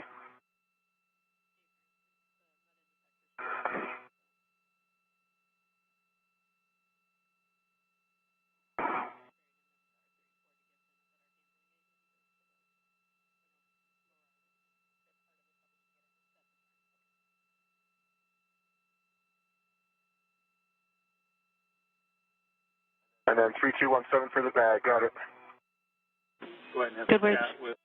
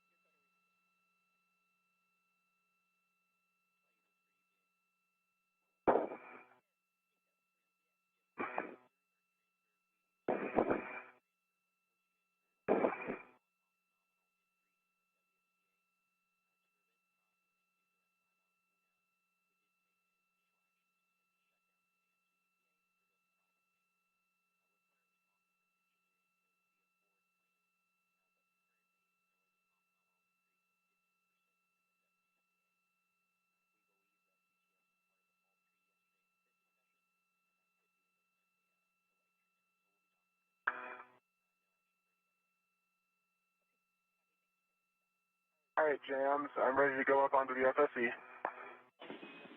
Copy. Ensure you go via the POA path, fair lead on MBS handrail 8400. 8400. Copy that. Affirm. Yeah, I'm looking for it.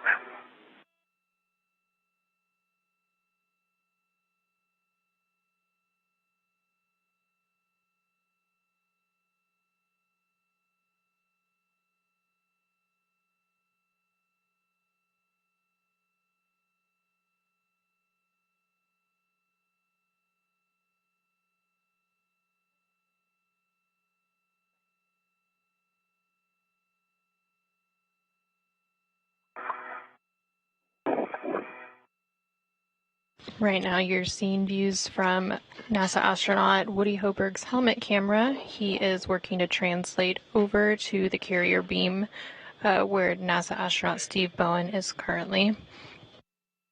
Once they're both over there, the crew members will work together to release the bolts holding the beams in place, and then they will rotate them out of the way and secure them back down. The spacewalkers continue to remain about an hour ahead of schedule.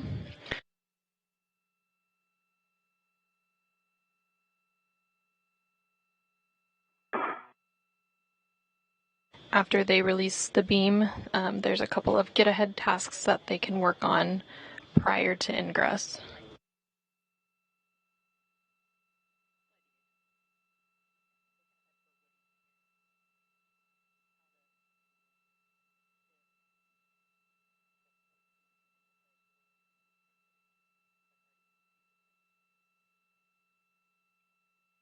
All right, am I heading to Alpha, Jams? Affirm. Copy.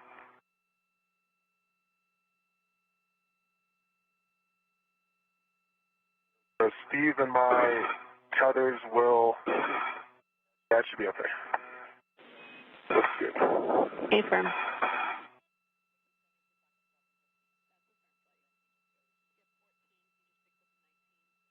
All right, I'm at Alpha. Woody, your next step is to perform a socket swap. Steve was able to already release C3 and C4, so we'll just take the socket swap and then move on to rotating the beam. Okay, copy, socket swap. Now, I will need a socket caddy to do this, correct? I only have...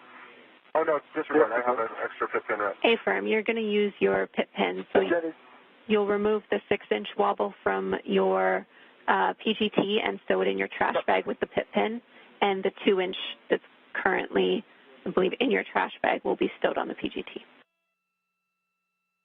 Copy all. And say, do you want to release one of the C5 or C6? Affirm, Steve. You can release either one. Bravo 7, counter 2 are your settings. Bravo 7, counterclockwise 2. Good words.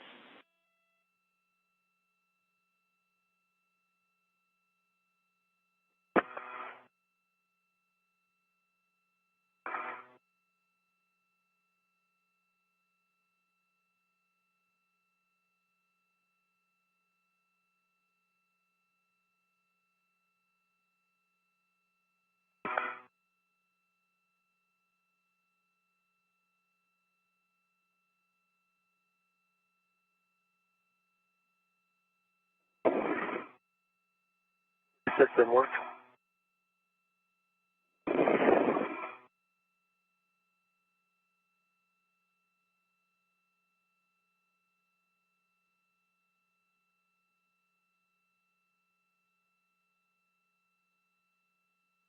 That's complete. And I got 11 turns. Copy 11 turns, and that was C6. That was C6. Copy, we'll hold here. I agree.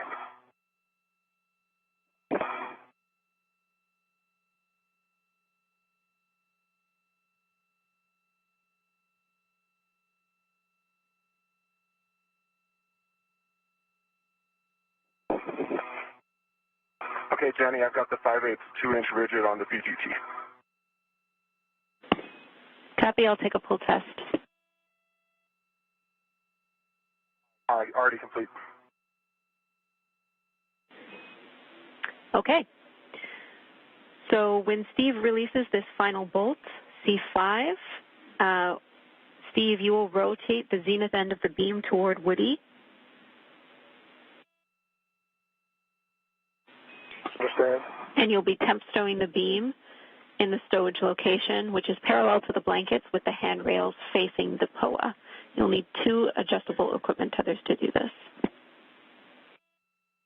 Okay, and would you have an adjustable available quickly? Yes. Okay, we'll be ready to go. All right, we are go when you are ready. All right, release from C5. Copy C5.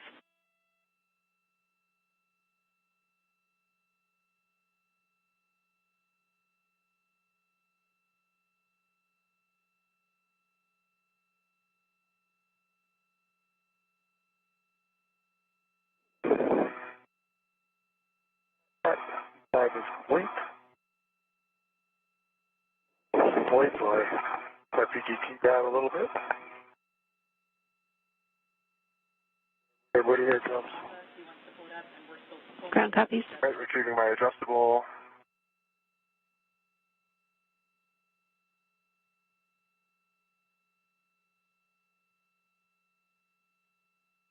NASA astronaut Steve Bowen just released the final beam restraint bolts. Steve Bowen and Woody Hoburg will now work together to rotate the beams out of the way and secure them back down. Still installed. Bolts installed. What bolts? Disregard, sorry. Where they went? These carrier beams were being reconfigured. They previously held the upright IROSA, and they needed to be rotated out of the way to allow access to the lower IROSA, which will be installed on next week's EVA on June 15th. Okay. I've got it. I've got an adjustable on it. I can cinch this side.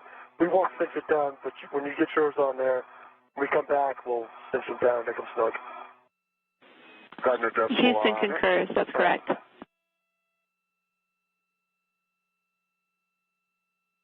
And this is going to 0012. Copy, and Steve's exactly right. We'll cinch this down later on. What we need to make sure of right now is that the beam is clear of the nadir upper support beam, so that's the one by you, Woody.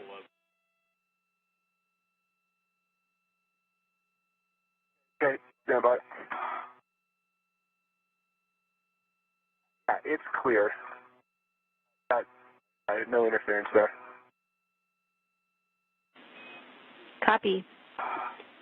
Steve, you can release your RET. I understand that the beam is tethered via 2 adjustables. All right, I'm releasing my RET. A caution for both of you. Adjustable on my side. Copy. A caution for both of you. Now that this beam is tied down, do not exceed 30 foot-pounds on the temp stowed beam. And again, a reminder for the FSE, we don't want to simultaneously impart loads into it, so we will alternate if we need to translate around the same time. Copy. Copy.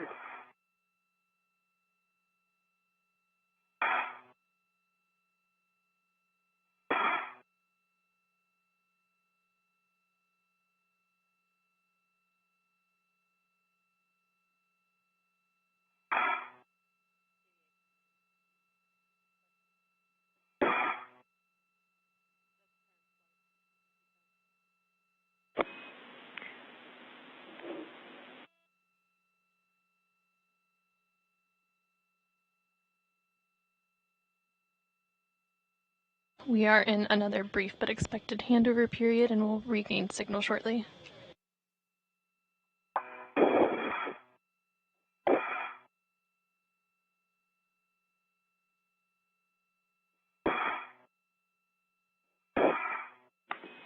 Houston's back with you after a short handover. We will need Woody to translate to stanchion Delta and Steve will need to translate to Stanchion Charlie, but again, please alternate your translations. Okay. What, are you ready to go? I am ready to go. Then go ahead and tell me when you're there. Okay, going to Delta. Good words. Woody, once you're there, you'll attach a mini workstation RET to the closest beam handrail stanchion. Copy.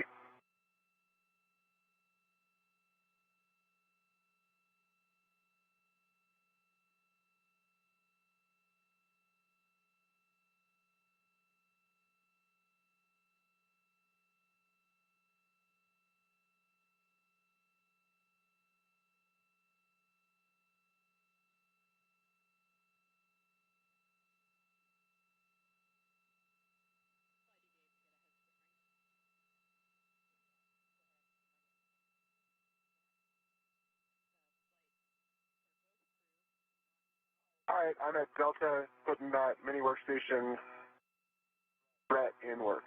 All right, I'm going to start my translation. Copy both. Sounds great, Steve.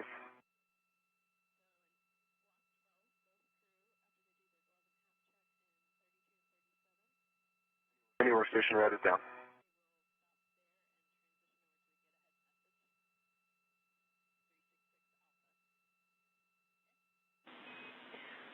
Woody, once you have that RET down, you'll be readying your PGT.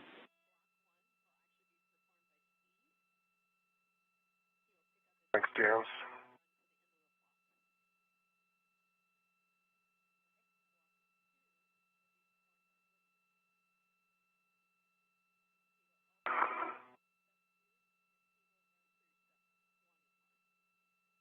All right, Woody. What will be my PGT setting when it swings over here? So that was for Woody, then your setting is Bravo 7, counter 2. Bravo 7, counter 2 is set. All right. And when it gets here, what will it be? It'll Drive the 20 turns. It'll also be Bravo 7. You'll just be clockwise 2 Bravo 7 clockwise? For Steve. Okay, understand. All right, I'm ready to drive C9. Copy. You're releasing C9. Expect 8 to 11 turns. Copy and work.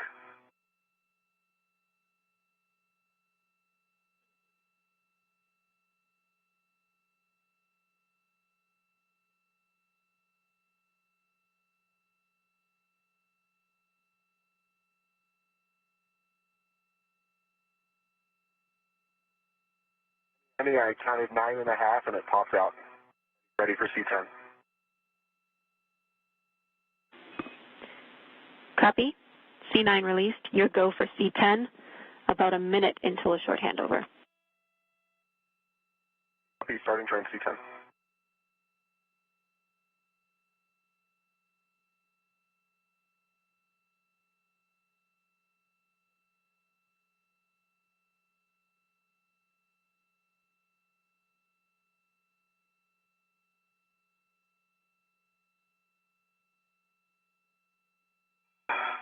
C10 popped out 9 turns. Copy. 9 turns. C10 popped out. You'll be rotating the beam toward Steve. Copy. Ready, Steve? Yep. Coming at you. Short handover.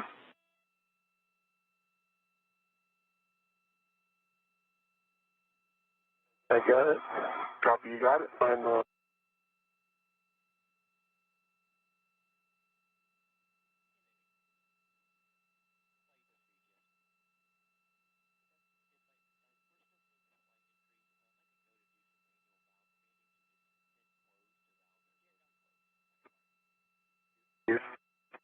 Turn 2. About 1 turn. Delta 2. Half copy. Yes, I'm good. Total of 20, right? Yeah, I recall Bravo 7, clockwise 2 for no more than 20. No more than 20. Houston's back with Stop you. on turns. Houston's back with you. I copy your hand start. I concur, Bravo 7, clockwise 2, and this will be approximately 20 turns. Copy, James, but we are going to stop on turns. A-firm, let's do 20 turns only. Okay, copy. Starting C9.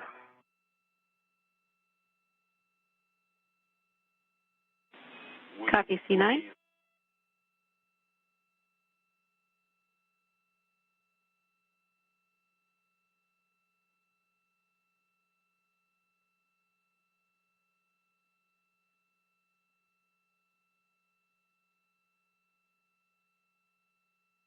And I'm stopping there. It's getting kind of close to the bottom. I got 17 turns plus the 2 that puts me at 19 turns. Is that okay? Or C7? Checking. C9, I put in 18 turns plus 2 hand starts. Copy, 18 turns on C9 plus 2 hand turns. We're checking.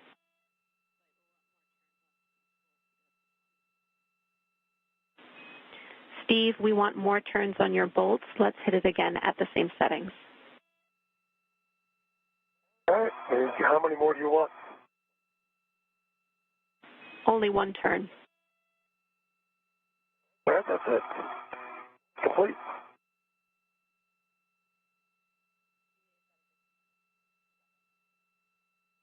I have 20 turns.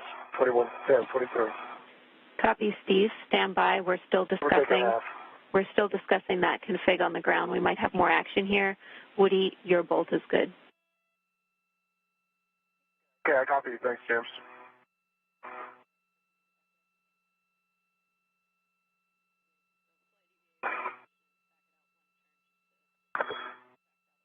What's different about your bolts?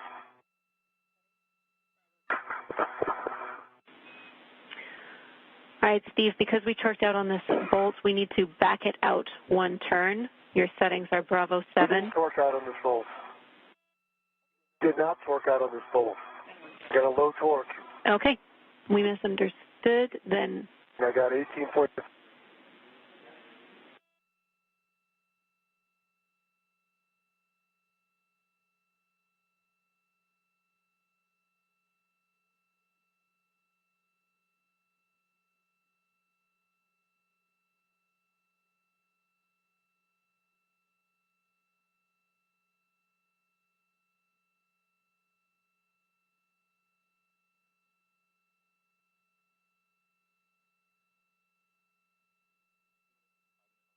You can see I have a red light for not reaching torque.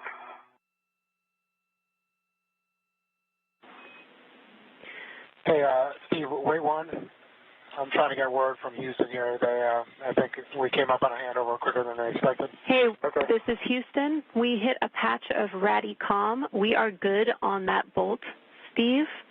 So at this time, I'm handing over to Frank. Frank, you are prime IV. We are 1 minute away from a 5-minute LOS. Yeah, I copy. I am prime IV. And can you just verify what step you're on in block 12? Block 12, pick up in step 32 for Woody and 37 for Steve, and Nick passed you the additional instructions.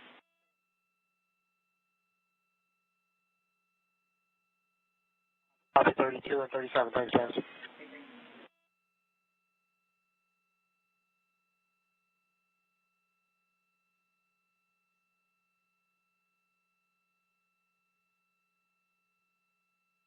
All right, Steve, I've retrieved my RET because that beam is installed. That's good. It's installed. All right, guys, and I am with you on 1. So it looks like you guys got it. NASA astronauts Steve Bowen and Woody Hoburg have successfully finished rotating the carrier beams out of the way and secured them back down. This was the last planned task in this EVA, but they will now move into some get-ahead tasks for next week's EVA. Frank, I've got a few few incidental black smudges on my glove fingertips. Otherwise, no change, and dry hot.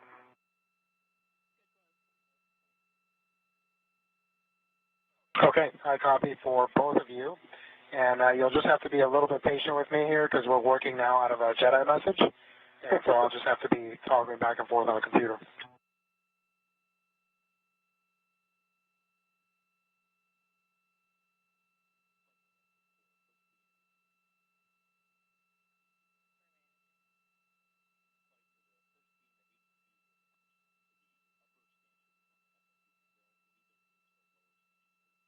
We are now in an approximately 5-minute loss of signal. We will regain signal shortly after that. During this period, NASA astronaut Frank Rubio aboard the International Space Station is the prime IV for the spacewalking crew.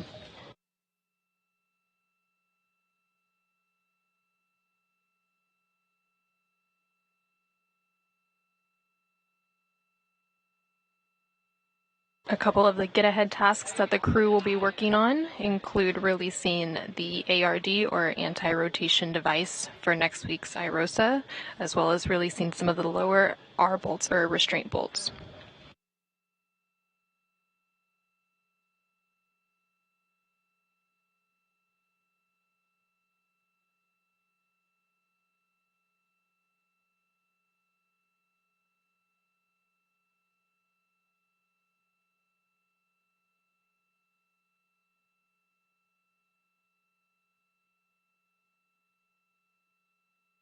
While today's spacewalk has focused on installing the IROSA, or International Space Station Rollout Solar Array, on the starboard 4 truss connected to the 1A power channel on the space station, next week's spacewalk will focus on installing the IROSA to the starboard 6 truss connected to the 1B power channel.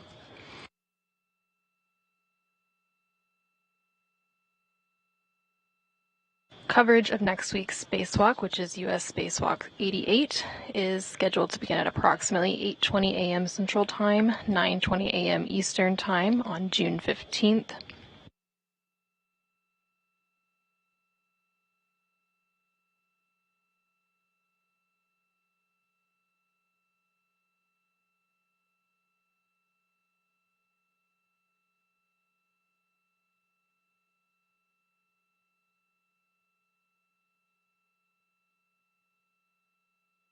The spacewalk next week is scheduled to begin at approximately 8:20 a.m. Central Time, 9:20 a.m. Eastern Time, with NASA TV coverage beginning at 6:45 a.m. Central Time, 7:45 a.m. Eastern Time.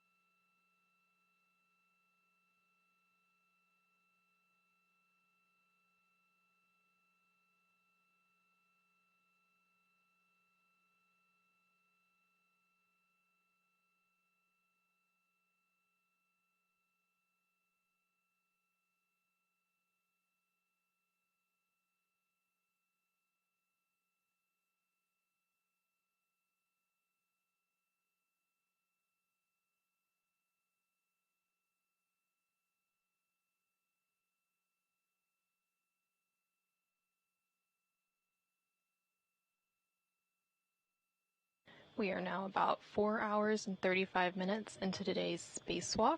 The spacewalk officially began at 8:25 a.m. Central Time, 9:25 a.m. Eastern Time, when the spacesuits were switched to battery power.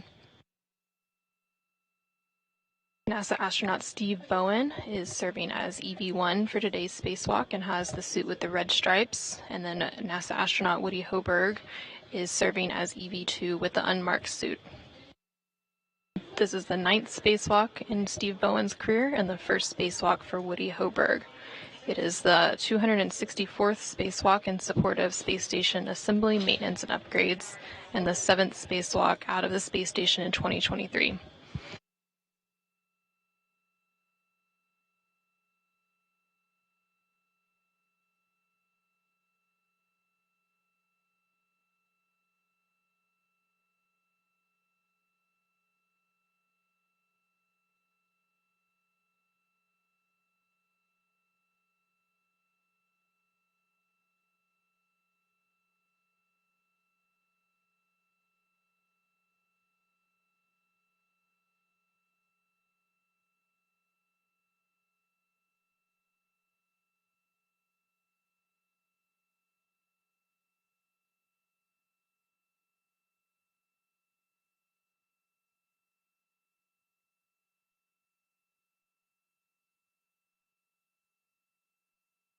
In this view, you can see today's ground IV, who is Jenny Gibbons, in the center of your screen.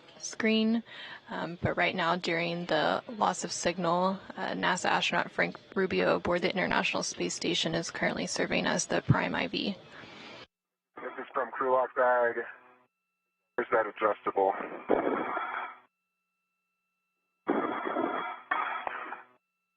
His arm's fresh out.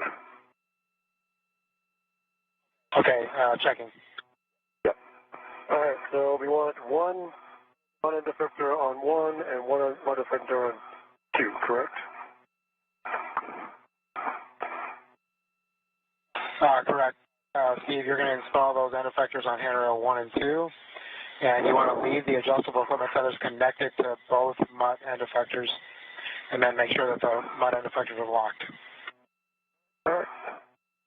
Steve, do you have extra adjustables over there? I have one. There should be one. Oh, no, we used it. I've got one in a fairly that I could go get, but... Yeah, Woody, so this is supposed to have come from your T-bar. Obviously, we must have used it somewhere else. Is there one in the bag that you can use? I used one on the boot beam. All right, I'll bring you one. Give me a second. Should you go locked?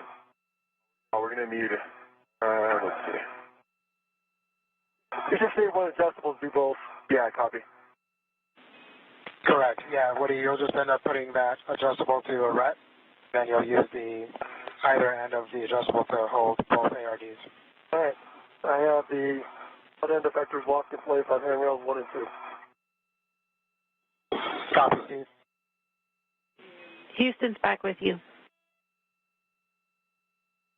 Thanks, Jenny. We're trying to figure out where to get an adjustable for these ARDs. I'll bring it to you. Okay. All right, Jams. So we are currently, for Steve in Block 1, he just completed Step 5. So he would be going to Step 6 next. And then for Woody, we're in Block 2, and he's completed Step 2.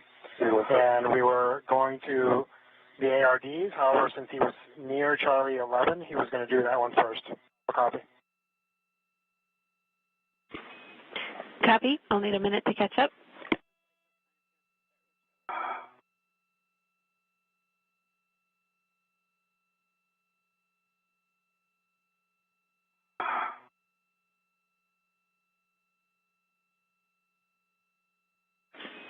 All right, and we copied that Woody needs an additional adjustable, and Steve is bringing it to him. Is that correct? Why don't I just turn that around? Affirmative. And so, again, Woody will be actually starting on Step 12, but after you complete that ARD, you'll have to go back to Step 3 for the ARD on Charlie 12. All right, Steve, I'm at a bad angle here. Yeah. Copy. I'll tell you what, let me have your rep. Thank you. I could watch you do that all day, I guess. All right, there you go. Let me release mine. And so, Jenny, if you're ready, then you can have prime. All right, you have an adjustable. Got it. And I will just confirm with you, Frank, that I have the next step for Steve being releasing R3 and R4. Correct? That is correct. Okay, in that case, I have all the information I need. Great job. I am Prime IV. Okay, copy. Thanks so much, James.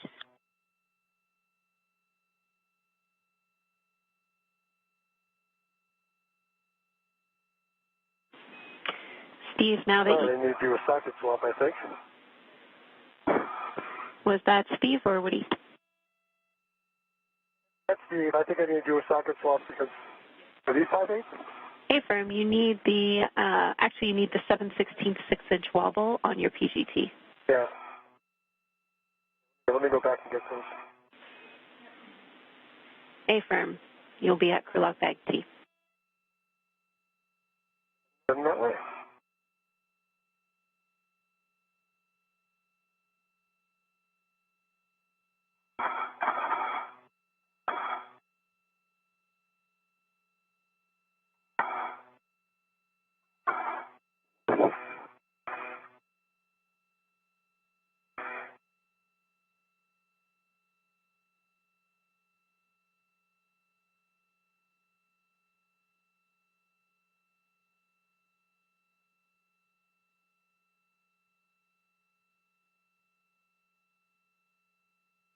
Hey, did you put the socket caddy on the outside here? What are you someplace? Oh, no, it's on the inside. Oh, Sorry. I went ahead and put it back inside.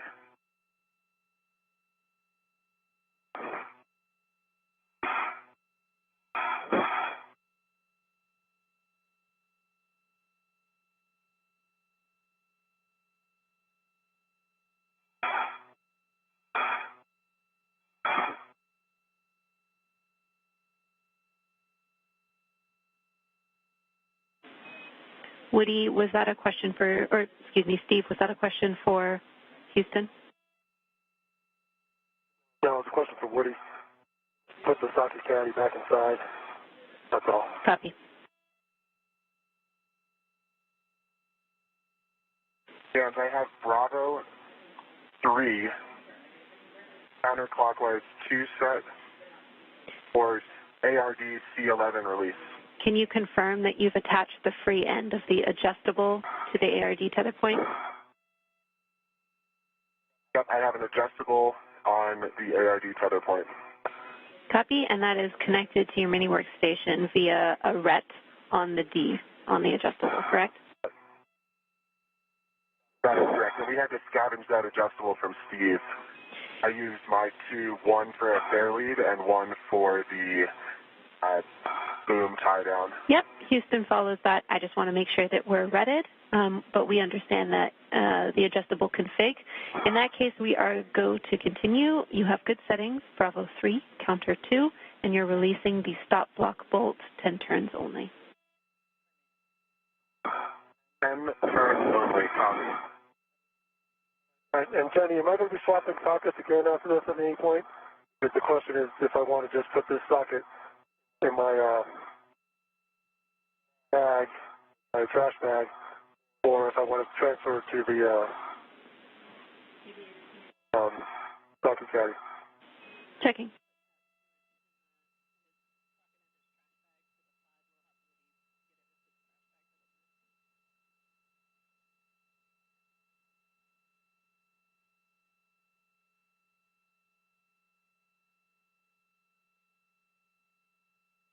NASA astronauts Steve Bowen and Woody Hoburg are continuing today's spacewalk. They are 4 hours and 44 minutes into it. They are now working on some get-ahead tasks for next week's spacewalk. Move the ARD, and then your settings to drive the stop block bolt are Bravo 1 clockwise 2. Steve, I can confirm you. Right now, Woody Hoburg is working to remove the anti-rotation device, or ARD, while NASA astronaut Steve Bowen works to release some restraint bolts. Bag or your trash bag, it does not matter to us. Let me just, if I get that at my end, I'll move it over. No problem. Okay. Pick it back up and swap that socket.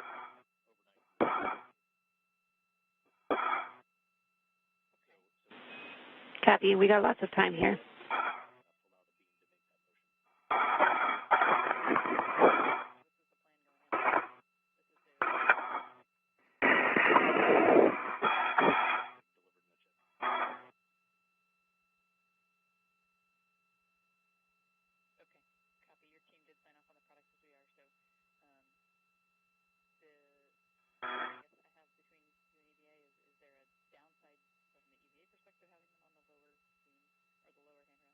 Bravo 1 clockwise 2 set. Good words, and confirm you've removed the ARD. Oh, yeah. Okay, your go to drive the stop block bolt to torque. Copy.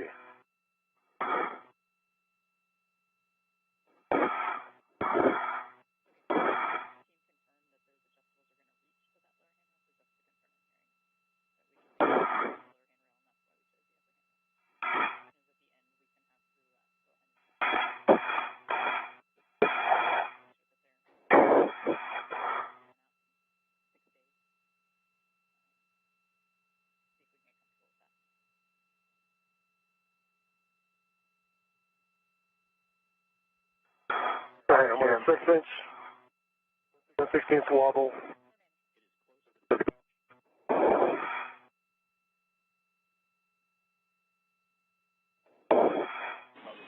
Steve, you broke up there. I think you said your 7/16 6-inch wobble is on your PGT with a good pull test. That is what I said. Thank you. Copy. Your next step is to release R3 or R4. Let me know which position you're going to be in, and I'll give you settings. All right, let me get over there. I'll get settled. Stands for stop block bolt. Torque out at 4.5 turns. Good green light. 12.1 foot-pounds. And I can see that the block is resting on the bolt can, not in the further recessed position.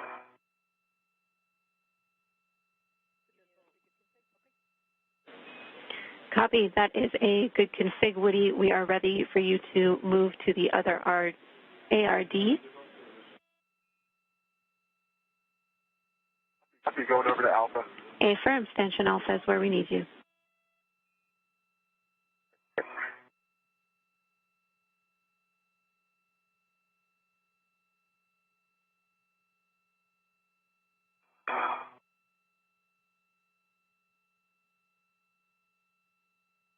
You are now seeing live views outside the space station from NASA astronaut Steve Bowen's helmet camera as he works to release some restraint bolts. The release of these restraint bolts is part of a get-ahead task for next week's spacewalk.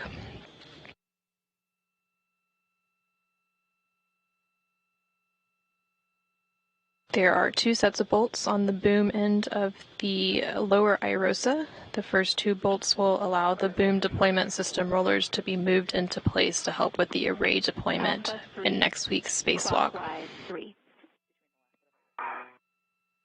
Alpha 3, clockwise 3. Good readback. Hold on. Good, Alpha. Accelerate again. I just turned off my PGP. All right, let's try this.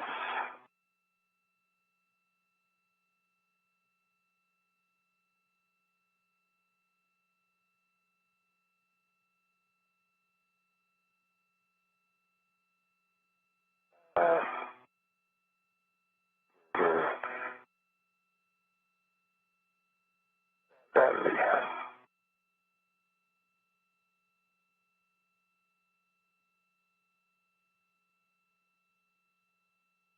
So Alpha 3 on R3, is it clockwise or counterclockwise?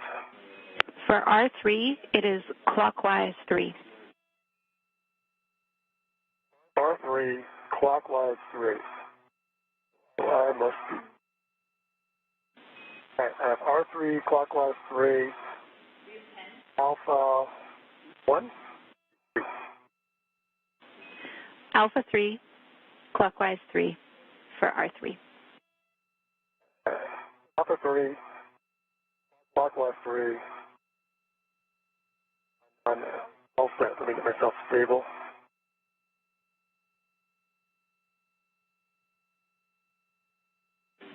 Copy. Yeah, I have Auto 3, counter 2 set for ARD 3. Release. And I've got my adjustable on it. Copy. We need Bravo 3, counter 2. Confirm. That's what. Thank you. Bravo 3, counter 2. I'm looking at it. It's set. Copy. Good settings. Confirm that you have tethered to the ARD, and then you can release that stop block bolt 10 turns. Copy. 10 turns and adjustable tether is installed. Hold on, Jenny. I got to get a more comfortable position. I keep swinging here. All right. Give me a moment. I'm going to get a little bit better position. We understand, Steve. Again, we're doing get-aheads at this point, so lots of time.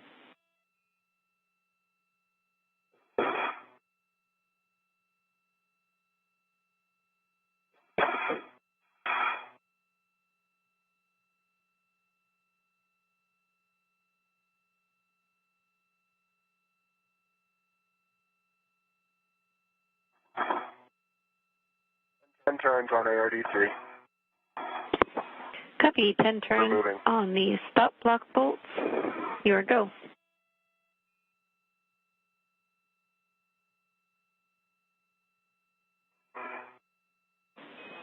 and Steve, understand you're finding a better body position. I wanted to let you know your helmet is close to the IROSA boom end. Reason I want to get in a better body position. Copy. All right. Thank you. Bravo 1, clockwise 2 set for stop block bolt install. Copy. You can drive that stop block bolt to turn or to torque. Those are good settings. Copy.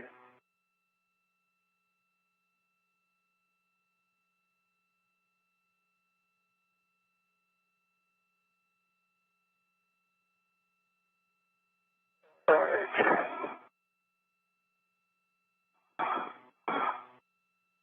So that should be a lot more comfortable. And hopefully I am in a much better position.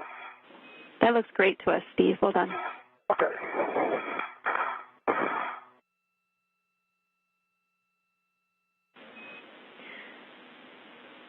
Steve, before you start this bolt, since it is 245 turns, I'll let you know we're about a minute and a half to sunrise, as you can see, and then I'll be ready for you to start. All right, Alpha 3, clockwise 3, 245 turns for R3, correct? Good words. And I am starting Alpha R3, clockwise 3, now. You are go.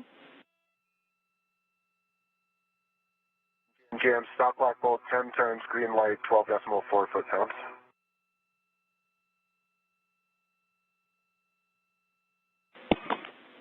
Copy. That is a good bolt, Woody. You can stow your PTT. Please. Woody, you will be translating to the crew lock bag where you will be stowing the ARDs and the adjustable. Okay, I copy. ARD is an adjustable in Tango. Affirm.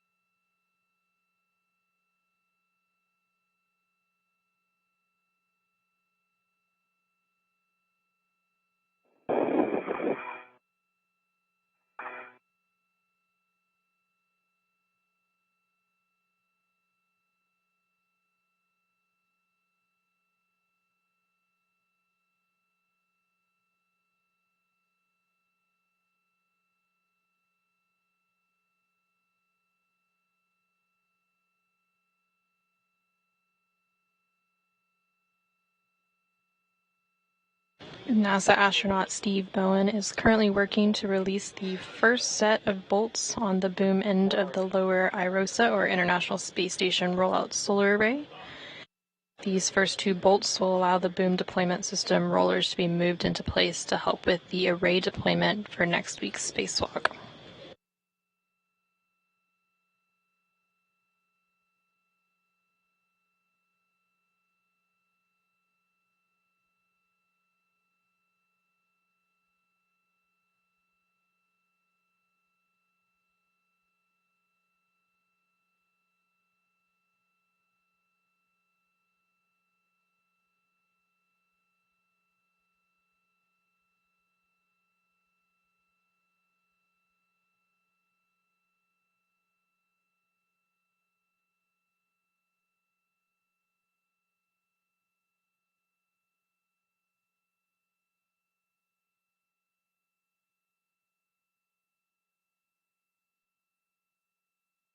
Right now you are seeing views from NASA astronaut Woody Hoburg's helmet camera. He recently completed a get-ahead task to release the anti-rotation device on next week's IROSA.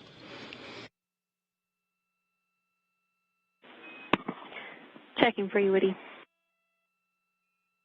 Actually, I see He's now working to stow an equipment tether with the anti-rotation devices into the crew lock bag.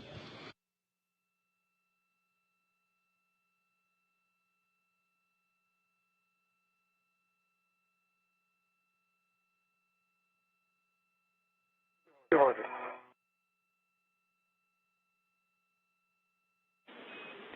Woody, while you're at the crew lock bag, your next step is the socket swap. Let me know when you want more words.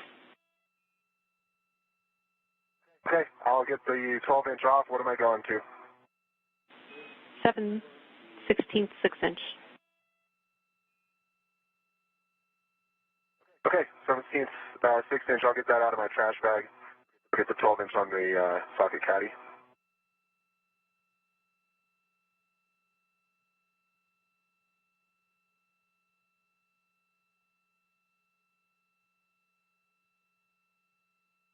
$45, 245 turns. And let me see if I can see the turkey timer. Copy, 245 turns and Let me put my A-firm. stuff my PJ to your word. Copy, Steve. All right, let me see this thing.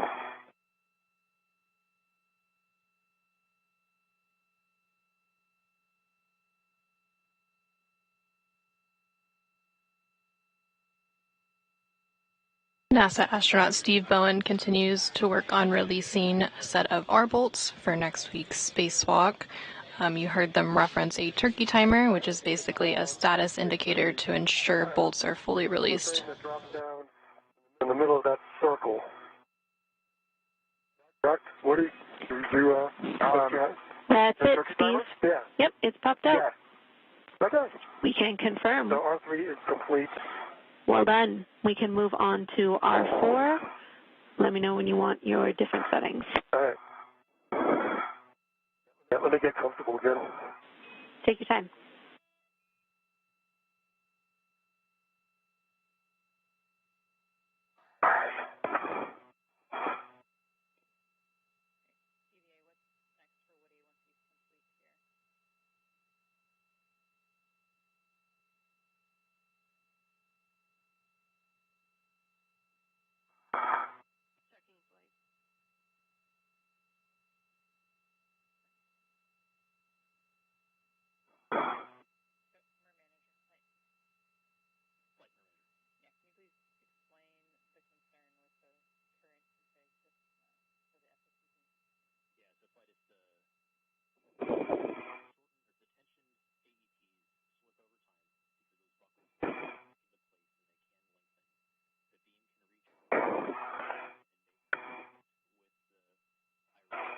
From this view, you can see both of today's spacewalkers.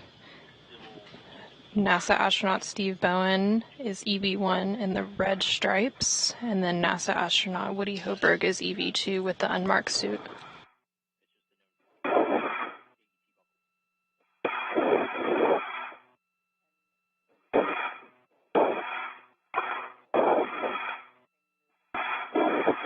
Jam socket swap complete. Get full test empty trash bag. Copy, Woody. I will have more words for you shortly. Copy. All right. Ready for Alpha, Romeo 4.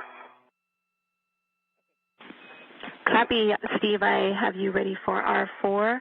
Your settings are Alpha 3, Counter 3. Alpha 3, counterclockwise 3 for R4. 245 turns again. You got it. That's in work. I see good counterclockwise.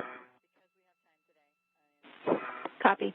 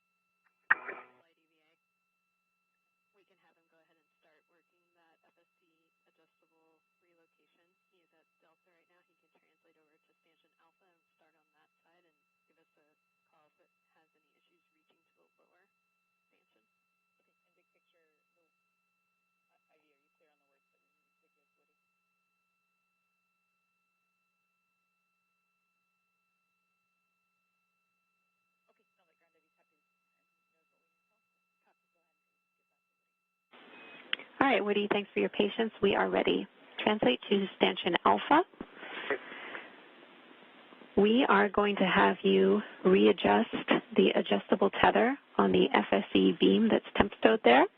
This is because there is a concern that that beam might move toward the top of the IROSA blanket over time with the adjustables in the current position.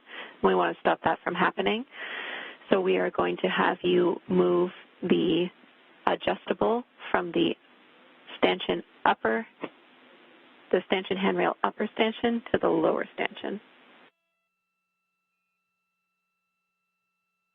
Okay, moving the adjustable from upper to lower stanchion, heading over. That's right. Eventually we will also have to do this at stanchion Bravo, which is on the other side of the POA, but let's just do Alpha for now. We're also tracking that we need to remove that FOD.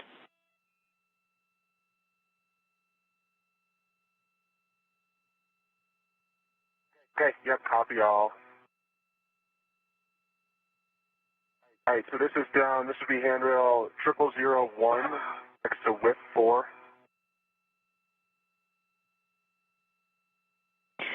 Negative, Woody. It's staying on the same handrail on the stanchion, the one that your left hand is on. We just want to see if you can move the hook to the lower stanchion of that same handrail. Oh, I gotcha. Yeah, no problem. And just to be clear, we have not tightened these adjustables at all yet. Yep, we have not tightened those adjustables at all. We have that step for whoever leaves the FSE last. Normally that's Steve. Okay, gotcha.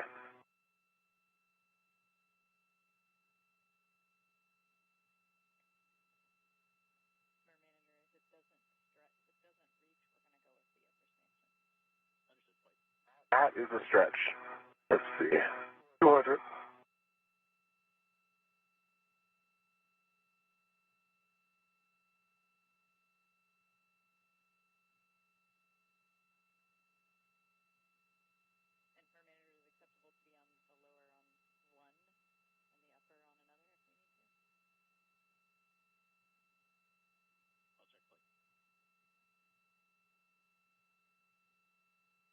Okay, James, got it on.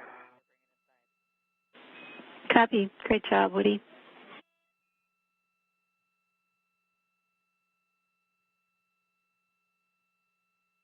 And I can probably get over to Bravo and do that as well. Let's do that, Woody. Be mindful that Steve is currently working the R4. All right, that should be 245. And I see the turkey timer has dropped out. Copy. 245 turns on R4, and the turkey timer has popped out. Great job. You can store your PGT.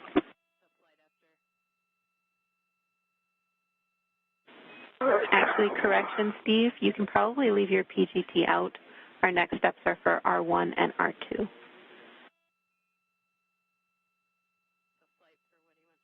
Okay, I gotta find a good position to get up there, so it's gonna take a bit. Copy. You take your time. NASA astronaut Steve Bowen just finished releasing the first set of bolts in his get-ahead task on the boom end of the lower IROSA. These bolts allow the boom deployment system rollers to be moved into place to help with array deployment for next week's spacewalk.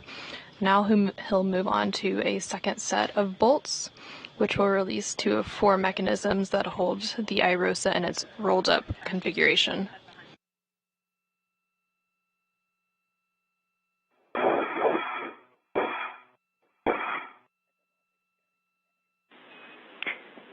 Woody, for your awareness, if you have trouble with this reach, so if the adjustable is not long enough, leaving this on the upper stanchion is acceptable since the other one is on the lower stanchion. Okay, that's great to know. Thanks, James. See if I can get it there.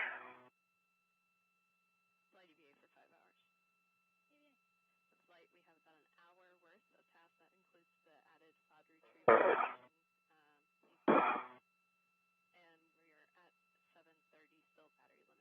Success. Great work, Woody. You can translate back to the crew lock bag. We'll be retrieving the needle nose pliers.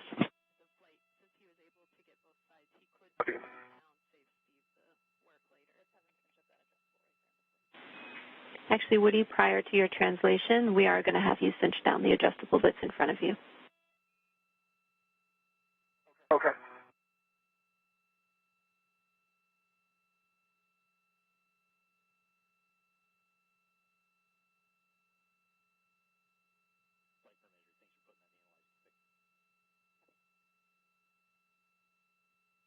Okay, that feels pretty tight. And we agree. We got a good view of it in your HECA. Thank you. Great.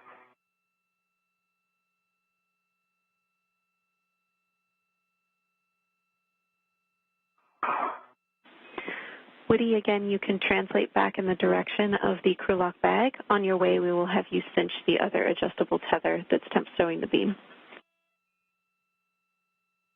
Perfect, I copy that. Okay, I'm not sure there's a good way to get to R1 or R2 from here. Might be pipe crawling on the end of the arrays here. There's no good place to hold on to, right?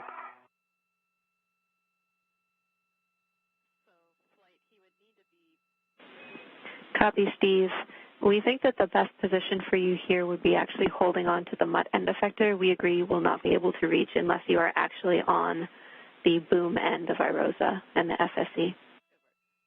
All right, let me try and see if I can find a good mud end effector position. Copy. And Steve, we know it's tight around here. We're getting words to remind you not to contact the magnets and the blanket. Understand. Okay, Jenny. Alpha adjustable is cinched, and I can confirm the beam appears well clear of IROSA. Great work. We're really happy to hear that. You can translate back to the crew lock bag, and we'll have you retrieve the needle nose pliers. Copy. Okay, question is, what are my turns on R1 and R2? And what load? Your settings will be alpha, so you'll be alpha 4, counter 2 for both of those bolts, and it'll be 10 to 13 turns. Okay, I might be able to do that. I get stable and make sure I can reach. Copy.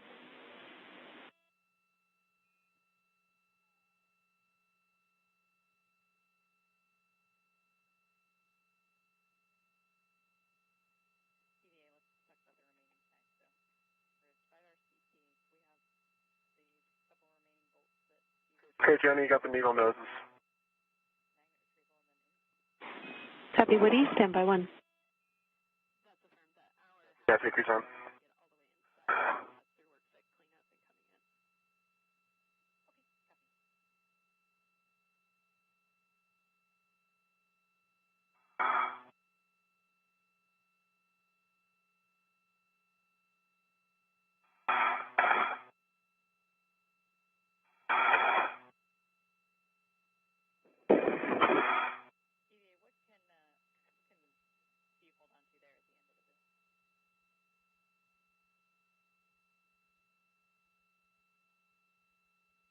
Alpha 3 or Alpha 4? Alpha 4.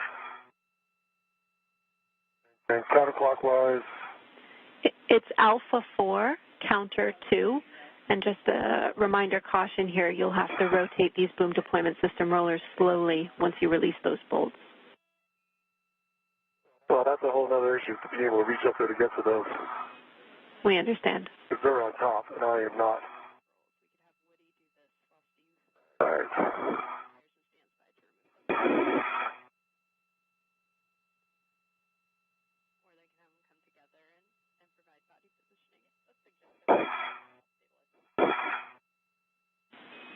If it's helpful at this time, Woody, we could have you translate to Steve to try and provide some extra stability for this work site. Yep, that in there. That would be helpful.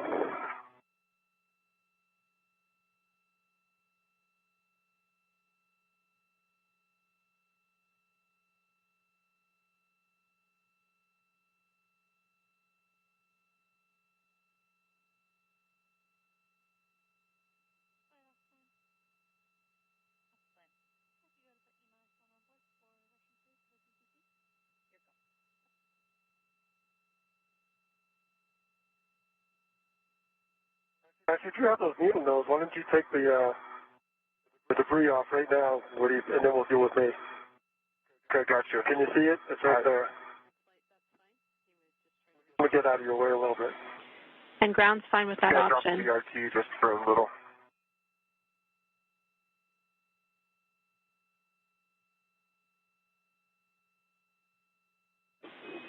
Woody, while you're getting your BRT down, I can give you both big picture words. Are you ready?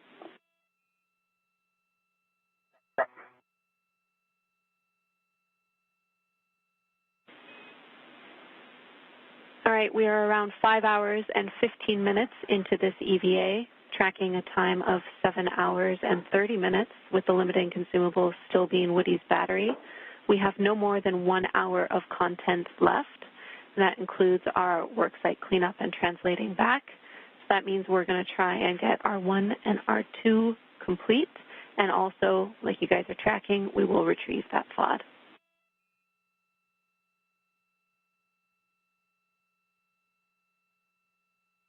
All right, Jenny, that sounds great. For Steve's awareness, I think I should be able to hit the BDS on this side. That's helpful. Okay, I'll work. I'm ready for it. Do you have the needle nose? I'm just getting in a good spot here to get the FOD. I think I can get R2, but I can't deploy it from here. If we're ready, Jenny, I'll do R2. Hey, Firm, you can start with R2. Okay, wait, I'm swinging. Never mind. I'll wait. You want to do? I'm in a good spot for the FOD. Should we do that? Yeah, just do the FOD to start. Okay. Ground's ready.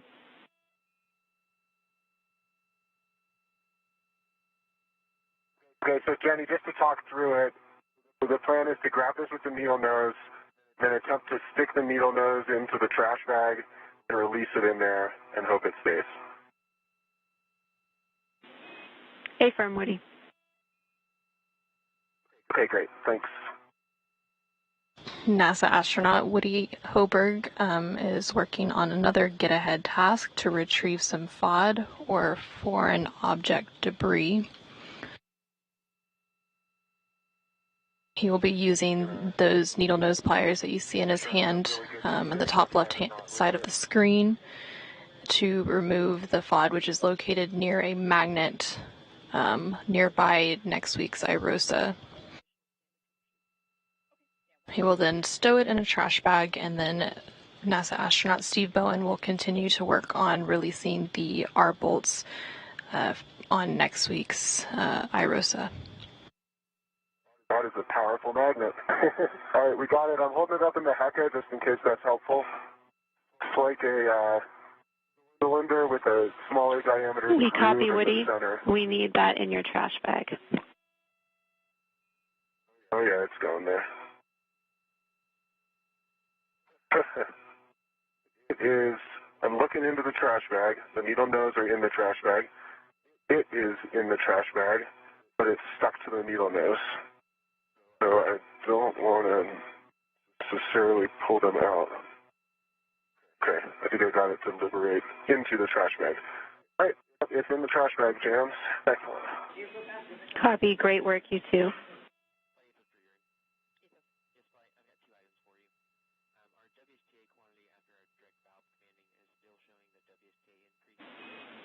Steve, let me just get kind of configured here, and then I can help. Yep, I just need a little bit of stability in my legs, and I should be okay. I'm probably trying to swing around the other way, but I'm kind of constrained right now. Houston concurs.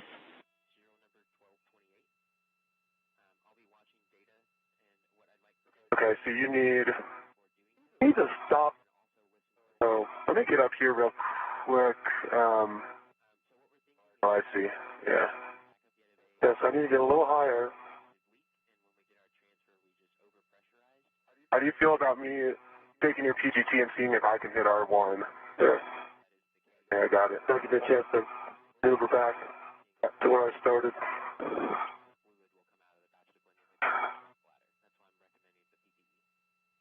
Okay, settings Alpha 4. 4, counter 2. Good settings. Release R1, 10 to 13 turns.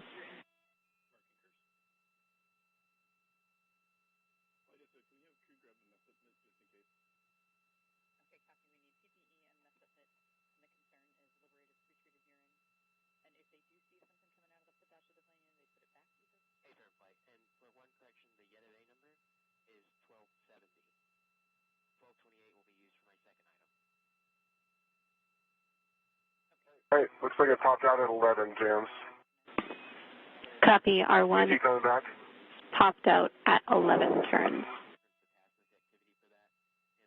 All right, I have the PGT. You've got the PGT. I can probably, I don't know if it helps for me to come around to that side and try to do the same thing. If you want me to try to just give you stability, just give me some stability, that might be helpful. Let me see what I can do here. Oh, they keep swinging under. Okay, let me grab your, okay, I've got your BRT. Perfect. Gotcha. All right, can I go a little bit higher? Wait, try. Touch the blanket on the right side. Yeah. All right, so.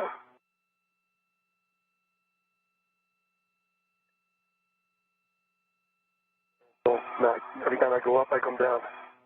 Get up high enough. There you go. Gotcha. Maybe. Unfortunately, when you push on it, it's pushing you down. Yeah.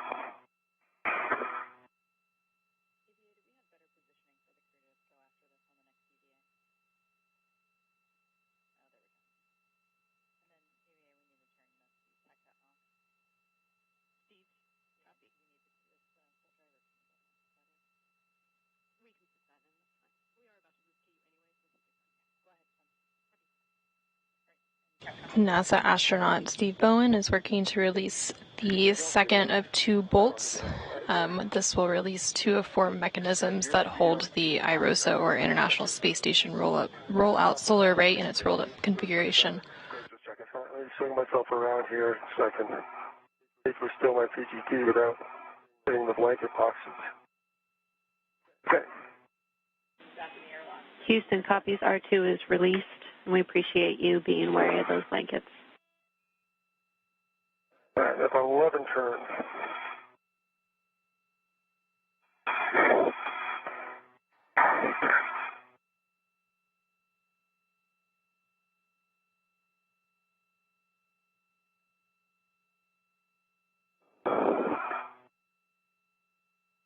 They'll now work to rotate the boom deployment system rollers. And then after that, they will work on some work site cleanup. Woody, we follow. You can do that.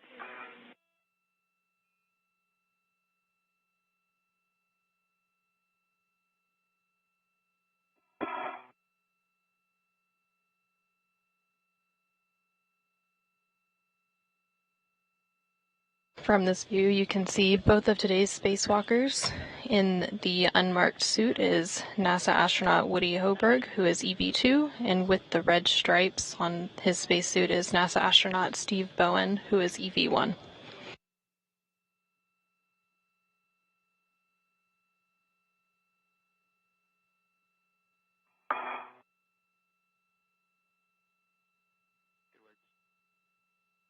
Okay. Left side BDS is rolled 90 degrees. Okay. Copy, Woody. I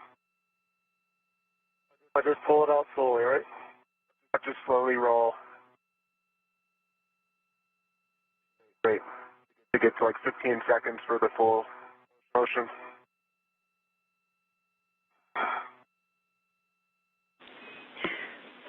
And we broke up a little bit there. Steve, can you confirm whether that's deployed or not, or is that still in work? One work. Copy. Woody, your next steps will be to translate off of the FSE. You can tuck the needle nose pliers in your mini workstation.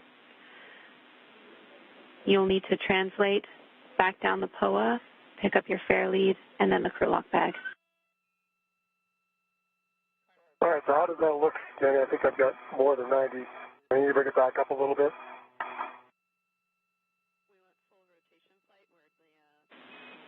And Steve, we need full rotation. We don't have video at this time.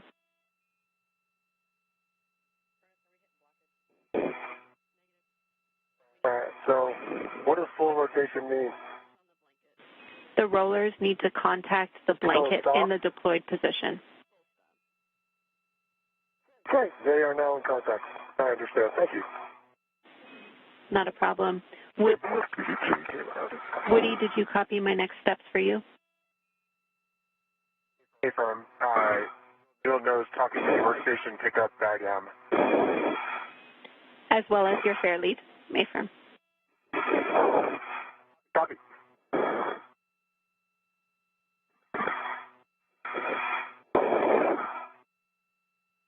And Jenny, what is on tap for me next? Steve, you are going to translate to crew lock bag T, where you're going to clean up that crew lock bag. We are still tracking that the socket caddy is outside, so we need that tucked back in and then cleaned up such that the doors are facing the tower. All right, is there any reason to leave that bag out here?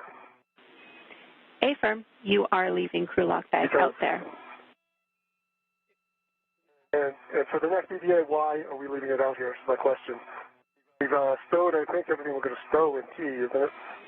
Steve, give us a second to check on that. We're about 30 seconds for a handover. I understand. I'll get it configured, and then we can see if we want to leave it out or bring it in. That sounds good.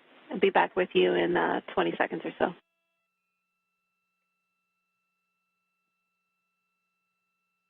Steve, I'm right here, so I'm just stuffing the stuff in the bag. Yeah, please, thanks. Yeah. Can you think of a reason to leave it out? Unfortunately, the ARD loops are hard to keep inside. Yeah, they just dance. Is there anything in this bag?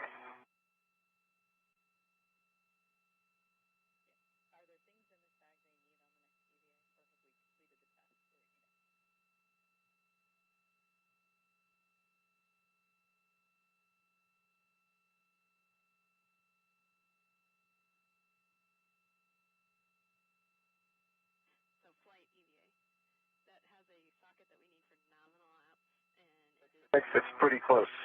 Yeah. See what they're saying. Houston's back with you. I'm actually having a hard time getting it to stay. All right, Jenny, what do you think?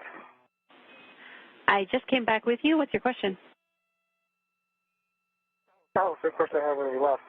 But crew lock back T, we're going to leave it out here. I'm trying to make sure it stays facing the FSE, and it's kind of hard to do. Can I use the wire tie to do that if we're going to leave it?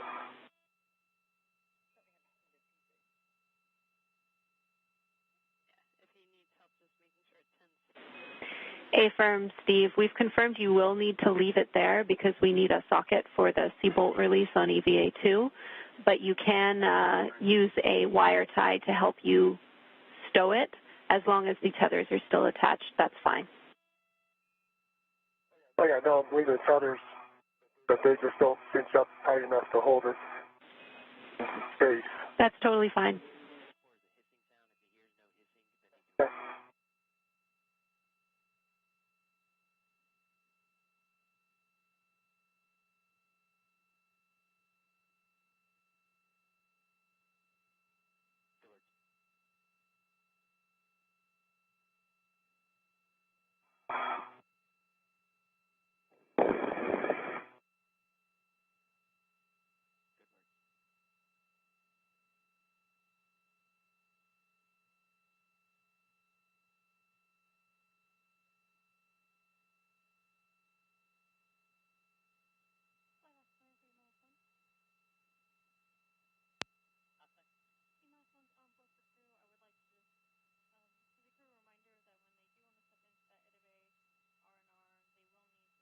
Air lead retrieved.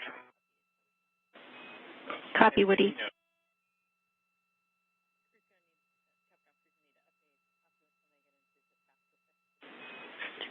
Woody, next step for you. All right, everything's stowed inside. Copy, Steve. I've got a wire tie holding it in place Safe first. That sounds good. Woody, for you, you will be following your tether back to your green hook. You'll be retrieving that, as well as crew lock bag M. Stow that on your VRT. Copy all.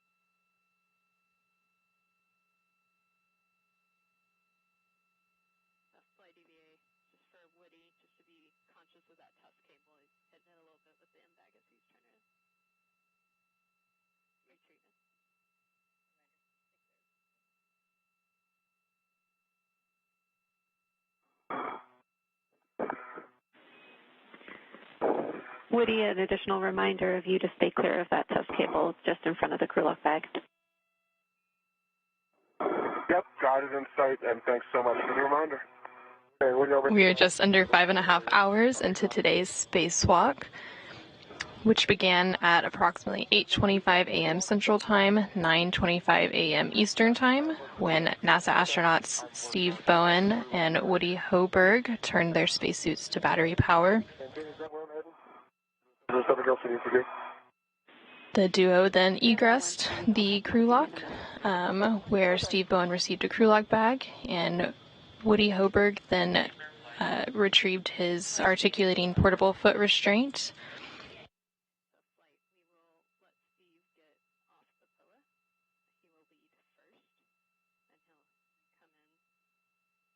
From there, they worked to release some anti-rotation devices on the upper IROSA, or International Rollout Solar Array, as well as a couple of sets of bolts on the boom end of the upper IROSA. You are go to get off of the FSE via the POA, and we will have you translate back to the airlock leading. They then worked to remove the IROSA from its carrier and installed a scoop so that NASA astronaut Woody Hoburg could lift the IROSA from the carrier. And then after several maneuvers on the robotic arm, Woody Hoburg arrived at the 1A mod kit worksite where NASA astronaut Steve Bowen met him. They then worked to install the IROSA onto the 1A mounting bracket.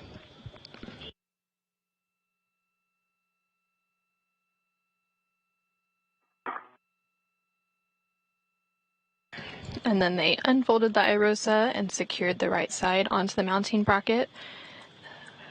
Shortly after, they electrically connected the new IROSA to the space station's power system.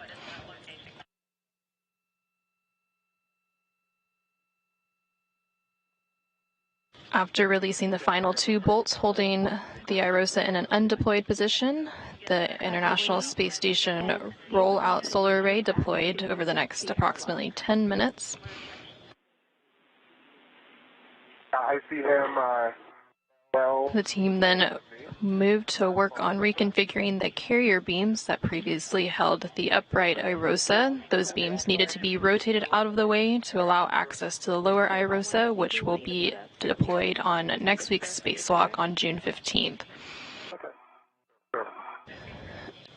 Hoburg and Bowen remained about an hour ahead on their tasks today, so they were able to complete several get-ahead tasks. Okay.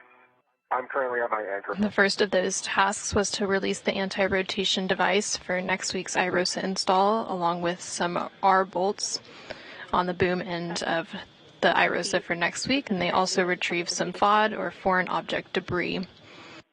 They're now working to clean up their work site, and then soon we will see them ingress the space station to complete this week's spacewalk. Confirm. This is just a four-man spare lead. I'll let you know if it's a rich man.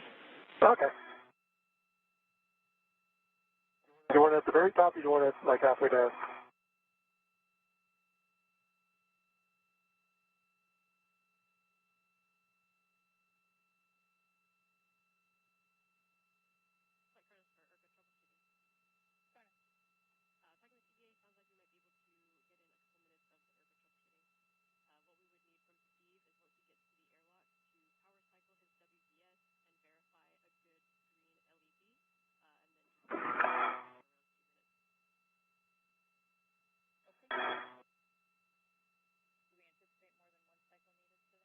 it's already signaled down here.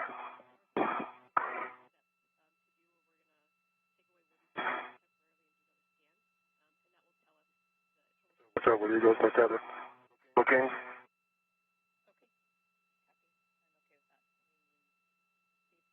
All right, my fair lead still up there?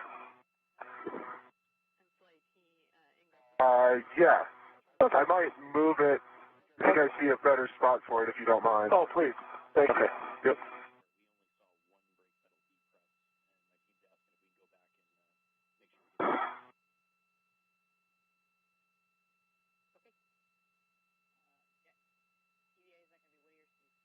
Okay, yep, Steve, looking good.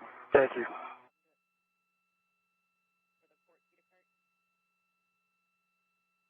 Jenny, am I fair leading as well? Yes, Woody, but stand by. We are getting word that we might have to go back to get a double tap on the inboardmost port Cedar Cart brake release. Oh, that's no problem. I'll go do it. Can you confirm with us whether you did it once or twice? We just didn't see. Honestly, I can't recall. I know it depressed fully, but it is possible that I only tapped it once. Okay, we didn't see it. We just want to be super safe, so let's go back and do that since we got plenty of time here. Thanks. No problem at all. En route. Okay, Jane, do you want me on the outside of the airlock, I think? Or the front side? Copy, Steve. Your next step is to open the hatch thermal cover, and then we're going to be waiting for Woody to get back. Understood. And Woody, you just need to double tap whichever brake is going to be closest to you. Okay, I see it. 1, 2. Port side Cedar Cart, tapped. Great work. We saw it. You can translate back inboard, and you will now be placing a fair lead at the top of the CETA spur. Copy, Jenny. Thanks. Steve, we would like you to cycle your IRCA, please. Okay.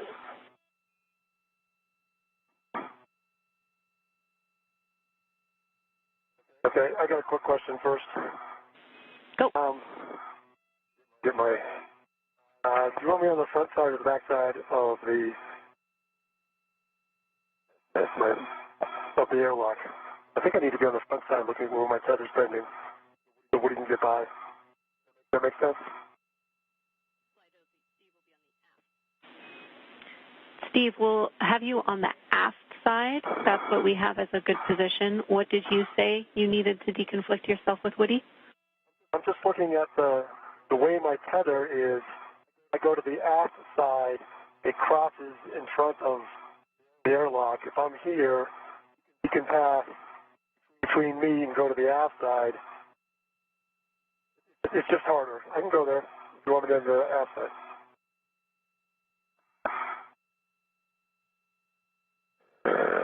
I've got a good green light. I think I hit it.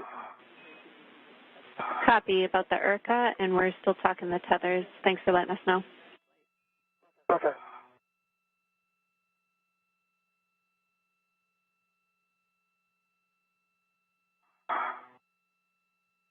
Hello, what do you think? Steve, I just passed under your tether. I'm over on the Cedar Spur. Well, yeah, that's clear. I think you're clear to go aft.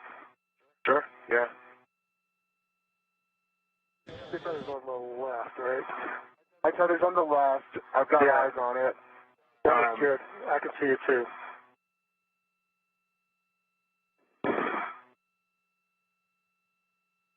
Deciding where I want to do my spin move. I don't think you have to do much of a spin move. Yeah, okay. I agree. Just come on down and get on the handrail, the circular handrail, and then you can rotate around on that. Yep.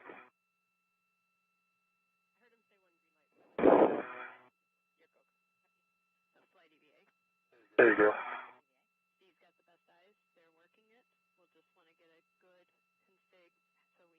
That'll work. All right.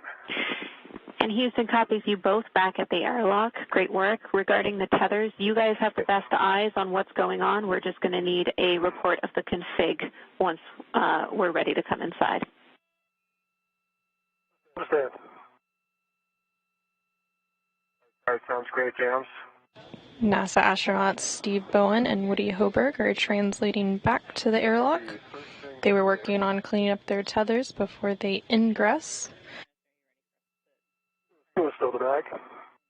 I'm going to go ahead and good idea. My waist tether. Very good idea. All right, James. My right waist tether is gate closed, lock, black on black to the airlock D-ring extender. All right, I copy that good load path, Woody. I'll get you to turn off your HECA and ingress the airlock.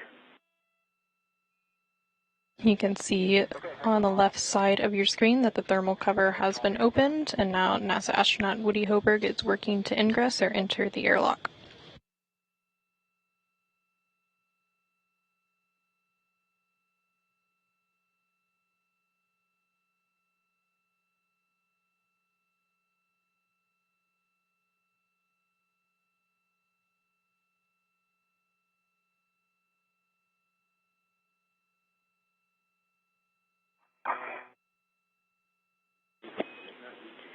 Woody gives Steve a go when he's ready for your tether actions. Steve, I have steps for you if you want me to talk you through it. Yeah, I will need you to talk me through it. Let me make sure Woody's safe inside. And yeah, Steve, I'm safe. The only connection I have is other than my current safety tether, is my waist tether to the D-ring extender. Understand, that sounds good. Here we go. There we go. Okay. Benny, I'm ready to copy. Steve, lock Woody's green reel.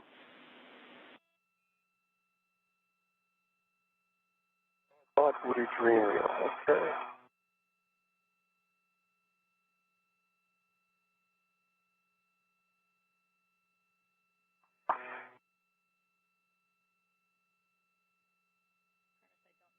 It's locked.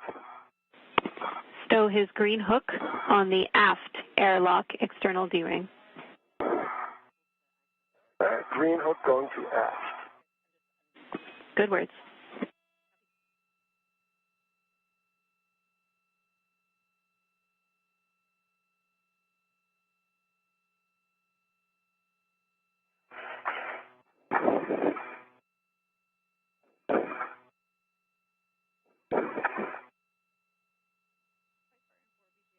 All right, it's on the aft. And locked. Wheel is still locked, so stay unlocked. Copy. I copy the green hook is on the aft airlock D-ring. The gate is closed and the hook is locked. You can stow Woody's yellow hook on your waist tether. That will be your new load path. You need to make sure that hook is locked black on black. All right, let me get that on my waist tether.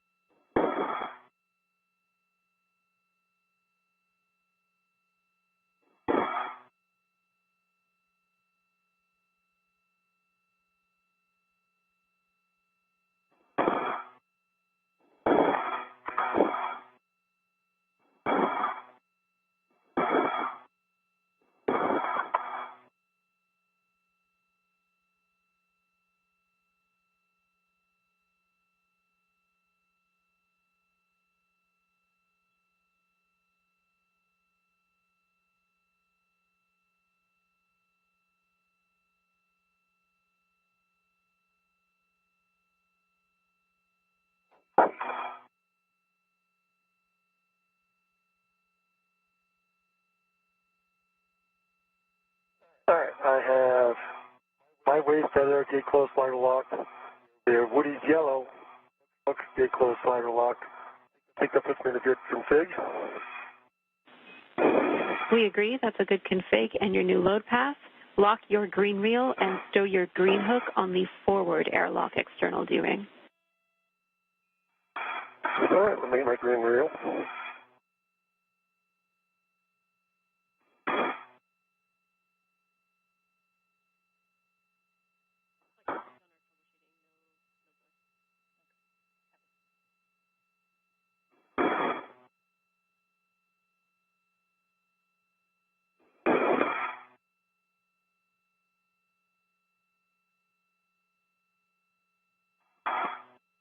All right, that's locked. Copy, reel locked.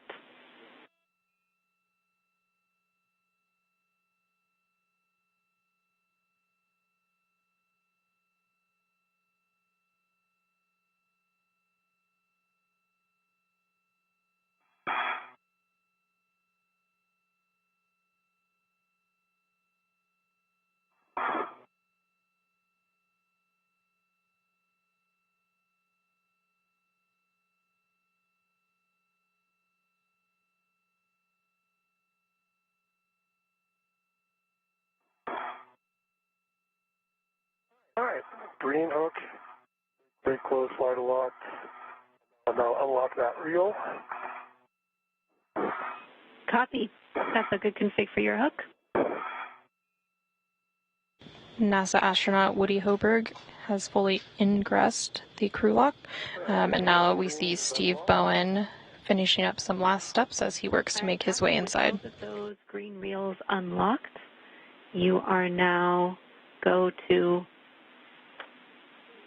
stow your yellow hook on your mini workstation. Yellow hook going to my mini workstation. That's complete. All right. That is a good config. Steve, you can ingress the airlock. All right, I will ingress the airlock.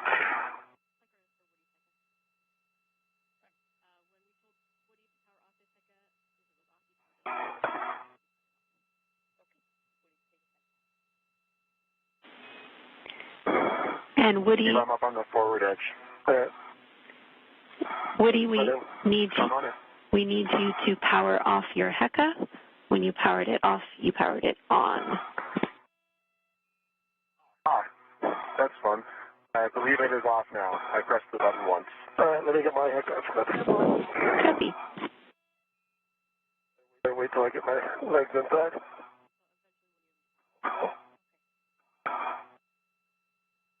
You can now see NASA astronaut Steve Bowen making his way inside.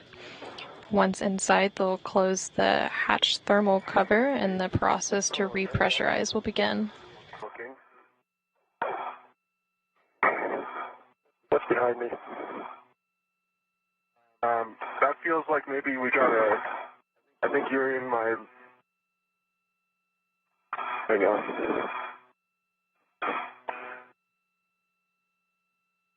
Protection's off now. I'm looking for... I think there's something around maybe the back of my legs. Steve, is that possible? It is possible.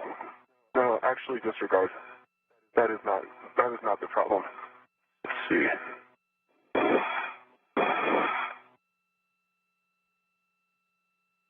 Try again. Okay, that's your pliss on my legs. Hang on, let me try to go. That's much better. Okay. Maybe I can get there. Over.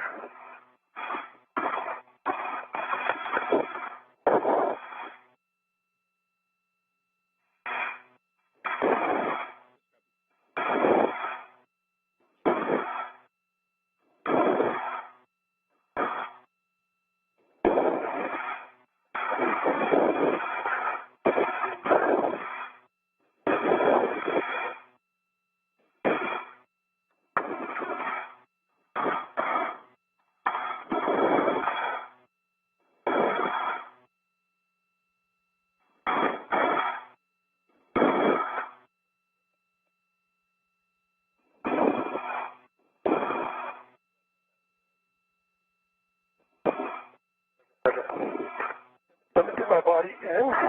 Okay, nice job. Not quite there yet.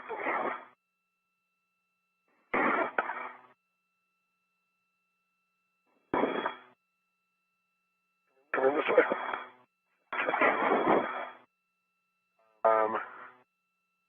Let's see, SCU. Hang on. I just did a 360. No, you're good.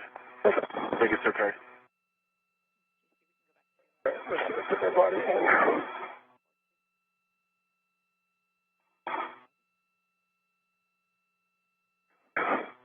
You need a 180 from that. A 180. Oh, I'm sorry, disregard speed. I'm wrong.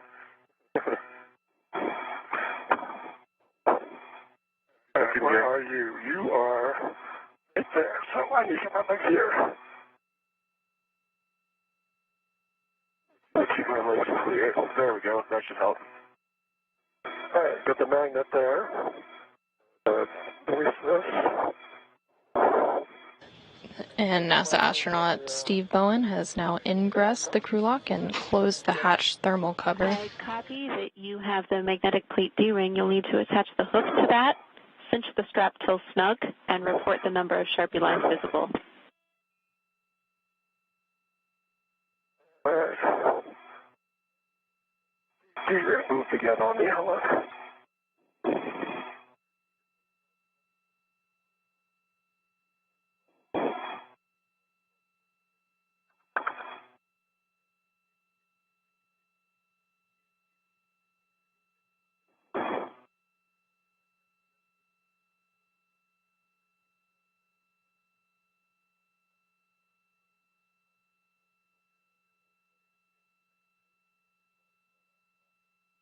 Alright, so I've got that, and you want 6, I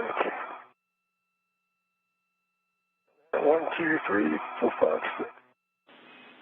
And I got 6, and get a little bit more. Copy, that's what we were expecting. Verify the magnet is engaged. Alright. It is engaged. Oh, I get my helmet off of it first.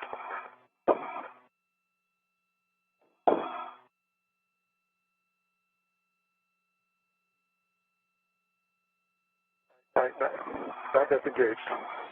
Copy, well done. Now for both of you, you can remove the SCUs from their stowage pouches, remove your DCM covers and Velcro them to your DCMs, and connect your SCU. Alright, that didn't work.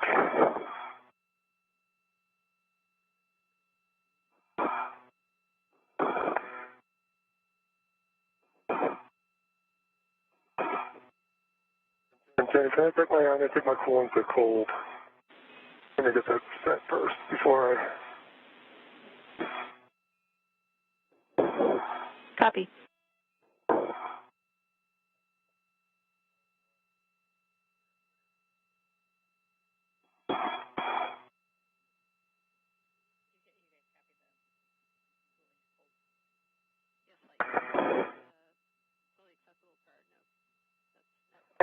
Cool.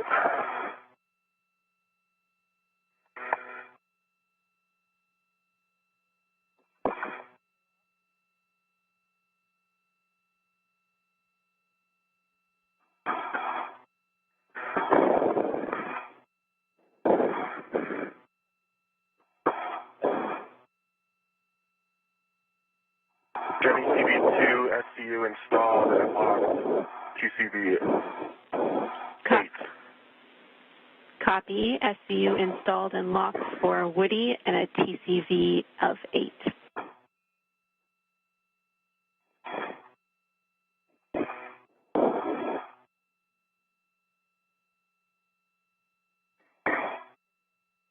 Right now you are seeing live views inside of the equipment lock where NASA astronaut Frank Rubio and UAE or United Arab Emirates astronaut Sultan Al Niyadi are awaiting the repressurization of the crew lock before they can open the hatch and greet their fellow astronauts after a successful spacewalk. EV1. Copy. EV1 SCU is attached and locked. Both EV crew members switch water off, OFF. Expect H2 is off message. EV1, water's off. EV2, water's off. Copy, both waters off. Caution, do not close the hatch until EMU water is off for 2 minutes. We started the timer.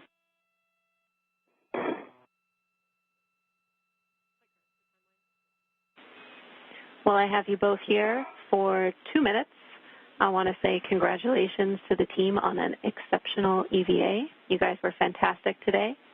Congratulations to Woody on your first spacewalk and to Steve on your 9th. Finally, congratulations to all of Crew 6 on your 100th day on orbit. It's been a doozy. Thank you very much, Jenny. Really appreciate that. And yeah, I think it's been an amazing support from the ground. A great plan. He was absolutely amazing. Quite startling, although that's what he does every day. And Woody, do you have anything you want to add? Thanks, Steve, and thanks, Jams. The team did an amazing job planning this EVA and also executing it.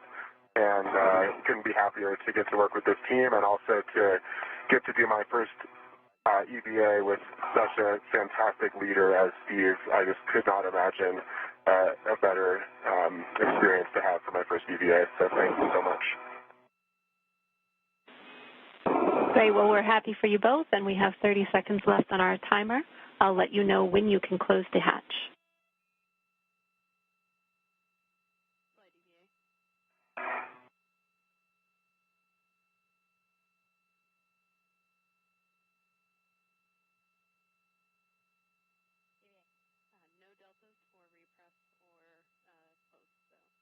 You just heard some kind words and congratulations from the ground IV here in the room, Jenny Gibbons, on a successful spacewalk for NASA astronauts Steve Bowen and Woody Hoburg. It was the first spacewalk for Woody Hoburg and the 9th spacewalk for Steve Bowen.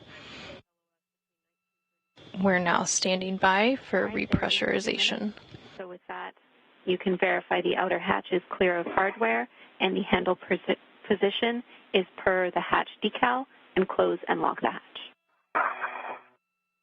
That's complete, and I'm going to try and close this the first time. Trying to stay out of your way, Steve. Might need to come a little bit aft. Yeah, I agree. Any chance you could pull me a little bit? Oh, yeah. Yeah, there you go. What you just did was trying to pull you? Yeah. What I'm hitting. I think you're hitting me in part. There you go. Nice job. Watch each other. Yeah, I see it. Clear. All right. Looks clear. Ready to latch. Okay. Stand by.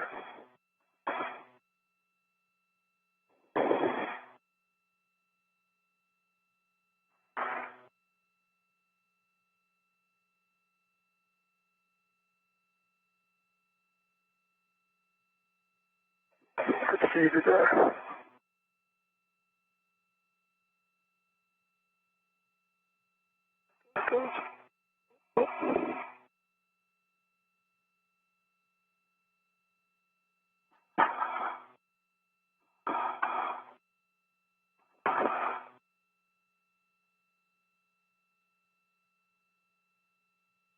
All right, it is latched.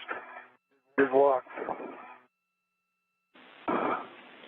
Copy. The hatch is closed and locked.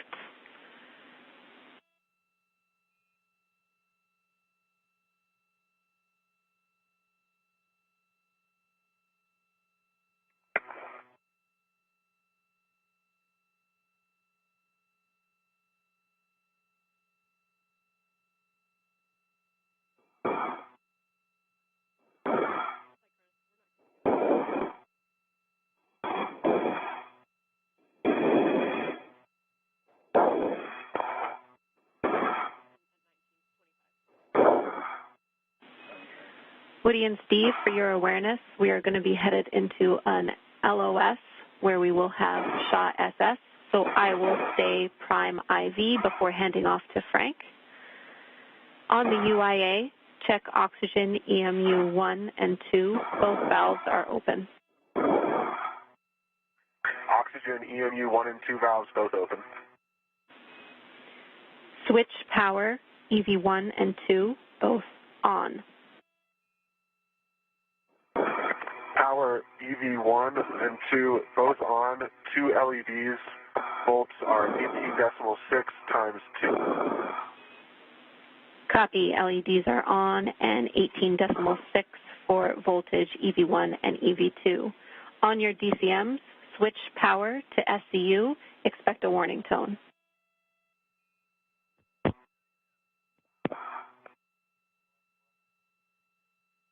EV1 is SCU. EV2 is SCU.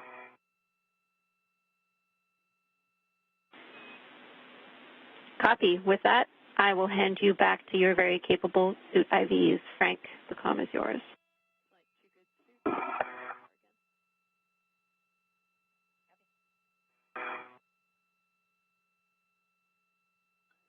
Hey, Jenny, fantastic job, as always, by you, Nick, and the entire ground team. Thanks so much. We look forward to hanging out with you guys again next week. Thanks, Frank. Us too.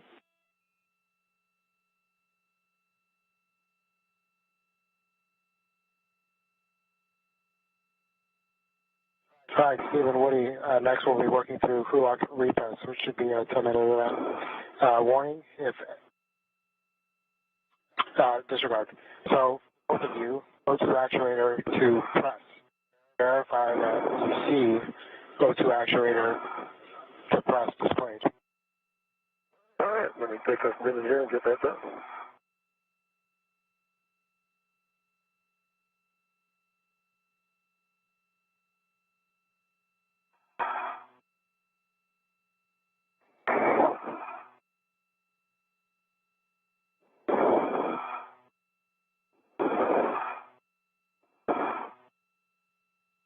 EV2 is in press.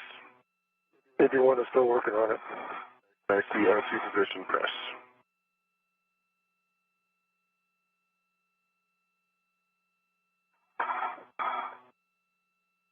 I put my finger on that for some reason.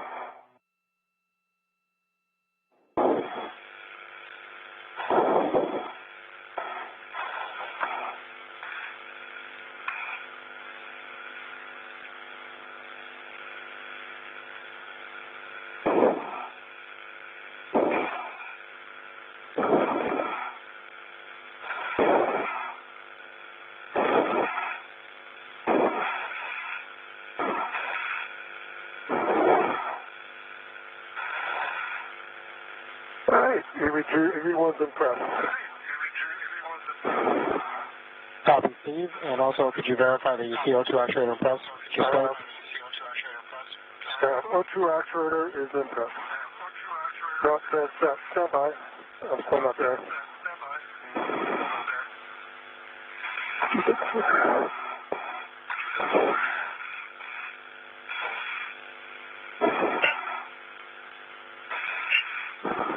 All right, I am now in.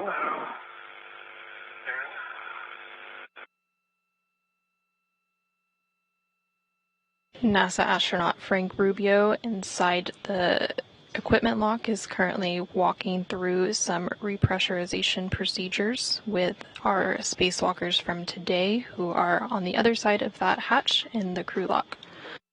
Pause. Is this in press? Copy, that's a good config for both. Steve, check that the EV hatch FF is closed. It is closed.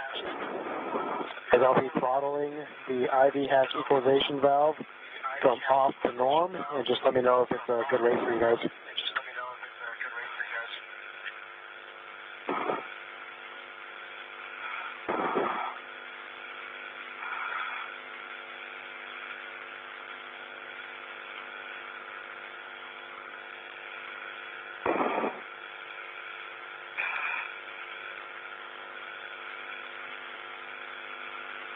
The repressurization of the crew lock has officially begun.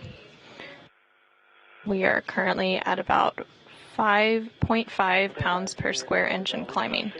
You should expect an alert tone, and then you can also expect an alert tone at 4.0. Copy.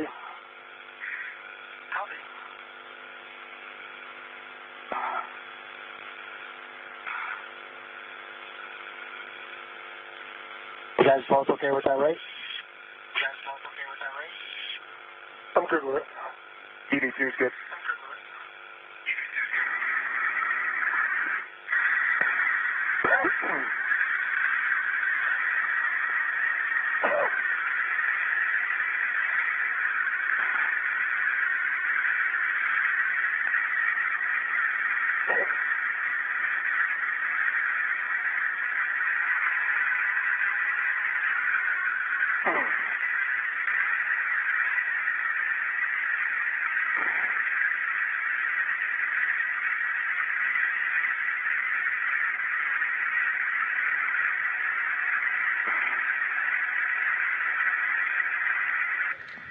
With the repressurization underway, it marks the official end of the spacewalk at 2:28 p.m. Central Time, 3:28 p.m. Eastern Time, for a total spacewalking time of 6 hours and 3 minutes. The spacewalk began at 6:25 a.m. Central Time and 9:25 a.m. Eastern Time.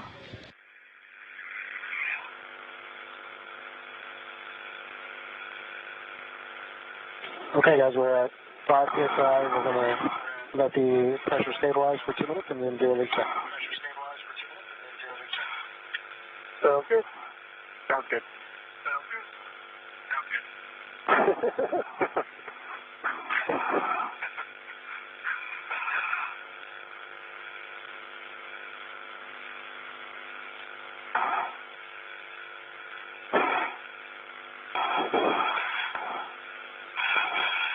The crew lock is now at a pressure of approximately 5 pounds per square inch. They'll hold here for a couple of minutes and then do some leak checks before continuing to increase the pressure.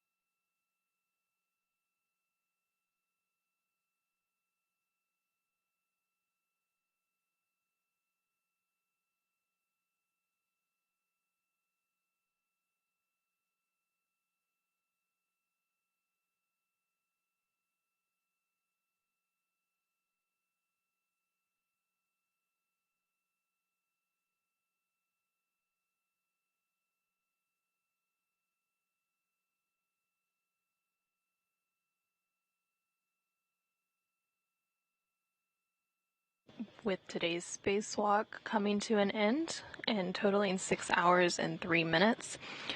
We have some statistics for you. This is the 264th spacewalk for the International Space Station in support of assembly maintenance and upgrades. It's the 7th spacewalk out of the space station this year and the 5th spacewalk during Expedition 69. This was the 9th spacewalk of NASA astronaut Steve Bowen. He has now garnered 60 hours and 22 minutes of spacewalking time, which puts him 5th in the all-time list for the most spacewalking time.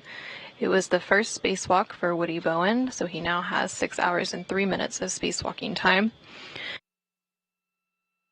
In today's spacewalk, which began at 8:25 a.m. Central Time, 9:25 a.m. Eastern Time, and ended at 2:28 p.m. Central Time, 3:28 p.m. Eastern Time.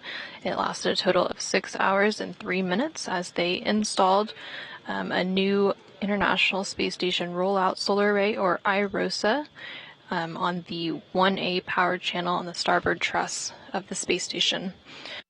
In total, the space station has seen over 69 days of spacewalking time, with 69 days, 21 hours, and 52 minutes of spacewalking time across those 264 spacewalks that have been conducted.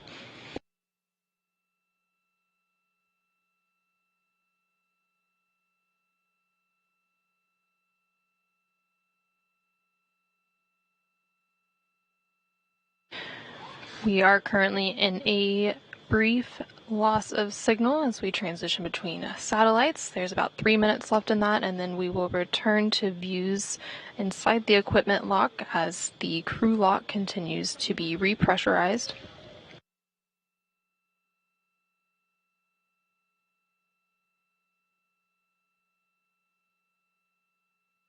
Once the repress process is complete, we will see NASA astronauts Steve Bowen and Woody Hoburg make their way into the equipment lock. From there, we will continue coverage until we see their helmets come off, and then we will wrap our coverage until next week when we have another IROSA installation spacewalk on June 15th.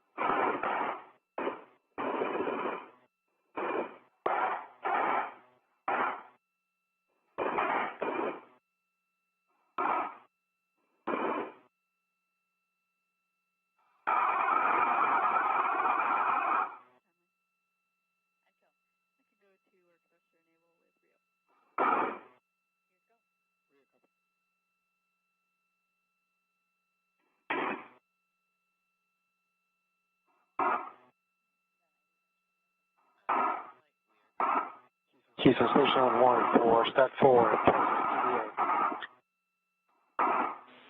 And we're with you on 1. Working step 4.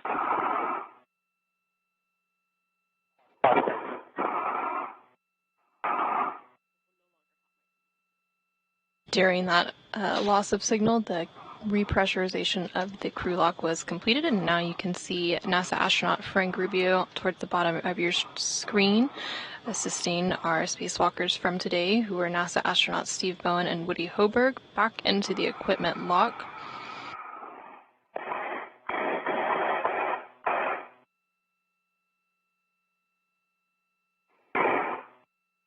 You looking out the window?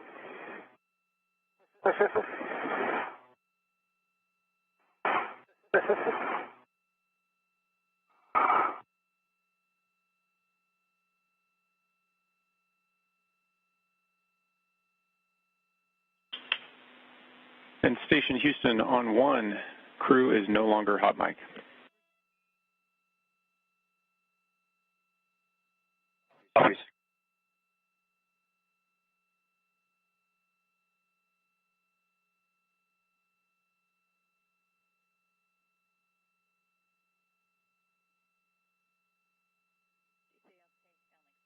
First into the equipment lock, you can see NASA astronaut Woody Hoburg. He served as EV2 today, so he had the unmarked suit.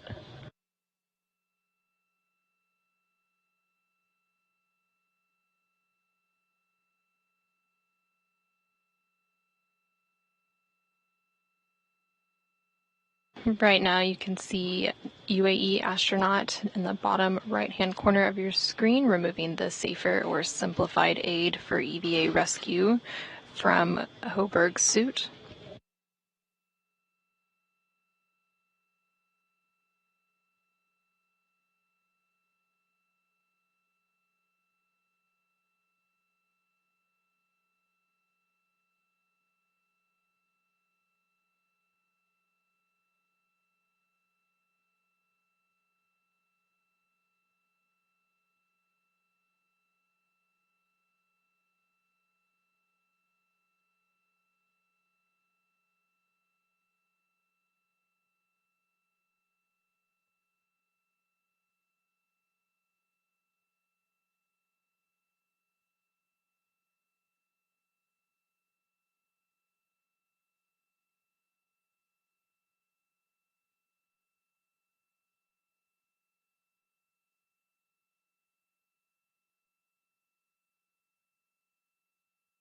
NASA astronaut Frank Rubio is now assisting Steve Bowen through the hatch into the equipment lock, and then he will have his safer removed as well, which is the simplified aid for EVA rescue.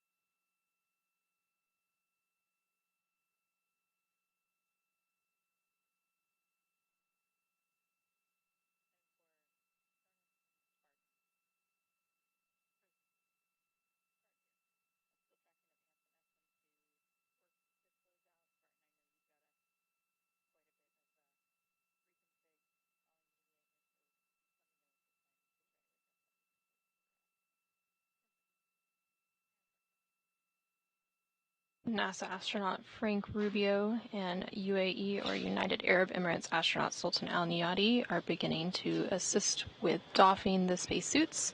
Right now they're removing some of the tools that were used on today's spacewalk and getting those out of the way.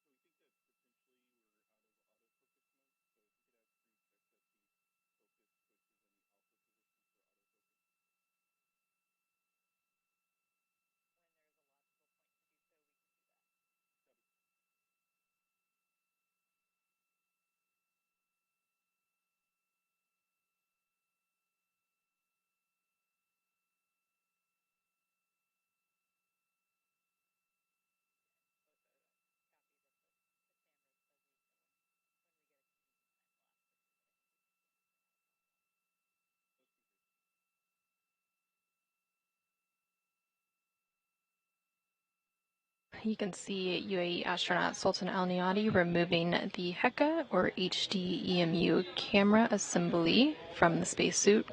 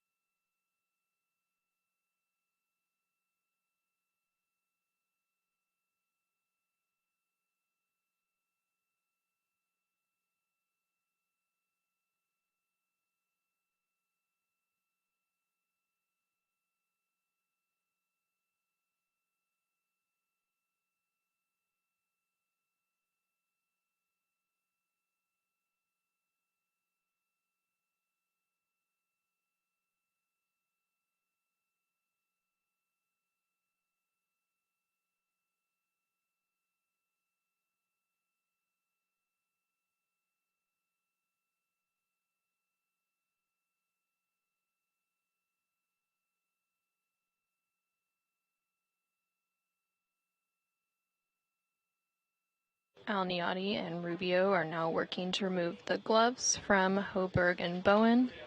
Shortly after that, they will then start to remove the helmets, Once the helmets are off, we will then wrap our coverage for today.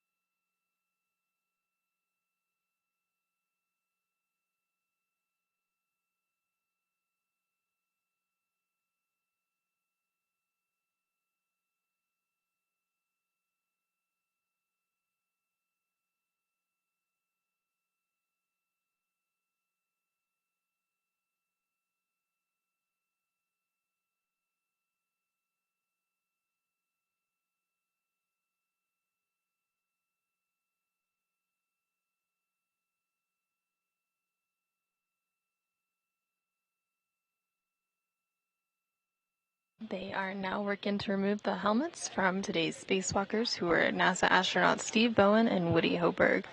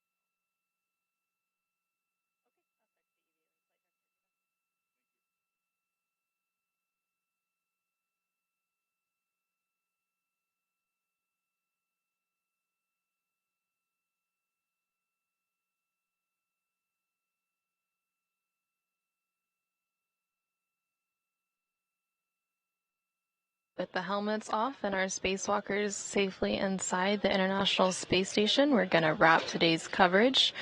As a recap, NASA astronauts Steve Bowen and Woody Hoburg successfully installed an IROSA, or International Space Station Rollout Solar Array, to augment power generation for the 1A power channel on the station's starboard truss structure. They also were able to complete several get-ahead tasks to set them up for a successful spacewalk next week. Coverage of U.S. Spacewalk 88 to install the next ISS rollout solar array on the starboard truss of the International Space Station is scheduled to begin at approximately 8:20 a.m. Central Time, 9:20 a.m. Eastern Time, with NASA TV coverage beginning live at 6:45 a.m. Central Time, 7:45 a.m. Eastern Time, and we will see the same two spacewalkers venture out of the space station again. With that, this is Mission Control Houston.